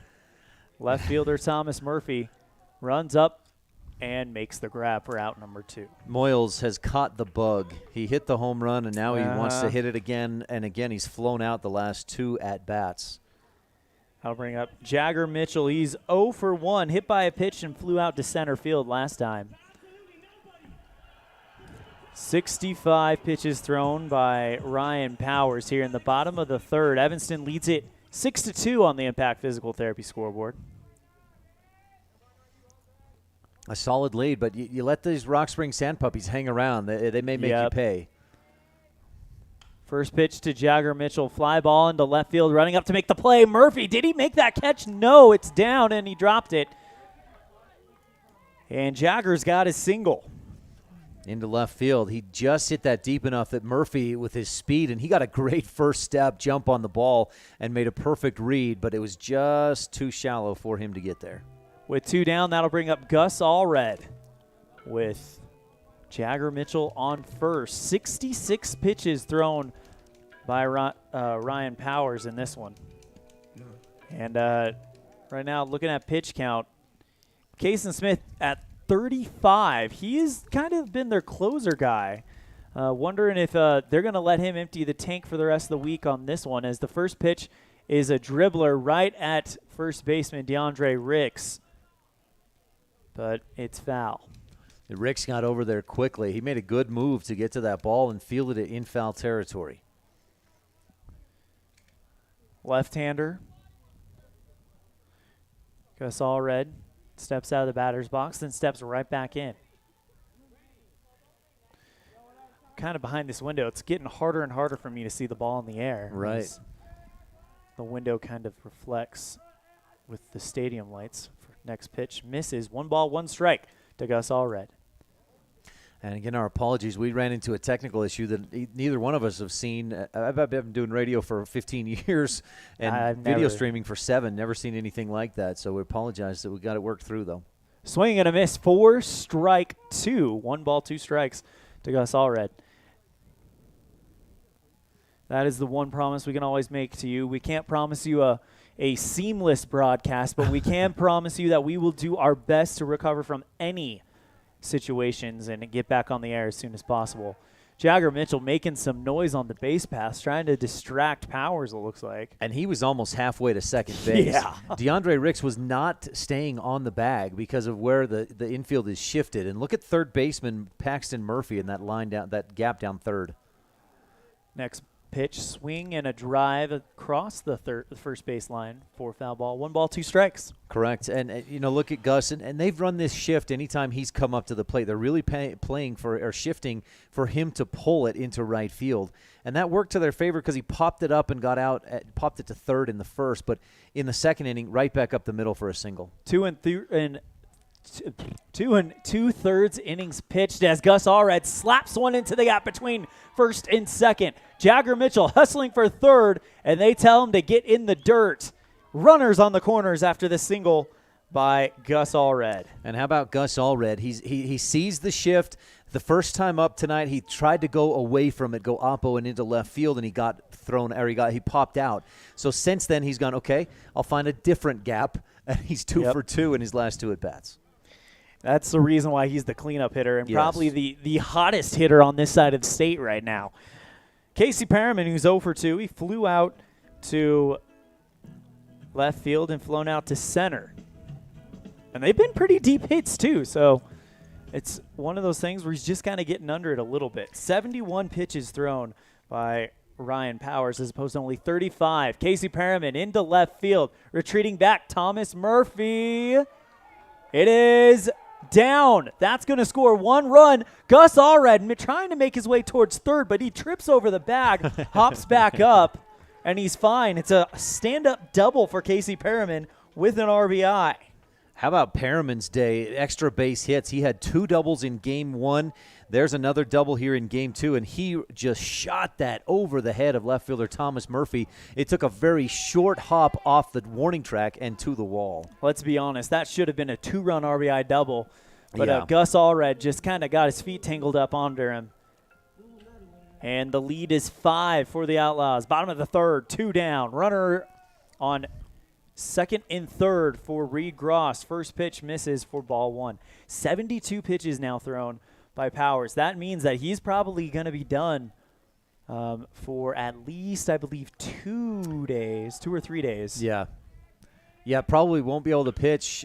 Go ahead. Chopper in between second and third. Sliding stop by Parker Ross. Throw to third is in time to get the runner out. And Perriman expecting to not be contested, expecting a throw to first, and he's thrown out on a non-force at third base. Did the run count? Allred was at third. I don't think it counts because it's a force out. No, it wasn't. There was runners on. No, yeah. Remember on second and third. Perriman wondering if he was really out there, talking with Coach Thompson, and they said, you know what, but we got the lead. The run does count. It's 8-2 on the Impact Physical Therapy scoreboard. So an RBI for Reed Gross to score Gus Allred. All right, we got to go to break. It is 8-2 on the Impact Physical Therapy scoreboard.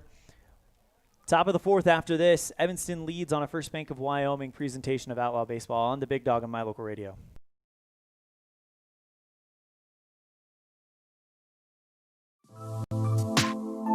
When someone says sleep apnea, it usually conjures up stereotype images. This is Dr. Jonathan Morgan. The fact is that sleep apnea affects people of all ages and occurs when there is an involuntary pause of breath during sleep. Are you always tired? At Arrowhead Dental, we offer oral appliance therapy as an effective, non-invasive treatment for certain types of sleep apnea. Schedule an appointment to take a simple in-home test. Visit arrowheaddentalwy.com today.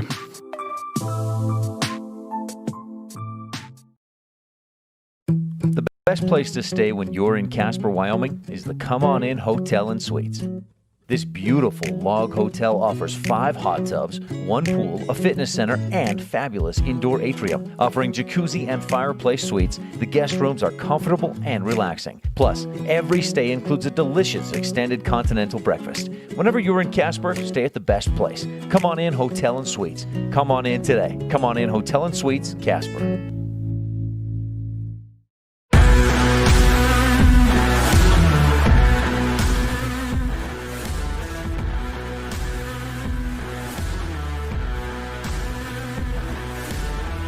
Evanston Outlaws puts up another few runs, and they lead it 8-2 on the Impact Physical Therapy scoreboard going in to the top of the 4th inning.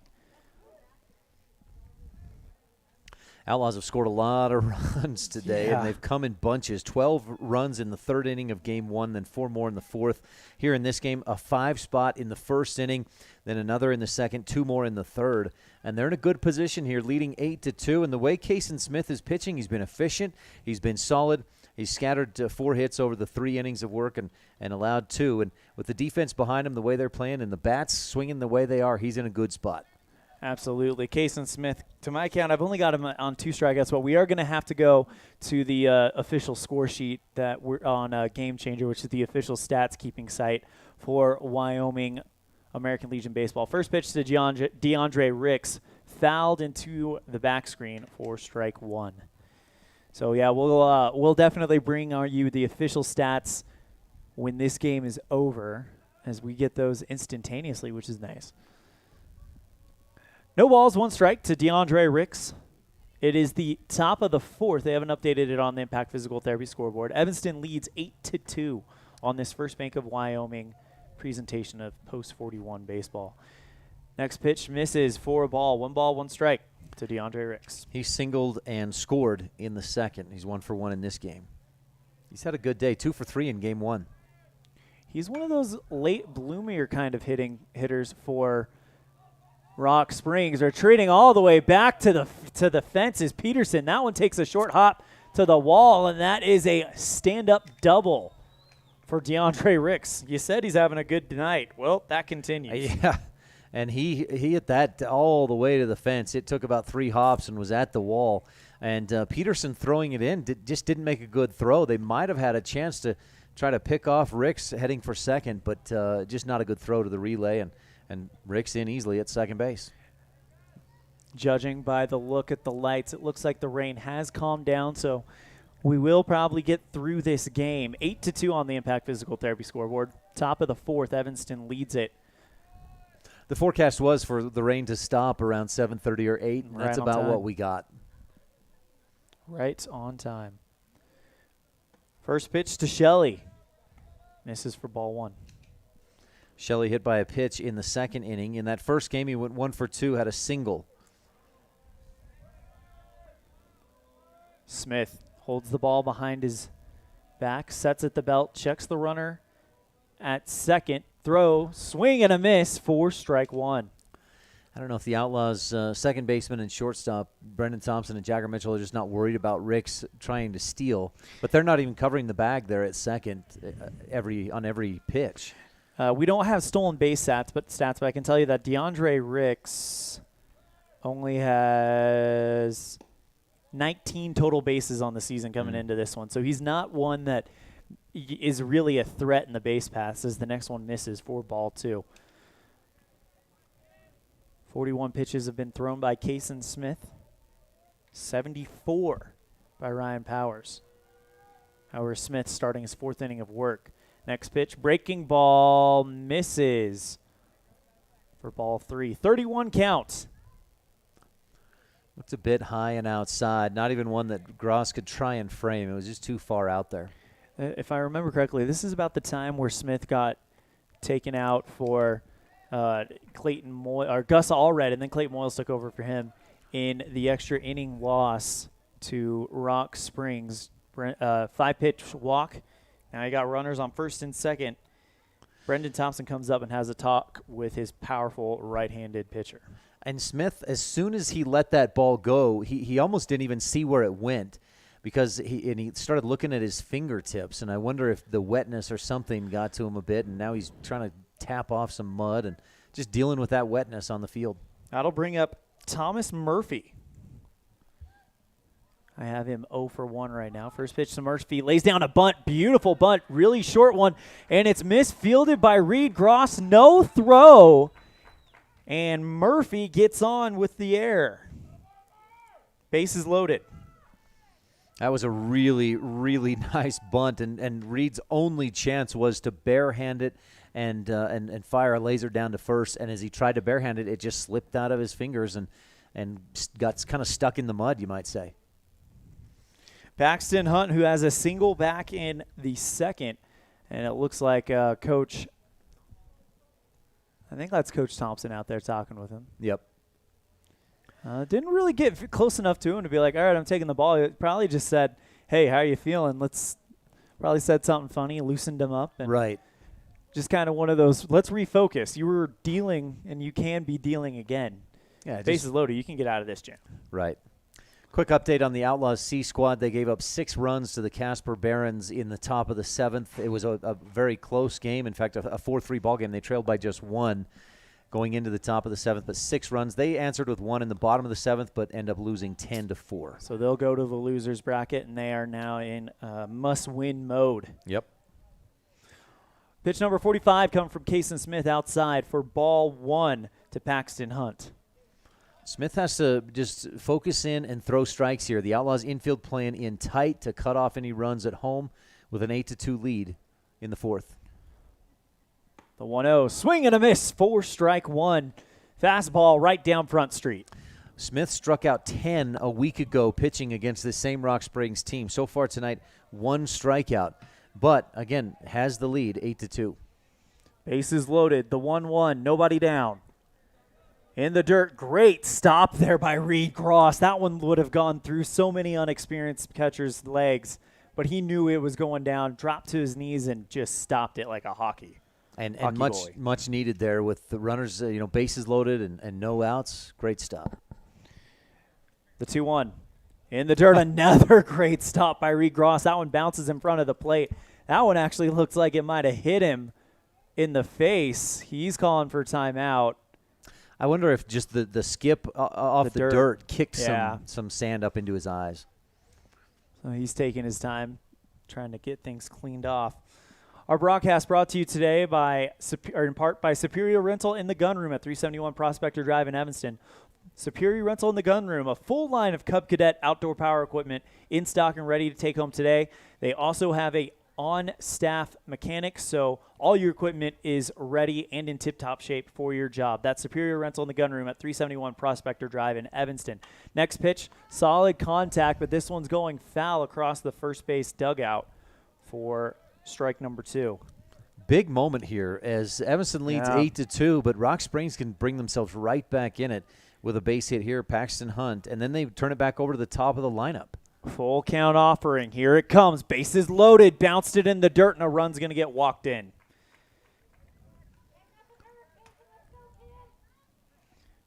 So an RBI for Paxton Hunt on the walk. And bases stay loaded for Parker Ross. And coaches will tell you all day long we need pitchers to throw strikes. And it's, you hate to see a strike and then something hit into the outfield or a base hit that scores a couple of runs, but a walk guarantees that, that the runners will advance and a run will score. So you got to get those strikes. Evanston now has a lead of 5, 8-3 on the Impact Physical Therapy scoreboard. Top of the 4th. Evanston being the home team, so they bat in the bottom of the inning. Parker Ross doubled in the 4th inning. Other than that, he's 0 for 4. But that so far in this game, he's 0 for 2, and that's right where he was 0 for 2 in the 4th inning when he hit that double in Game 1. 50 pitches thrown by Kason Smith in this one. Bases loaded, nobody down. Contact into shallow left field. Jagger Mitchell runs back, and there's a collision between Mitchell and the left fielder Clayton Moyles. Throw home is short. Reed Gross can't field it and make the tag, and the run scores. Moyles had a chance to catch that in left field, and just I don't know if he let up just a little bit because he saw Jagger, but couldn't make the catch, and he bobbled it a bit. And then Jagger thinking, hey, let's get that lead run instead of the easy out at third, throws home, and 2 things went wrong for Evanston there, and Rock Springs reaps the benefits of a run scored. It looked like a bit of a miscommunication, kind of a breakdown in communication between the shortstop and the left fielder. First pitch to Dominic Gunyon with bases loaded and the lead cut in half. It's 8-4. First pitch misses for ball 1. 2 runs in already in this inning for Rock Springs. Nobody out, bases loaded.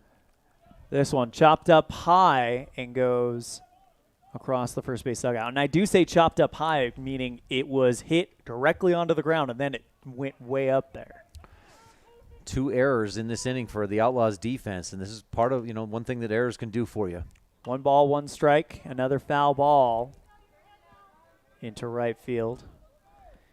That makes it 1 ball, 2 strikes with nobody down, bases loaded, and the tying run at the plate.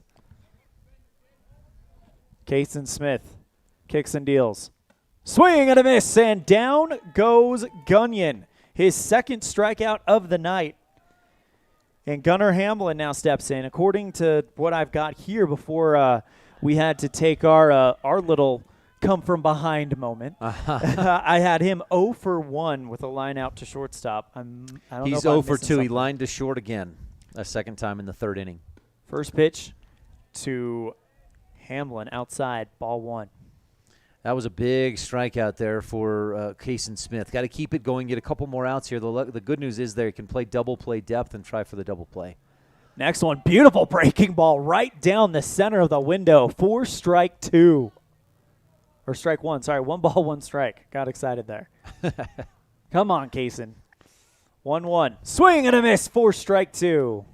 Kason got him to chase one, and Hamlin bumped his own helmet with the bat, saying, oh, I should have laid off that one. But that was a fastball he couldn't catch up to up high. Pitch number 59. Solid contact into center field. Connor Peterson, shy of the track, makes the grab, throws it back in. Runner tags up. He's going to score, but they get the 2nd out.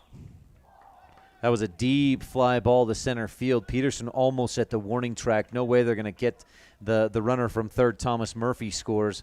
But that does give us 2 outs. So the runner at 3rd scores. The runner at 2nd moves to 3rd, but the runner at 1st holds. 2 outs, runners on the corners for Ryan Powers. And this one just a lot more interesting right now than it was 20 minutes ago when it was 8-2. Now 8-5. Evanston's lead down to 3. Smith takes a deep breath. Righty versus righty. Delivers the first pitch inside, ball 1.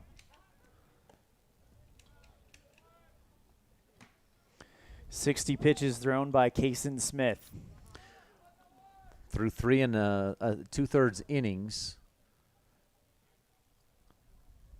Next pitch, fouled into the mask of the umpire, but he takes it like a champ. He's okay. Smith had only faced 3 batters in the 1st. He faced 7 in the 2nd, then 4 batters in the 3rd. These even innings have not been Kason Smith's friends tonight. It's a good thing we play odd number innings. That's right. The next one will be the 5th. And looking at pitch count real quick, we've been talking a lot about that because Evanston plays a doubleheader against Casper. It's another conference doubleheader Saturday. Kason now at a point where he'll have to rest 3 days. Because he's at 61 pitches, he will not be available to pitch on Saturday. 61 pitches thrown by Smith. 62 on the way. That one in and out of the glove of Reed Gross, and the runner will score. Kind of a belly flop onto the plate is Paxton Hunt, and it's a 2-run lead for Evanston. And that pitch so high and outside, and a fastball. Gross just couldn't get a glove on it in time. It looks like it went in and out from my angle, but the lights are kind of playing tricks on me. It did skip off the end of his glove. But that's 4 runs for Rock Springs in this inning on 1 hit. 2 walks, sac fly at the right time, a couple of outlaw errors, and 4 runs for Rock Springs. 2 down with a runner on 2nd here in the top of the 4th. Next pitch finds the zone for strike 2. Yeah, no question there on the outside corner at the knees. 2 balls, 2 strikes. Kason Smith sets at the belt. Turns his head to check the runner at 2nd. And unleashes. Chopper foul behind the catcher. Looked like it was going to chop a little bit towards the 3rd baseman, but it just kind of bounced high and into the backstop. 65 pitches thrown by Kason Smith thus far. Kason needs to get out of this inning, and Evanston needs to be productive on the offensive side of it. The 2-2. He thought about offering, but, if it missed, it didn't miss by much. From here, I just don't know where that missed. Was it a little high maybe? I looked pretty good. Full count. Runner on 2nd. down by 2, Rock Springs. Evanston delivers. Chopper at the shortstop. Jagger Mitchell, he fields it cleanly, fires the first. Gus Allred makes the pick and holds on to the ball for out number 3. Great defensive play to end the inning. So 4-run score on 1 hit and about 2 errors by the Outlaws. It's 8-6 on the Impact Physical Therapy scoreboard. Evanston holds a lead going into the bottom of the 4th inning. We'll have it after this on a First Bank of Wyoming presentation of Outlaw Baseball on My Local Radio and the Big Dog.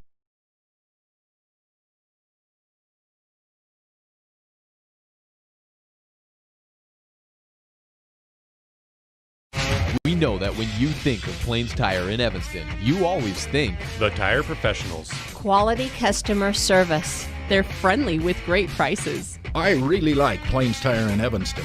But did you also know that the team at Plains Tire offers oil changes, windshield wiper checks, and free alignment checks? That's right, free alignment checks. We don't want you to quit thinking all those great things when you hear Plains Tire. We just want you to add to the list. Plains Tire, the tire professionals. Stop in today, 157 Bear River Drive. Light up your world with a custom-built LED sign from Rocky Mountain Sign in Evanston. It's a proven fact that signage that lights up creates more attention. So light it up and then add text, images, and video, and your sign becomes even more powerful. Start sharing your advertising messages and information with your customers today. The team at Rocky Mountain Sign provides all types of quality signage that is custom-built and maintained. Call today for a free quote. Rocky Mountain Sign, 307-789-5202. Rocky Mountain Sign, serving customers in Wyoming, Utah, and Idaho.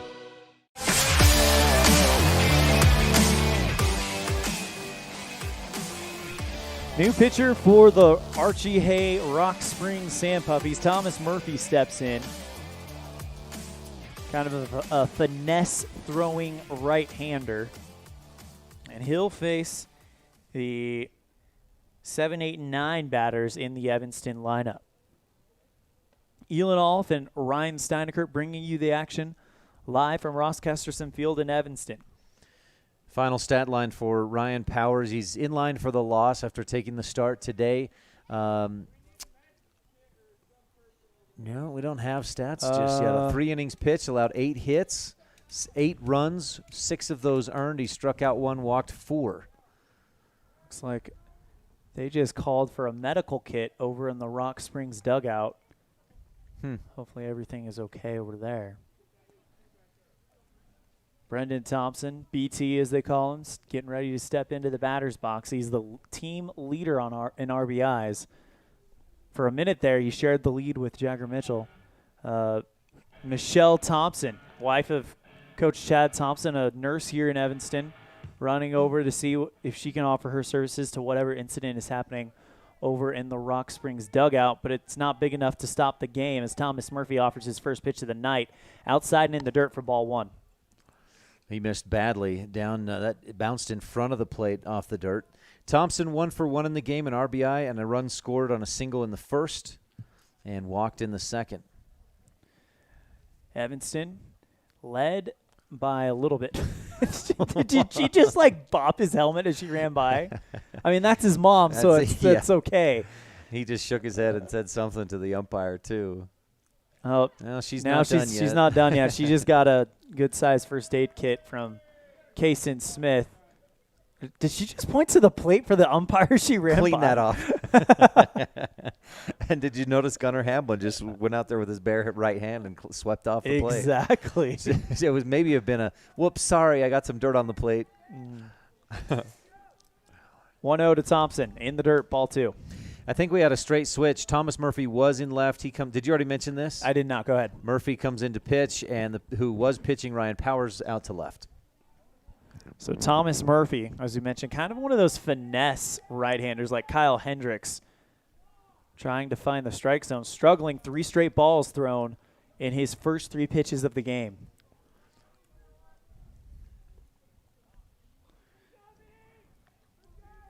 Here we go. B is the call from the dugout. 3 balls, no strikes to Brendan Thompson. He puts up a huge leg kick.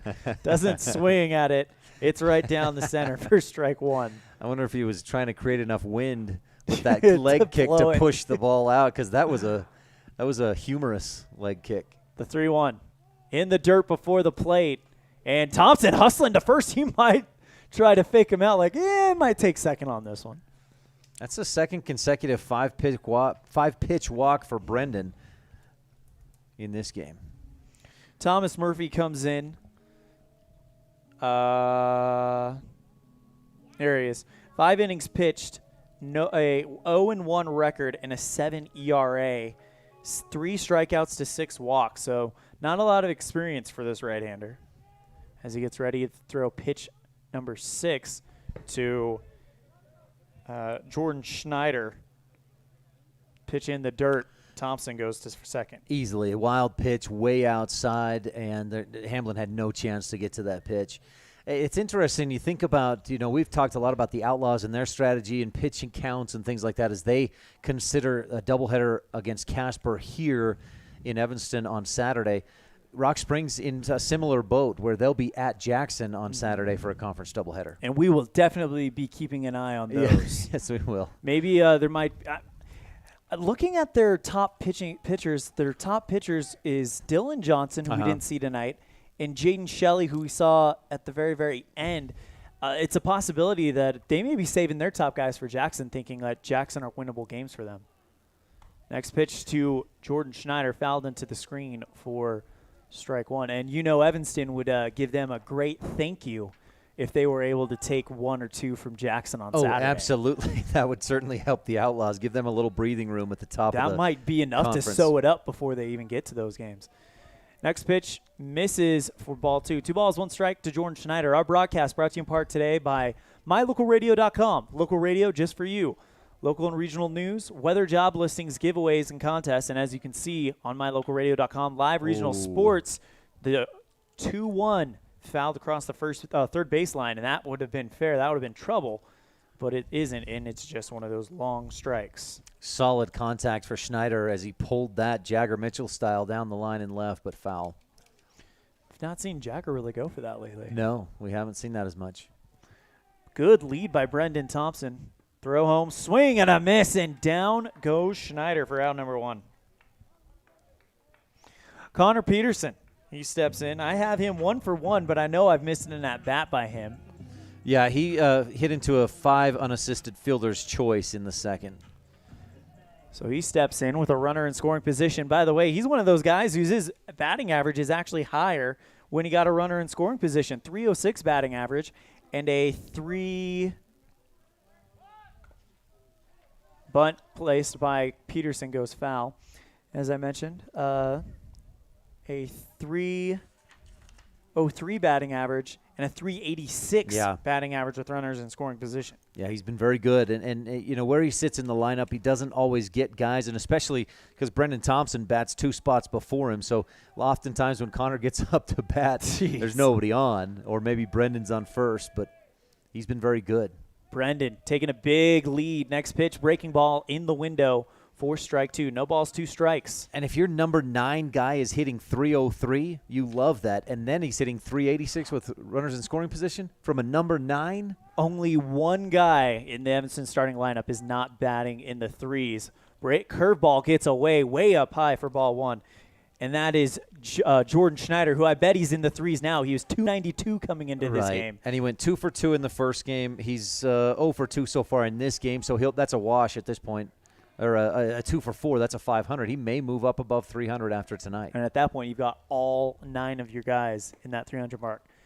The 1-2 misses, and after going down 0-2, it's now 2-2. So Connor Peterson playing patient. That's one thing you've noticed about all these outlaw hitters. They are patient. They're not going to swing at junk. Oh, absolutely, yeah. 2-2 count here, and they're smart, patient, but they're aggressive when they need to be at the plate. Brendan Thompson with a good leadoff second. Goes back to second.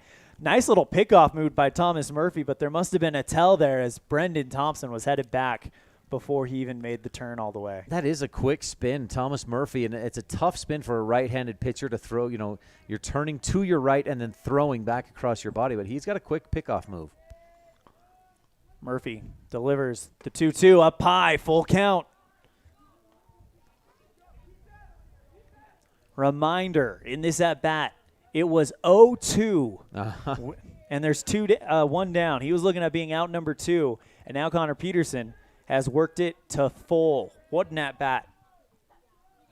The full count offering. Swing and a miss at a hard one for the second strikeout for Connor Peterson. I don't know if Peterson was looking for a breaking ball or something off speed, but Murphy just whipped it by him. Nice little fastball there from Murphy for strike 3. It looks like it's one of those deceptive type fastballs where it doesn't look like it's coming fast and it just speeds up as it gets there. Ryan Fisher, the leadoff man, he is 1 for 2. He lined out to the shortstop, and that ended a 5 at-bat streak of him getting on base. This one, Chopper at the shortstop. Throw to first. DeAndre Ricks, does he make the pick in time? He does, and that's going to end the inning. So after the 6-3 putout, it's still 8-6. No runs on no hits, no errors. Evanston leads by 2 going into the top of the 5th on a First Bank of Wyoming presentation of Post 41 Baseball on My Local Radio and the Big Dog.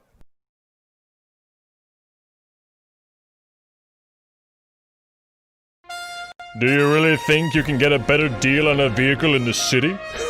Poppycock! Rocky Mountain Yeti is hungry for your business and will beat any bona fide deal on any vehicle, or they'll give it to you as a gift. Now that's legendary.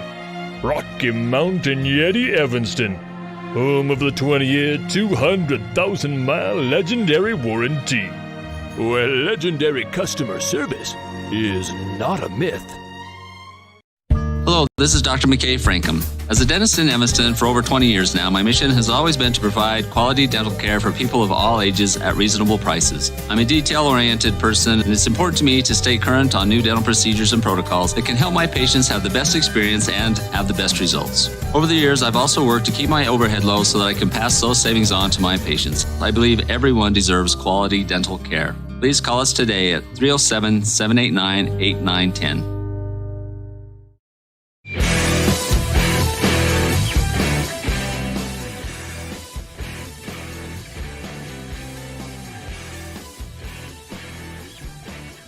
Well, it was a 8-2 ball game. It's now 8-6 after a big 4th inning by Rock Springs, and now they're ready to take over here in the 5th. And it wasn't even so much a big 4th by Rock Springs, but a couple of errors that kept that 4th going and allowed Rock Springs. Evanston gave them a couple runs. And a lot of those runs came after 2 outs. Right. Yep, exactly. So Kason Smith back on the mound to begin inning number 5 of work. First pitch by Kasing. Solid contact into shallow center field for a base hit. And the leadoff man, Bobby Sains, gets on. Sains, that puts him at 2 for 3 in the ballgame. Couple of singles. He came around to score last time he did in the 2nd. So definitely one to keep an eye on. DeAndre Ricks, the powerful hitting right-handed first baseman, getting ready to step in there. He's had a hot bat today. 2 for 3 in game 1, 2 for 2 so far in this 2nd game. A double and a single and 2 runs scored in this contest. Smith sets at the belt, throws back to first, and he is back just in time. Bobby Sains.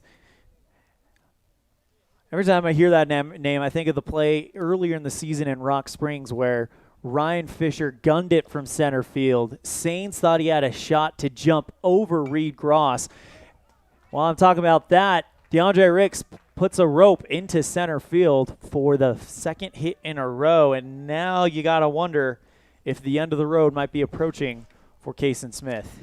Yeah, I guess you have to see what happens with this next guy. Jaden Shelley, the go-ahead run coming to the plate, but Sains and Ricks have been the 2 hottest bats for Rock Springs today in these 2 games, so we'll see what Jaden Shelley can do. Right now, Shelley hit by a pitch and a single and a run scored, according to my count. Runners on first and second, nobody down as we hit 9-9 here in Wyoming. First pitch fouled into the back screen for strike 1.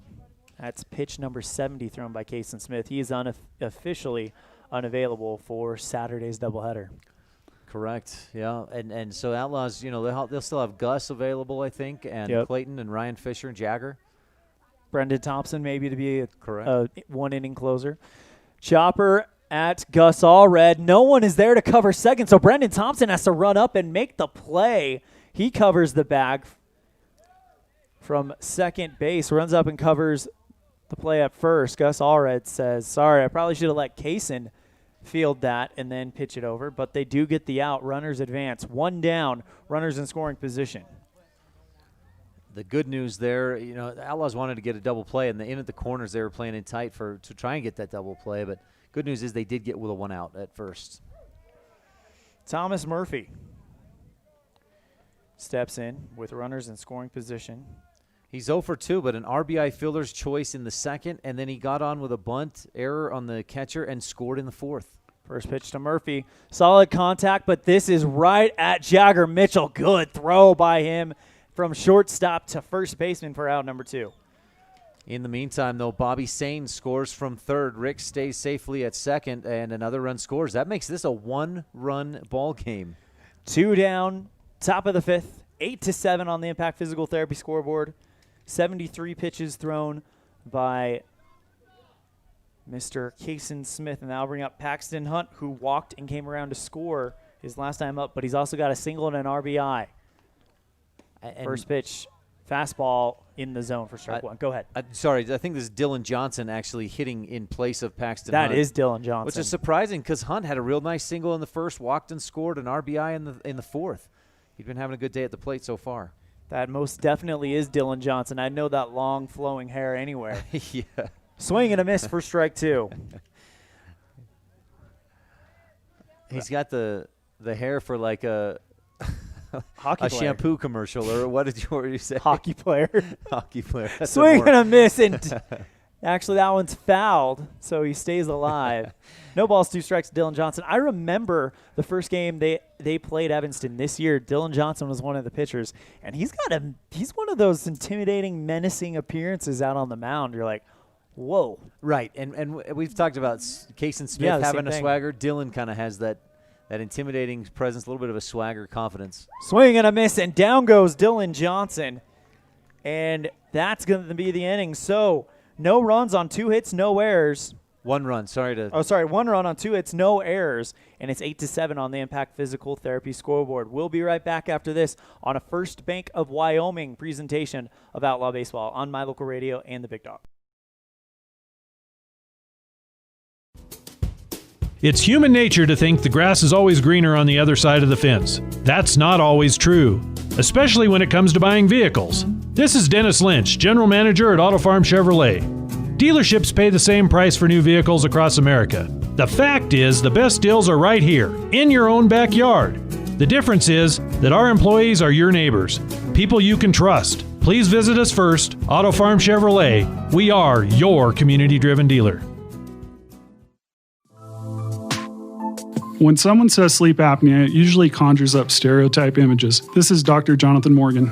The fact is that sleep apnea affects people of all ages and occurs when there is an involuntary pause of breath during sleep. Are you always tired? At Arrowhead Dental, we offer oral appliance therapy as an effective, non-invasive treatment for certain types of sleep apnea. Schedule an appointment to take a simple in-home test. Visit arrowheaddentalwy.com today.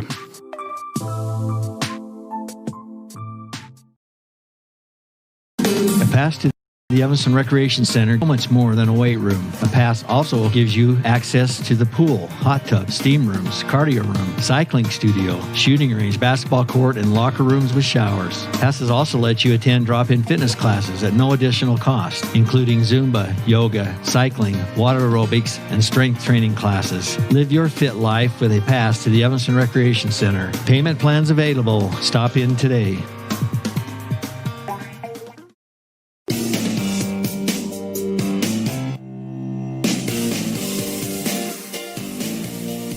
First pitch to Clayton Moyles coming from Thomas Murphy. Outside for ball 1. And Murphy had threw 17 pitches in that 5th inning, or in that 4th inning, and he was very effective. Allowed 1 base runner on a walk, but then strikeout, ground out. Next one to Moyles outside, ball 2. 2 balls, no strikes to Clayton. Jagger Mitchell stands on deck. Moyles, that home run in the 1st inning. Since there, he's swung for a couple more home runs, and he's flown out to center and left. 0-2. Or 2-0, excuse me. Misses. 3 balls, no strikes to Moyles. Jagger Mitchell stands on deck. And the pitch. And Moyles is walking away before the ball even gets to the mitt. That's a good thing he's right. That's right. Dangerous little move there. If anything, if that pitch is anywhere close to the zone, but Moyles works out well that time. Yep. We've seen it before where we've seen guys do that. The umpire says, "Get back here, son," and then some calls don't go their way. Seems like the umpires just kind of don't appreciate that, but Moyles could tell from the hand that that's where that was going. Jagger Mitchell, 1 for 2, hit by a pitch, a single, and flew out to center field. Should we just automatically write a hit by pitch in on our score sheets when it comes to Mitchell? We almost could. He was hit twice in game We're one. We're going to talk about that in the postgame with him. We've got without a doubt. 1 ball, no strikes, some type of conversation going on right now. Just called out to his dugout. Coach Thompson did. Something wrong down in over the fence in right field. He said, I need somebody to run out and go do it. Don't know what that is. Some headlights pointing in toward home plate, I think, from out beyond right field. Yeah, that's what it is. Over by those apartment complexes. Somebody parked in the Evanston High School parking lot, has their headlights, and it's shining right in the batter's eyes. Next pitch up high for ball 2. So 6 straight balls thrown by Thomas Murphy. Yeah, that would be hard. If you've never been to Ross Kesterson Field, it sits literally on the campus of Evanston High School.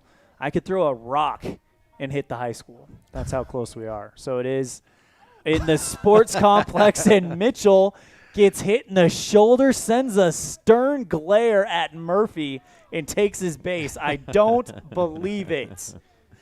That's 29 times he's been hit by a pitch this season. He's going to hit 30. Oh, yeah, We've without got a doubt. 4 more games to go. 5 more games to go. 5 more regular season games. Oh, yeah, and then you got the playoffs.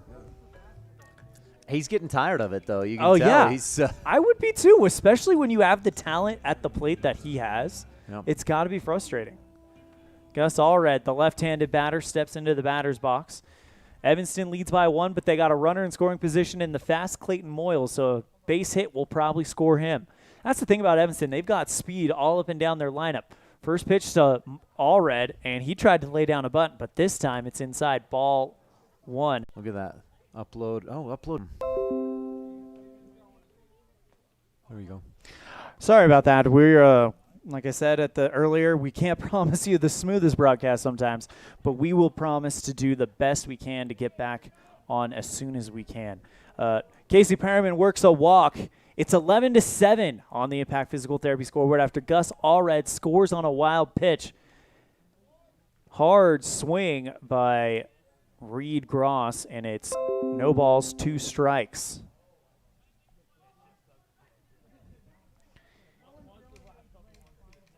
We talked, and I mentioned a couple of times how Rock Springs scored 4 runs on just 1 hit in the 4th inning.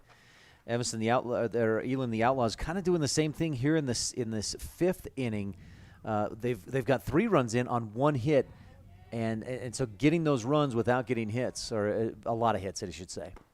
Next pitch outside, ball 1. 1 ball, 1 strike to Reed Gross. Of course, that hit a big one. Don't want to take that away from Gus Allred. No, that was a huge hit. RBI 2-run double. Absolutely monster hit. You know, I feel like we really I gotta apologize again for the technical difficulties we've experienced on mylocalradio.com. It's one of those situations where you do the best you can with what we have, and sometimes our internet connection, we use a little MiFi, a jetpack. Sometimes it works like a charm, and then sometimes you gotta really work with it to get it to work for you. Right. Mobile hotspots, can be great when they work, and when they don't work, it's frustrating, right? Yeah, absolutely. With 2 balls, 2 strikes to Reed Gross, runner on first with nobody down. Gross takes the next one for ball 3. Full count. Outlaws had that lopsided first inning where they scored 5. Looking for another lopsided inning here in the 5th. Already 3 in. Murphy delivers. Oh. Chopped foul across the first third baseline.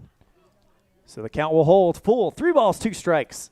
37 pitches going to be thrown by Thomas Murphy. Reed really got a hold of that pitch, ripped it down the third base side, but well foul. Brendan Thompson standing over on deck.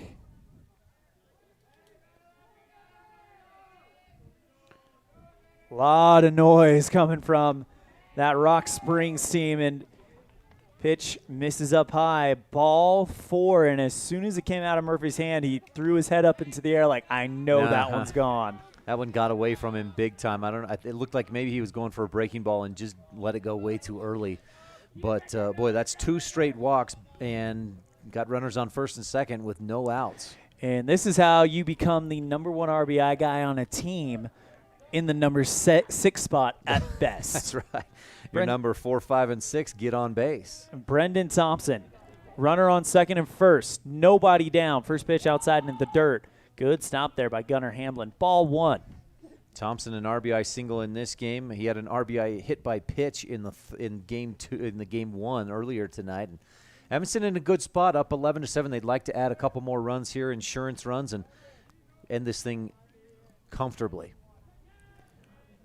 Nobody down for Brendan Thompson.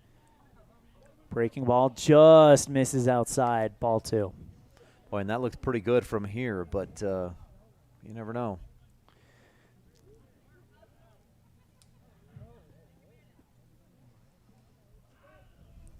Good set there by Thomas Murphy. Delivers to Thompson down Main Street. 4 strike 1. 40 pitches thrown now by Thomas Murphy.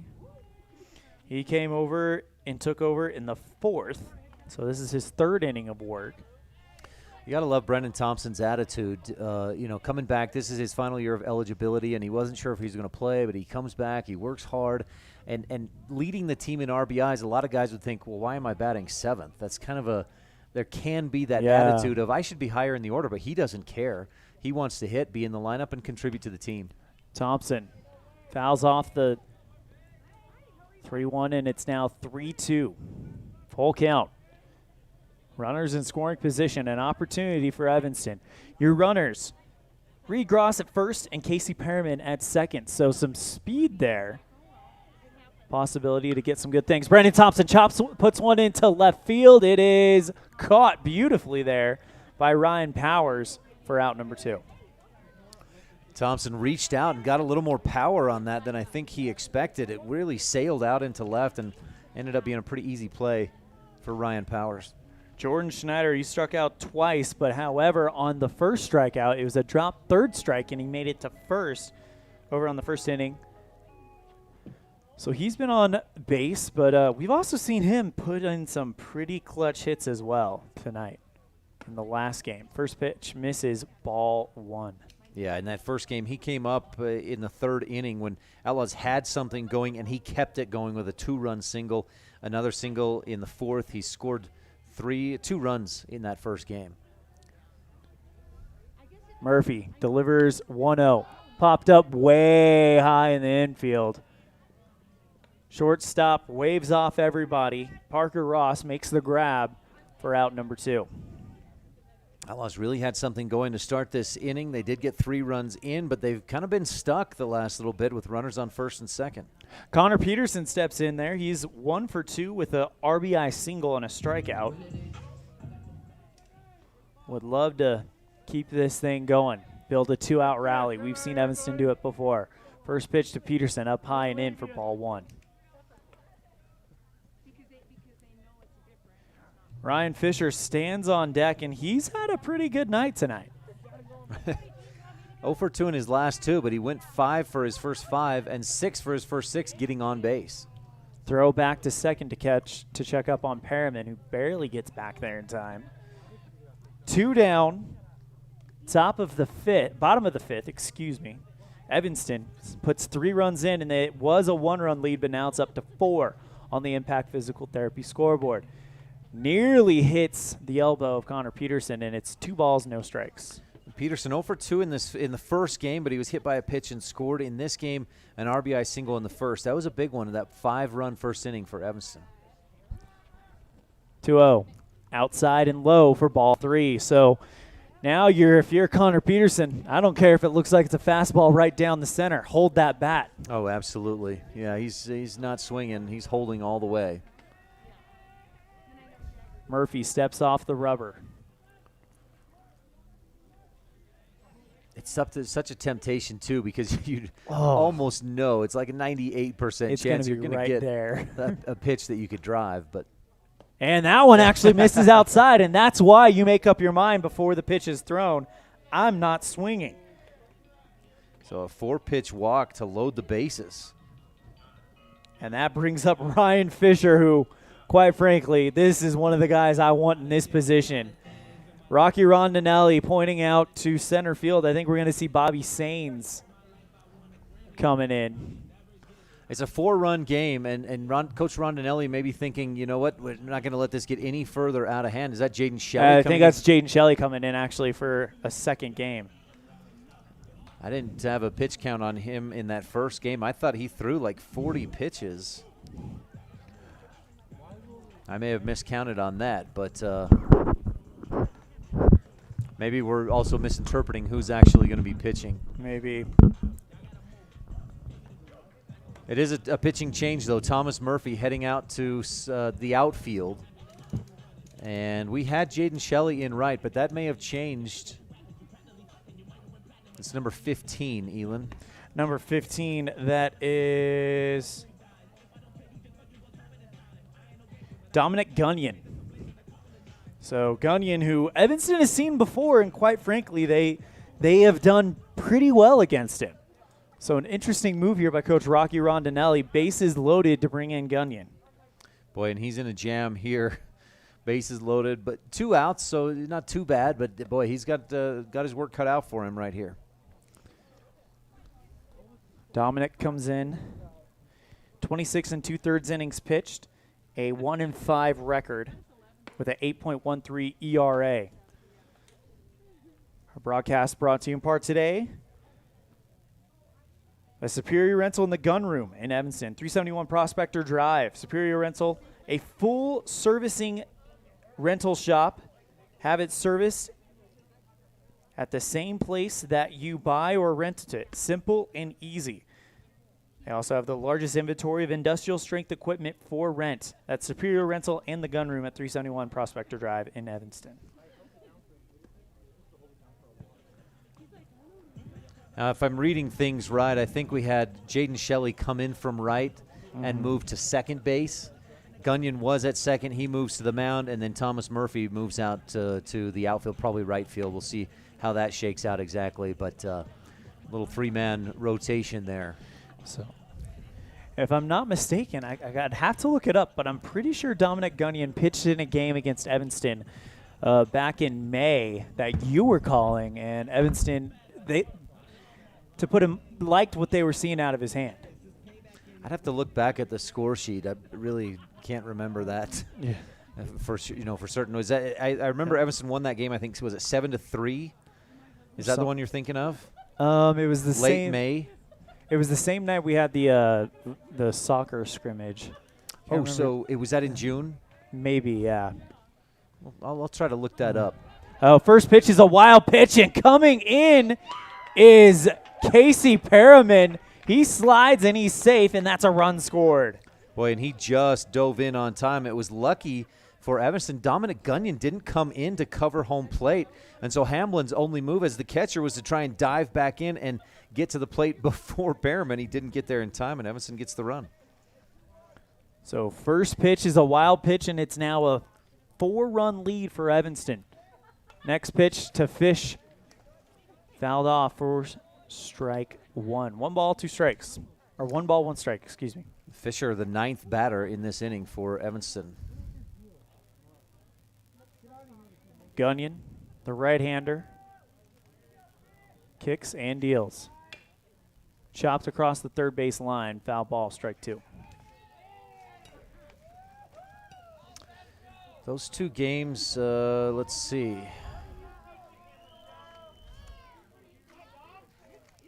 No, Paxton Hunt pitched in the second game, and then it was Dylan Johnson and Barrick Hess in game one of that particular doubleheader. Swing and a miss, and down goes Fisher, and Dominic Gunyon gets out of the inning. So that's the inning. We go to the sixth now. Evanston leads at 13-7 on the Impact Physical Therapy scoreboard. We'll be right back with the top of the sixth after this on a First Bank of Wyoming presentation of Outlaw Baseball on KNYN and mylocalradio.com. What do you do when you lose a tooth? Put it under your pillow. Under my pillow. Like a treasure chest so you could put it in. Why do you do that? Because then the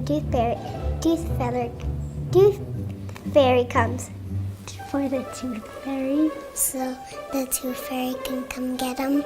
And then what happens? I get money. We may not be the tooth fairy, but we can still take care of your teeth. Bear River Dental in Evanston.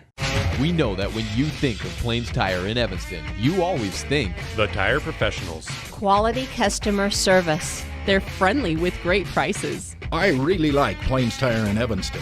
But did you also know that the team at Plains Tire offers oil changes, windshield wiper checks, and free alignment checks? That's right, free alignment checks. We don't want you to quit thinking all those great things when you hear Plains Tire. We just want you to add to the list. Plains Tire, the tire professionals. Stop in today, 157 Bear River Drive.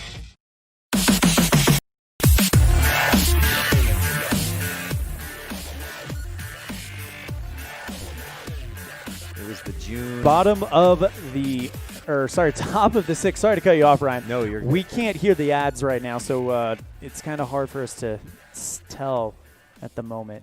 So top of the sixth, and yeah, we were able to find the info that last time Evanston faced Dominic Gunyon. Yeah. And you want to go ahead and give us those numbers? So it was June 13th. We were off by a week or two, but Gunyon started game 2 against Evanston, and you remembered well. Evanston scored 4 runs in the first, 3 more in the second, 3 more in the third, and Gunyon's day went 2 1/3 innings. He allowed 9 hits, 10 runs, 9 of those earned, walked 4, struck out 1, and took the loss in that game. The Outlaws lit him up, but, of course, he took care of business against Fisher a moment ago. He did, so it's amazing what a couple of months of work will do. Casey Smith goes out there for inning number 6. First pitch, a swing and a pop-up high. Brendan Thompson makes the catch for out number 1. That was Parker Ross, by the way, to lead off the inning.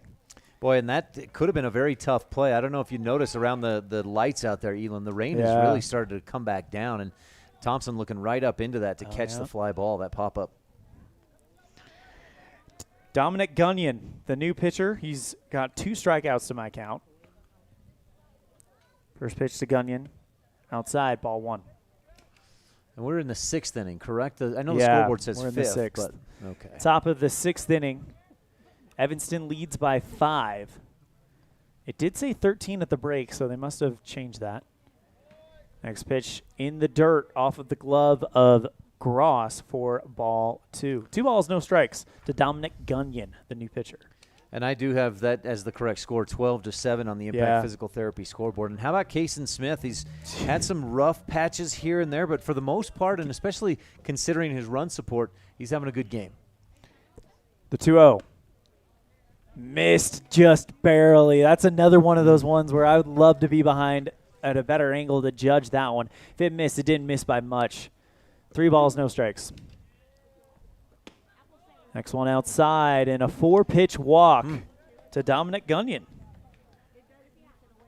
That's been a little bit of an issue today for Smith. That's he's issued 3 walks now, plus hit by a pitch or hit 1 batsman. Not a ton, but a little bit of an issue. Especially when you consider that those 2 walks in the 4th inning, both those runners ended up scoring. Gunnar Hamblin, 0 for 2. Fly ball into center right field, running over to make the play, and a diving catch. Casey Perriman. Wow. What a play. Candidate for your McKay Frankham Dental Services Precision Play of the Game. Perriman, he hit the ground hard and slid a good distance in that wet grass. What an effort and catch by Casey Perriman. And that is just Another moment you can add to the highlight reel of Casey Perriman in the field this year. Oh, man, and Reed Gross just made sure Casey knew. He pointed out there, hey, props to you. Hats off, buddy. Great play. 2 down, runner on first for Ryan Powers. He grounded out to the shortstop last time. He's actually grounded out to the shortstop the last time. He flew out to right field, but he did get a single in his second at-bat. First pitch, down Front Street for strike 1. Smith delivers the next one, and that one, it's another breaking ball that kind of fades to the outside but hits the outside corner of the window for strike 2. A tough spot there. That's not a pitch that somebody wants to swing at right, just painting the outside corner. Smith trying to make this one quick. The 0-2 misses high. Ball 1. 1 ball, 2 strikes. 12-7. Top of the 6th on the Impact Physical Therapy scoreboard. ELAN, OLLIFF, and Ryan Steineckert bringing you the action live from Ross Kesterson Field. Next pitch, outside, ball 2, 2 balls, 2 strikes to Ryan Powers. I'm still flabbergasted by that catch by Casey Perriman over in right. Oh, that's a highlight reel catch for sure. Next pitch. Misses high, and after going up 2 strikes to no balls, Ryan Powers has worked the count full. Great at bat happening here, and it could be one of those ones that loom large in the game when this is all over. 2 down, full count. Can Evanston keep them from going for a rally? Casey Smith throw back to first to check up on Gunyon. But that just might be one of those, all right, I need to catch my breath here. Yeah, just take a little moment. It gives you an extra few seconds to kind of collect you, gather yourself, and refocus. Full count. The delivery. Up high and in. Ball 4 and a walk.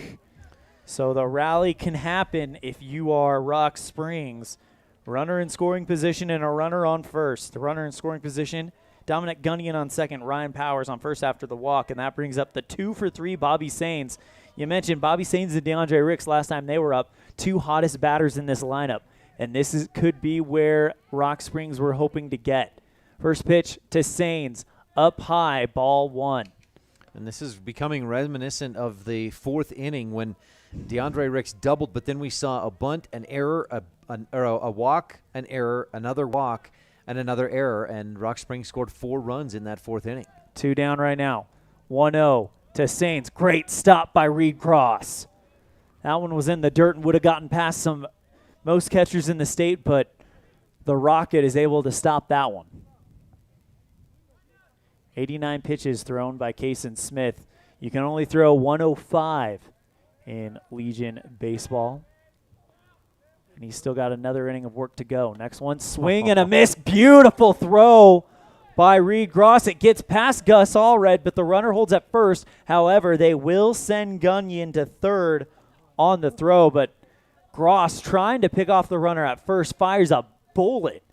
And I'm wondering if that one was going so fast that Gus couldn't even see it. Gus wasn't even ready for it. Yeah, he kind of fell asleep and was not covering the bag at first, and so the throw ended up being low because Allred just wasn't there. 3 balls, 2 strikes, 2 down, runners on the corners.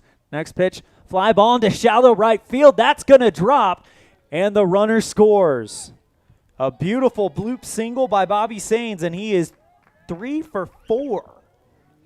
3 singles, that RBI, a couple runs scored. Sains having a nice day. It's a 4-run lead now, and that brings up DeAndre Ricks, who's got power. We saw him hit a double last time. Hey, and he's had the hottest bat today. Combined in the 2 games, he's 3 for 6, has 3 runs scored. First pitch to Ricks, swing and a miss, 4 strike 1. Runners on first and second. You've got Bobby Sains on first and Ryan Powers over on second. 5 2/3 innings pitch of work thus far by Kason Smith. Next one off of the chest protector of Reed Gross, but he is able to keep it in front of him. Runners hold. 1 ball, 1 strike. I don't think that's Ricks. Can you see a number on his, the front of his jersey there? 1 ball, 1 strike.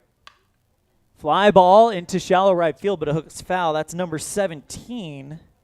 That's Hess, isn't it? I think that's Barrick Hess. Yes, so Barrick Hess now taking over for DeAndre Ricks, that's an interesting call. I wonder if, I mean, this is just total speculation, but remember the first aid issue we had going, I wonder if something happened, like to a finger or something of Rick's, and he's just not able to bat. Swing and a miss from Hess, and down he goes, and that will end the threat in the inning. So 1 run scores on 1 hit and an error. It's 12-8 going into the bottom of the 6th on a First Bank of Wyoming presentation of Post 41 Baseball on My Local Radio and the Big Dog.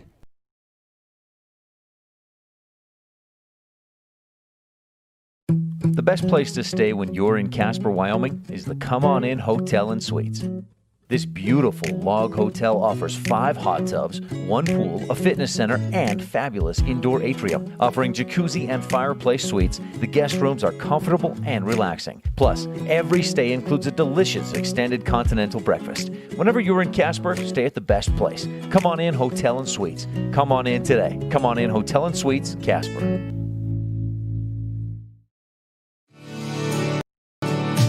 When you want something custom built for your home, farm and ranch, vehicle, or trailer, it needs to be done with precision, be strong, and be affordable. Get all this and more when you work with the Steel Shop at ELAN Ford Brothers. You bring the plan or idea, and they'll make it a reality. The Steel Shop sells and installs vehicle accessories like bull bars, running boards, and bed liners. They also specialize in truck and trailer hitches as well. Get it built to last. ELAN Ford Brothers, 221 County Road in Evanston. Business cards are a powerful and inexpensive way to promote the goods and services you offer. You can design your own cards or have the professionals at Westar Printing design your business cards. Now with same-day and next-day turnaround on all business card printing, you don't have to wait. Get your business cards today. Professional quality, inexpensive prices, and quick turnaround. Visit Westar Printing, 243 7th Street in Evanston, across from the library. Westar Printing, 307-789-5202.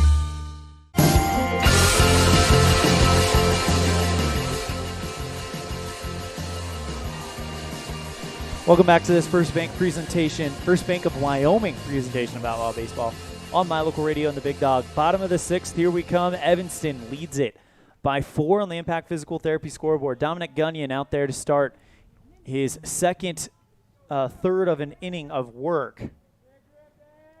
First pitch to, I believe that is, who ended the last inning? I'm sorry. Yeah, that's Clayton Moyles. Yeah. And he just he hit a home run, a 2-run shot in the first. That was a home run swing and a miss on that last pitch. Sorry. Next pitch to Clayton up high. Ball 1. 1 ball, 1 strike. Go ahead. Sorry. No, just that on that last pitch. He swung for the fences in the first a couple times. He found the fence in this first at bat. That's a good, smart hit. Kind of a swinging bunt, but that one goes foul. If that drops fair, that's trouble. Yeah, a little slap into right field. Almost kept it fair. And a smart thing because he swung for the fence in the last couple at bats. Then a 4-pitch walk in the 5th, the last time he was up. He needs to just find something, hit safely, get a single here. So just get on base. Next one out in front of that breaking ball for a strikeout. And Dominic Gunyon is proving that a lot of time has passed since June 17th. And has struck out the last 2 Evanston batters he's faced. Really the only 2 Evanston batters he's faced. Struck out Ryan Fisher swinging. He had Clayton Moyles guessing on that last pitch and looking a little bit silly. Jagger Mitchell steps into the batter's box and delivers. First pitch, swing and a miss for strike 1. I'm going to get fired running the the walk-up music of like every other one. I get it and I forget. And then maybe that's what I want anyways, right? You're right. Ryan, you don't need to do that no more. Next pitch, fouled behind the back screen for strike 2. No balls, 2 strikes. And I tell you what, I'm impressed with what I'm seeing from Dominic Gunyon so far. It seems like he's kind of got some electricity back. Yeah, some good velocity and really has the Outlaws guessing on his off speed. And another one where another Outlaw was way out in front of that one. Swing and a drop third strike, but they take care of Jagger at first, and that is 3 strikeouts in a row for Dominic Gunyon. And the last 2 have been pitches that ended nowhere near the strike zone, but the Outlaws just fooled so much by what he's throwing and when Gunyon is throwing these pitches. They just can't catch up or can't figure him out. First pitch misses for ball 1 to Gus Allred. And credit to Gunyon. We've not seen Evanston do that a lot this year, where they're out in front of pitches and guessing. So he's got something working. Next pitch to Allred, up high, ball 2. One key for Evanston is they were so aggressive against the last 2 pitchers, Ryan Powers and Thomas Murphy. They're going to have to be more patient against Dominic Gunyon because most of what he's throwing is not finding the strike zone. 2-0 misses, 3 balls, no strikes. So one of those situations where we talked about, that bat is not going to leave the shoulder of Gus Allred. 3-0 offering. And that's a walk, 4-pitch walk to Gus Allred. So maybe that's the secret. Go ahead and take your walks. I mean, I certainly think some patience because you look at what Moyles, he struck out on a pitch that was nowhere near the zone. Jagger Mitchell, the same. And make him throw some strikes, show some patience. Casey Perriman steps into the batter's box. So far, the lead candidate for Dr. McKay Franklin Precision Play of the game with the diving catch over and right. And we've had some good candidates here in this second game. The 2-run homer by Clayton Moyles, certainly a candidate. First pitch outside, ball 1. Gunyon sets, delivers outside, ball 2. And you see Evanston being a little more patient these last 2 batters, and Gunyon having a hard time even finding the strike zone. And you've got Reed Gross, who's one of the best at working walks on deck. Look at Gross. He's got 2 walks and a hit by pitch today, and he's I sure would love to take another walk in a couple minutes here. 2 balls, no strikes to Casey Perriman, who came around and scored on a wild pitch last time. Pitch misses. 3 balls, no strikes. So that is 7 straight balls thrown by Dominic Gunyon after 3 straight strikeouts. Right. It just goes back to that patience. And that one misses for ball 4. And not even close. Those were 4 straight pitches to Casey Perriman. One of those was like, should I swing? No, let it go. It was kind of close, but the other 3 nowhere near the zone. Reed Gross getting ready to step in, and as we mentioned, he's one of the best at working walks. And look at the situation here. Let's say Reed Gross walks. That gives bases loaded to guess who? Lead RBI man on the team, right? Brendan Thompson, and he's just as good at working walks. And if you are able to somehow work in a walk in a run, that's an RBI. And that's how he's kind of done it a few times. Brendan Thompson actually second on the team, 19 walks. Chopped at Dylan Johnson at third. Good field. He'll just run over, tag the bag at third for the force out, and that's going to do it. So no runs on no hits, no errors. It's 12-8. Evanston 3 outs away from sweeping Rock Springs in this conference doubleheader on a First Bank of Wyoming presentation of Outlaw Baseball on My Local Radio and the Big Dog.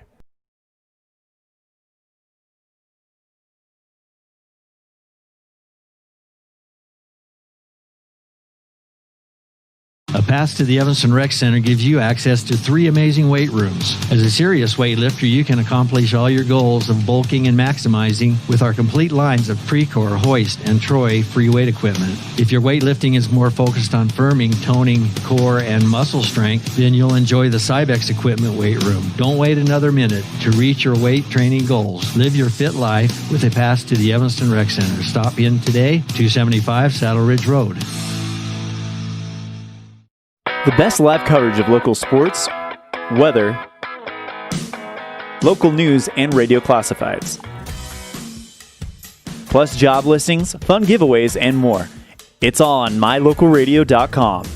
Watch live as your high school teams clash with their biggest rivals. Listen to the latest from your team's coaches, catch up on local and regional news, and get accurate weather conditions and forecasts. Visit mylocalradio.com, like us on Facebook, and stream it all now.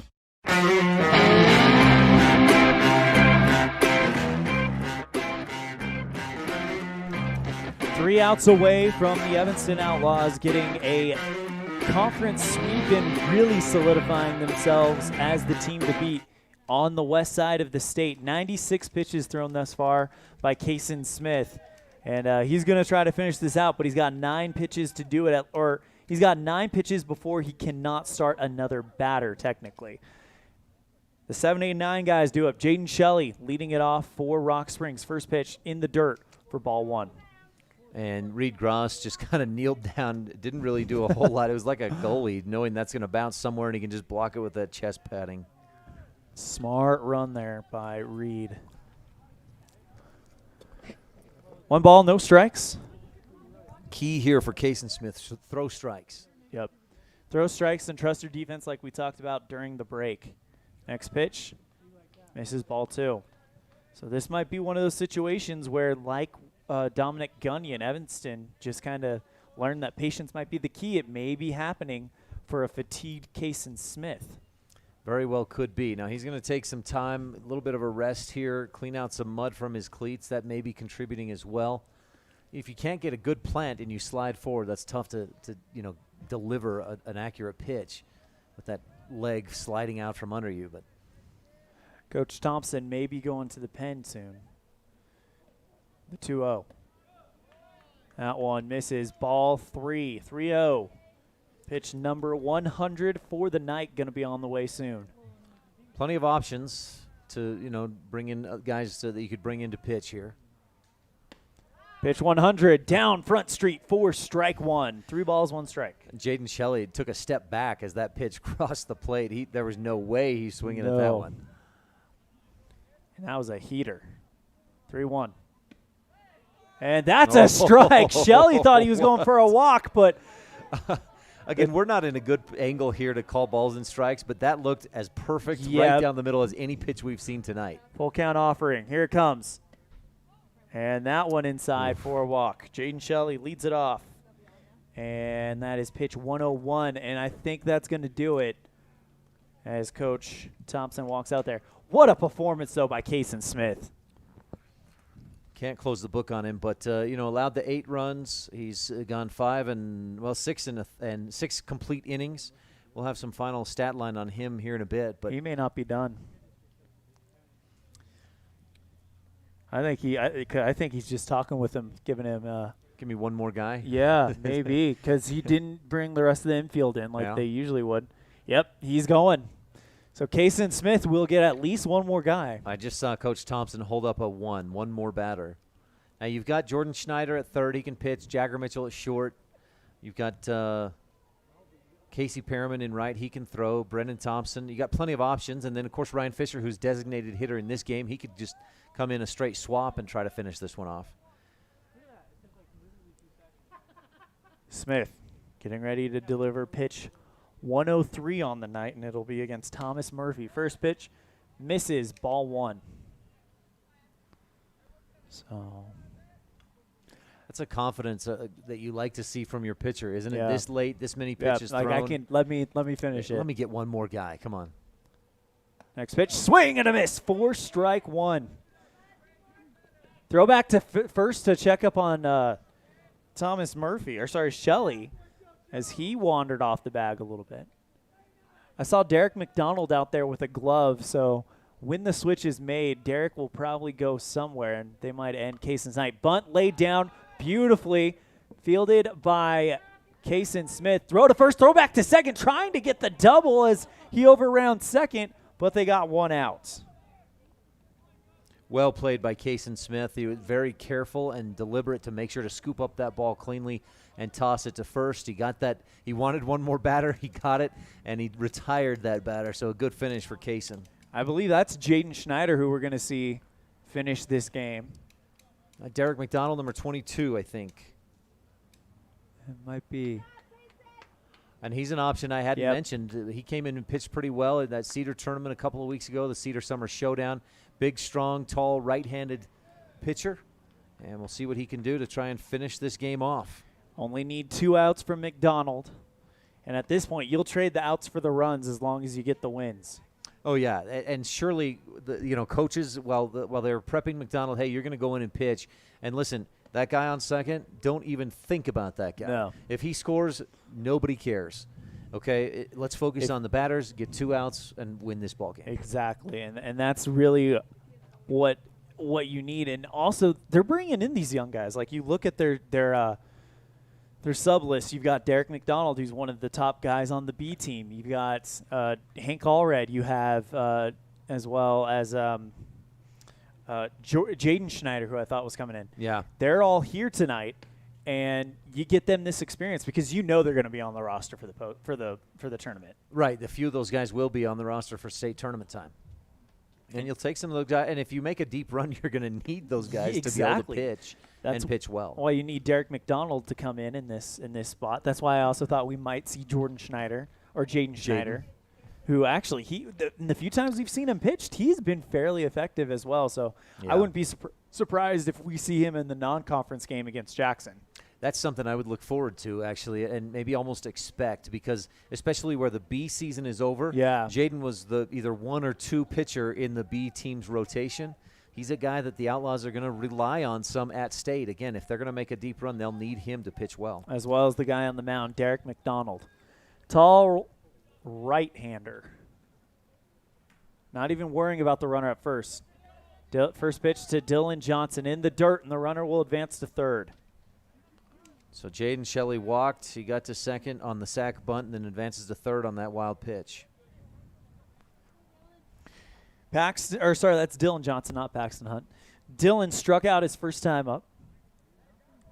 He comes into the game, however, with a 254. Thank you. Yeah, he went 0 for 2 in the first game, but did have an RBI on a grounder to short.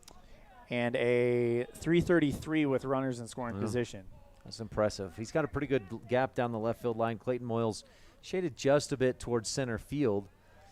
And so there's some space down that line in left. 2 balls, 1 strike to Dylan Johnson. McDonald kicks and delivers. And a stop by Reed Gross. So 3 pitches, 3 balls from Derek McDonald.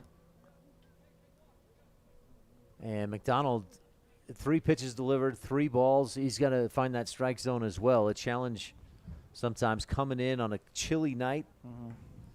And he hasn't played in the field during this game, so he's completely cold coming in.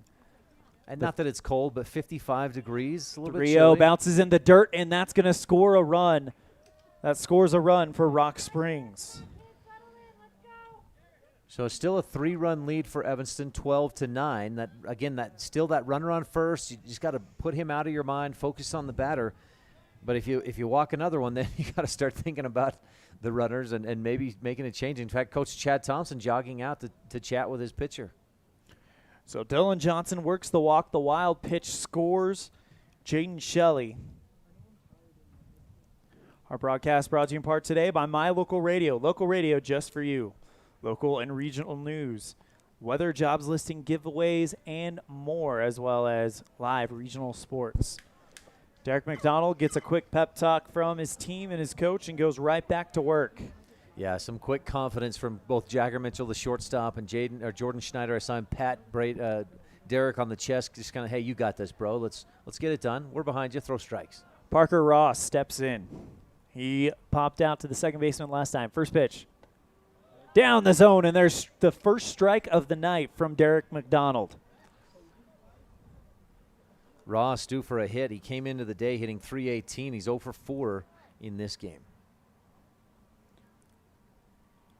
McDonald delivers on the 0-1. This one lined beautifully at sorry. Oh, man, that was a fast play. It was lined beautifully at Thompson. He makes the grab, tags out Dylan Johnson for the out, tries to throw to first to complete and effectively and really end the game, but his throw is errant and the runner reaches on the air. Parker Ross reaches on the air. Dylan Johnson on the fielder's choice. First pitch, grounded to Thompson. First, that's the game. Dominic Gunyon grounds out to the second baseman, and that is the game. Your final score, 12-9. The Evanston Outlaws sweep the Rock Springs Post 24 Archie Hay Sand Puppies. Final score, 12-9 on the Impact Physical Therapy scoreboard. We'll be right back with our post-game show after this on a First Bank of Wyoming presentation of Outlaw Baseball on My Local Radio and the Big Dog. In May of 2019, Uintah County School District Number 1 became the first school district in Wyoming to achieve a certified level 1 on high reliability schools by the Rosanna Leadership Center. We're focusing on 3 levels. Level 1 is a safe and collaborative culture. Level 2, effective teaching in every classroom. And Level 3 is a guaranteed and viable curriculum. We are certified Level 1 in safe and collaborative culture. This is Superintendent Ryan Thomas. Congratulations to everyone in our district. Keep up the great work. Uintah County School District Number 1, Pathway to Excellence. Do you really think you can get a better deal on a vehicle in the city? Poppycock! Rocky Mountain Yeti is hungry for your business and will beat any bona fide deal on any vehicle, or they'll give it to you as a gift. Now that's legendary. Rocky Mountain Yeti Evanston, home of the 20-year, 200,000-mile legendary warranty, where legendary customer service is not a myth.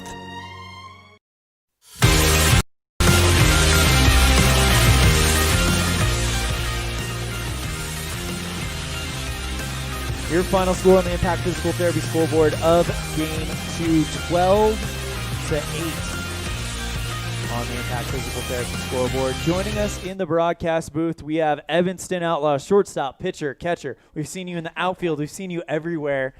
Jagger Mitchell. Jagger, thanks for coming in, by the man. Yeah, no problem. Thanks for having me. Go ahead and hold that mic just a little bit closer to your mouth. All righty. So, first off, I want to ask you about, are you okay? You are by far the most hit outlaw. I mean, you've got 31. Second place is Kendall Cummings with 6. Yeah, it's crazy. So is your left side kind of like numb or? No, we're good. So why do you think that is? What do you think is it about your approach that results in that happening a few times? If I had to pick a couple things, it's probably I take a really hard step towards the pitcher when the ball is released to try and get on top of it, and I stand close to the plate. So a lot of pitchers miss in high school, and they hit me. Yeah, but you're okay taking the extra base. I know it can be. It's a free 90. So.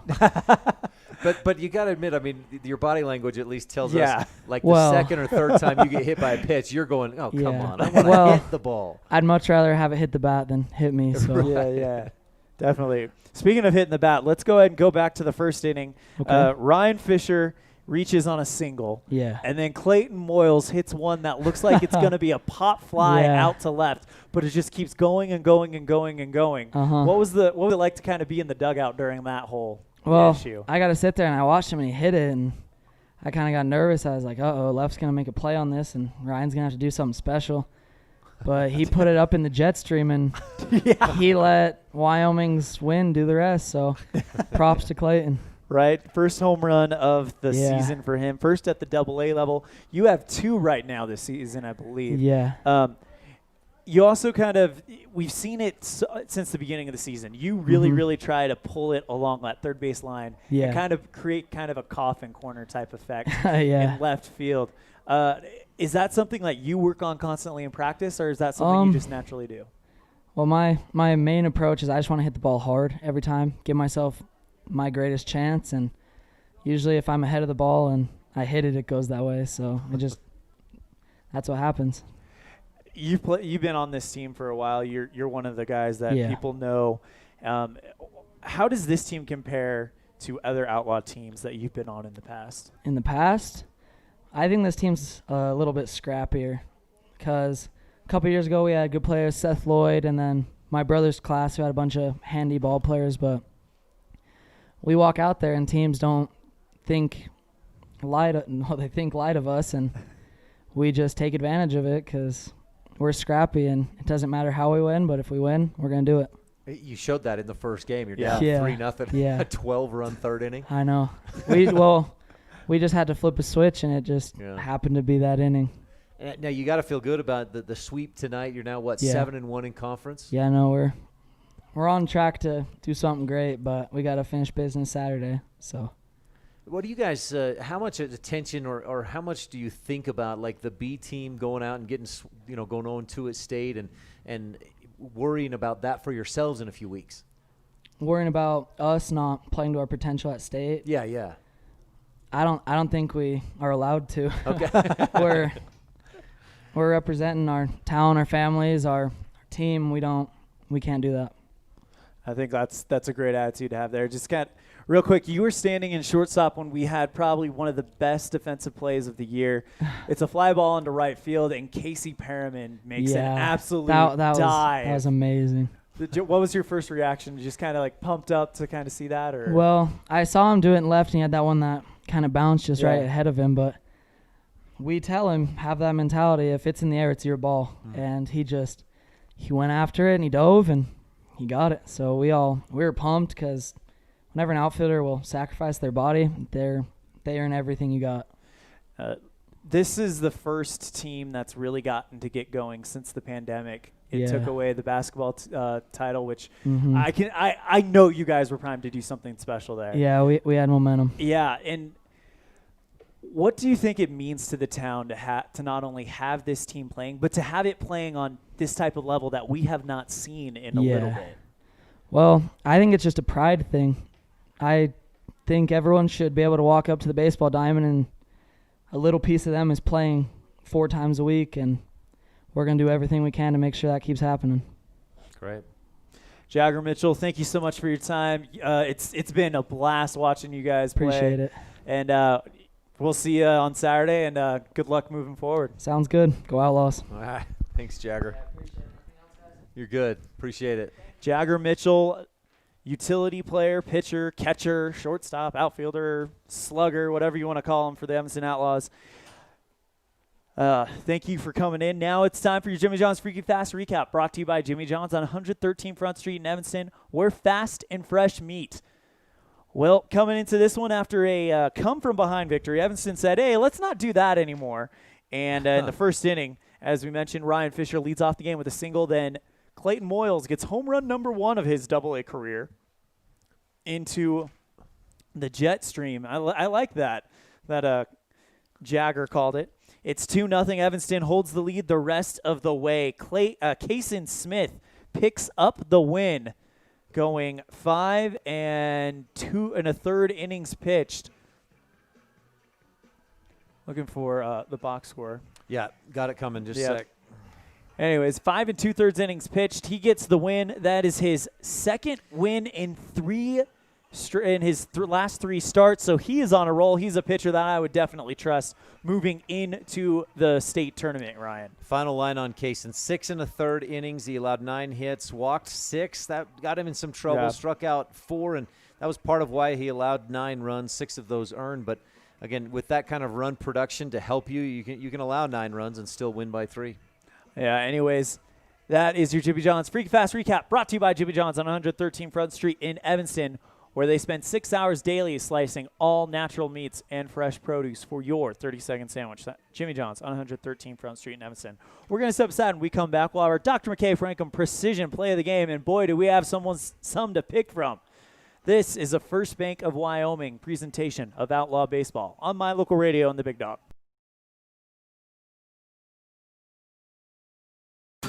You're invited to come in and visit with the team at Cash Honda Yamaha in Cache Valley today. Our customers are our friends. If you haven't ever been in, stop in today. We'd love to get to know you. If you haven't been in for a while, stop in and let's get caught up. And if you were here yesterday, come back again soon. You always have an open invitation to visit the crew at Cache Honda Yamaha, where our customers are our friends, on US 91 between Logan and Smithfield.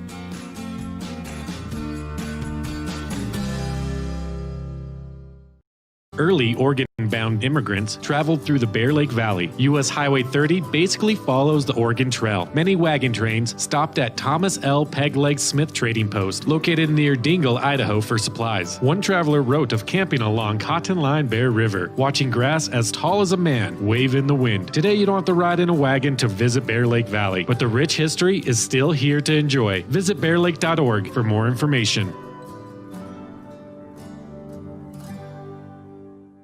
If you can't give your dentist a 5-star rating, then you ought to consider making your next dental appointment with Dr. McKay Frankham. One patient said, "The best experience I've ever had at a dentist." Other customer comments include 5 stars plus. And not only is Dr. Frankham the best dentist I've ever been to, but I can actually afford to have dental work done by Dr. Frankham. Make your next dental visit a 5-star experience. Call for an appointment today at 307-789-8910.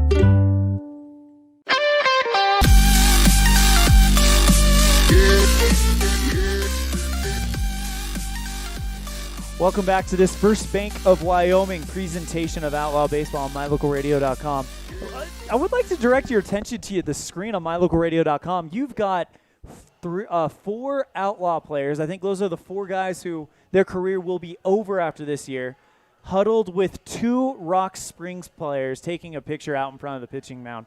You know, we talked about at the beginning, historically, this has been a heated rivalry and a competitive rivalry. It's been competitive, but not heated. They really have kind of come along and come together as a team in this 2 teams in this region of the state. And a lot of times that, you know, the way the coaches interact with each other reflects the way the players interact with each other. And you heard, you know, if you were here for the pregame show, Coach Rondinelli had only positive things to say about Coach Chad Thompson and vice versa. And then now you see these guys, the players out there, and spending some time together with some last minutes. Hey, good job, good luck the rest of the way, kind of stuff. You can bet it's Rock Springs saying, "Go get Jackson." Yeah, we'll help. We'll help where we can. Evanston saying to Rock Springs, "Yeah, get Jackson." Go get Jackson. Yeah. Well, they're probably telling them both teams like, "We got to get Jackson." But anyway, let's go and do a post-game stats report for the Evanston Outlaws. Winner is Kason Smith. I'm on the wrong one on Game Changer, of course. He goes 6 1/3 innings pitched in a 12-9 victory. And this is his second win in 3 starts. 6 1/3 innings pitched, 9 hits, 9 runs, 6 earned, 4 strikeouts. That is 6 walks. That means 24 strikeouts combined in his last 3 starts. That is a power pitcher that, honestly, I would have no problem trusting going into the state tournament. And that's a good thing for the Outlaws if they, you know, if coaches feel that same way, because you're gonna need 4 or 5 real solid pitchers to go anywhere deep in the state tournament. For the Evanston Outlaws, let's go ahead and give you some batting stats. Do you have those, Ryan? Or for Evanston? Yeah. Yes, I do. The Outlaws, Ryan Fisher goes 1 for 4, a run and an RBI. Clayton Moyles 1 for 3 with 2 runs, 2 RBIs. Those RBIs on the home run, of course, in the first inning. Jagger Mitchell 1 for 3 with 3 runs scored. Was hit by a pitch twice in Game 2 plus twice in Game 1.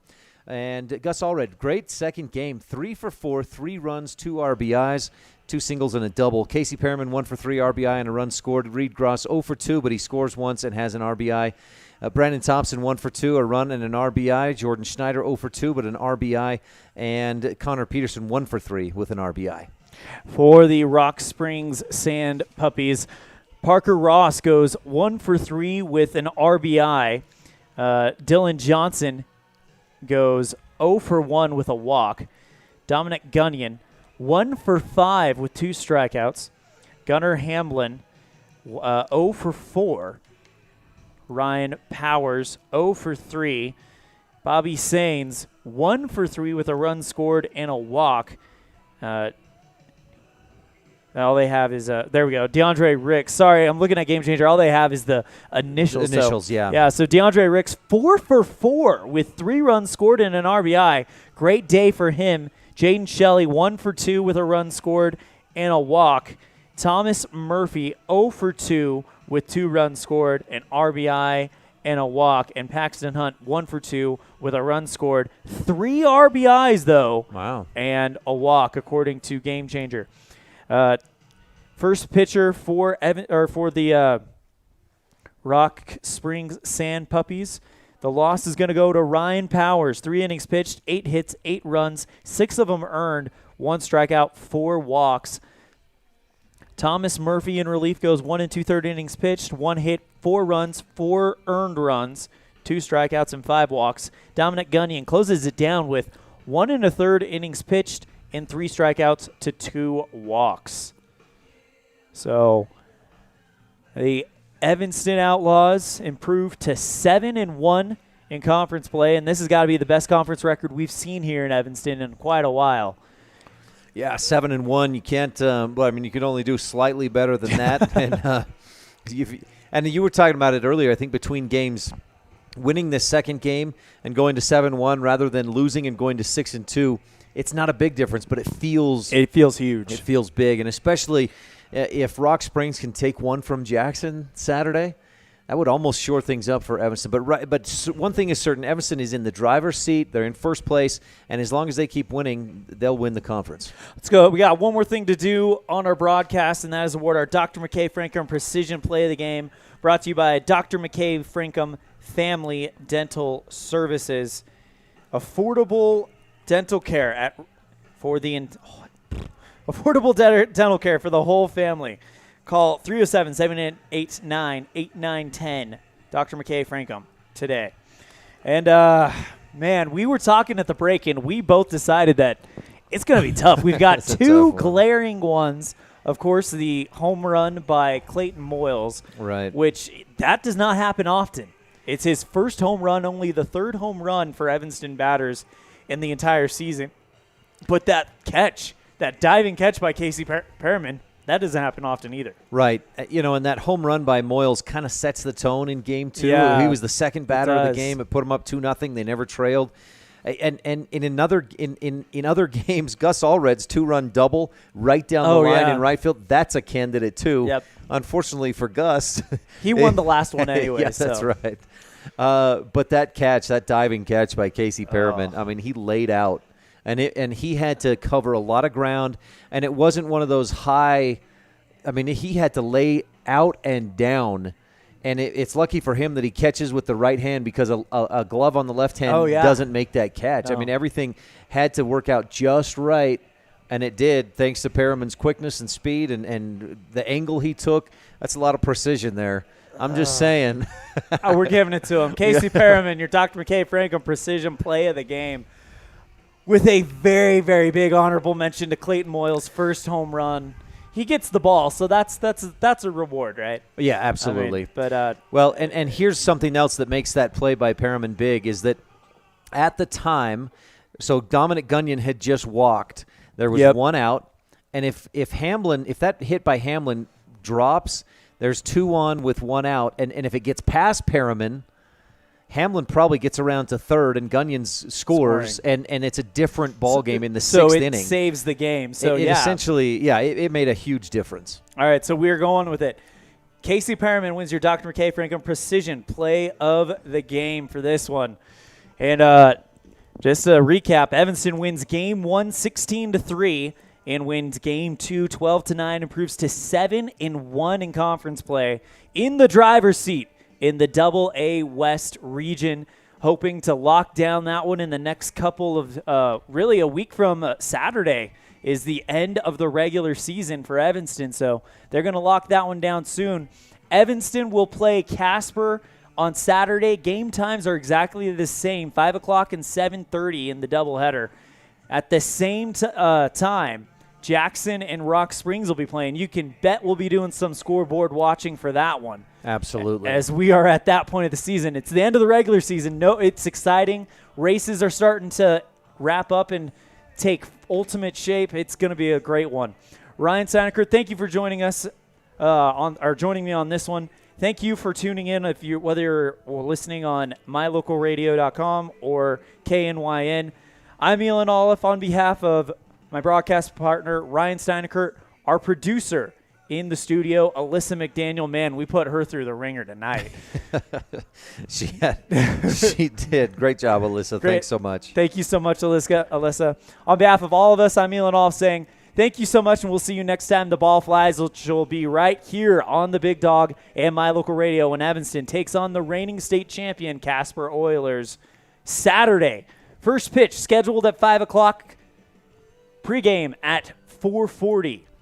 Thank you so much, and take care.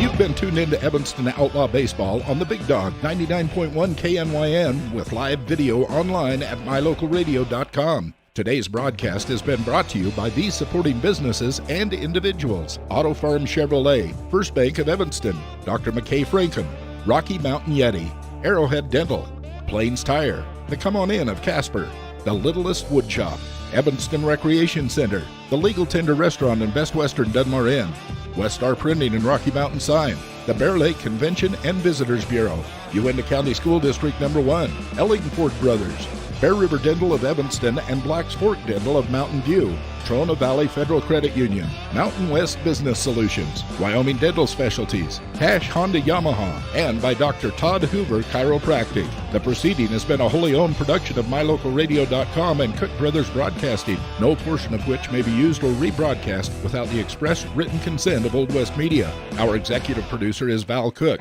We want to thank Office Manager Kayleen Anderson, our Sales Manager Julie Burley, along with Evanston's Elan OLLIFF, and Bridge Valley's Jake Hibbard, Rich County's Ryan Steineckert, and production assistant Alyssa McDaniel. But the biggest thanks of all is to our sponsors and to you for tuning in. We invite you to visit MyLocalRadio.com for archived games and like My Local Radio on Facebook to stay up to date with the game broadcasts. Thank you for joining us on this presentation of Evanston Outlaws Baseball on KNYN 99.1 FM and online at MyLocalRadio.com.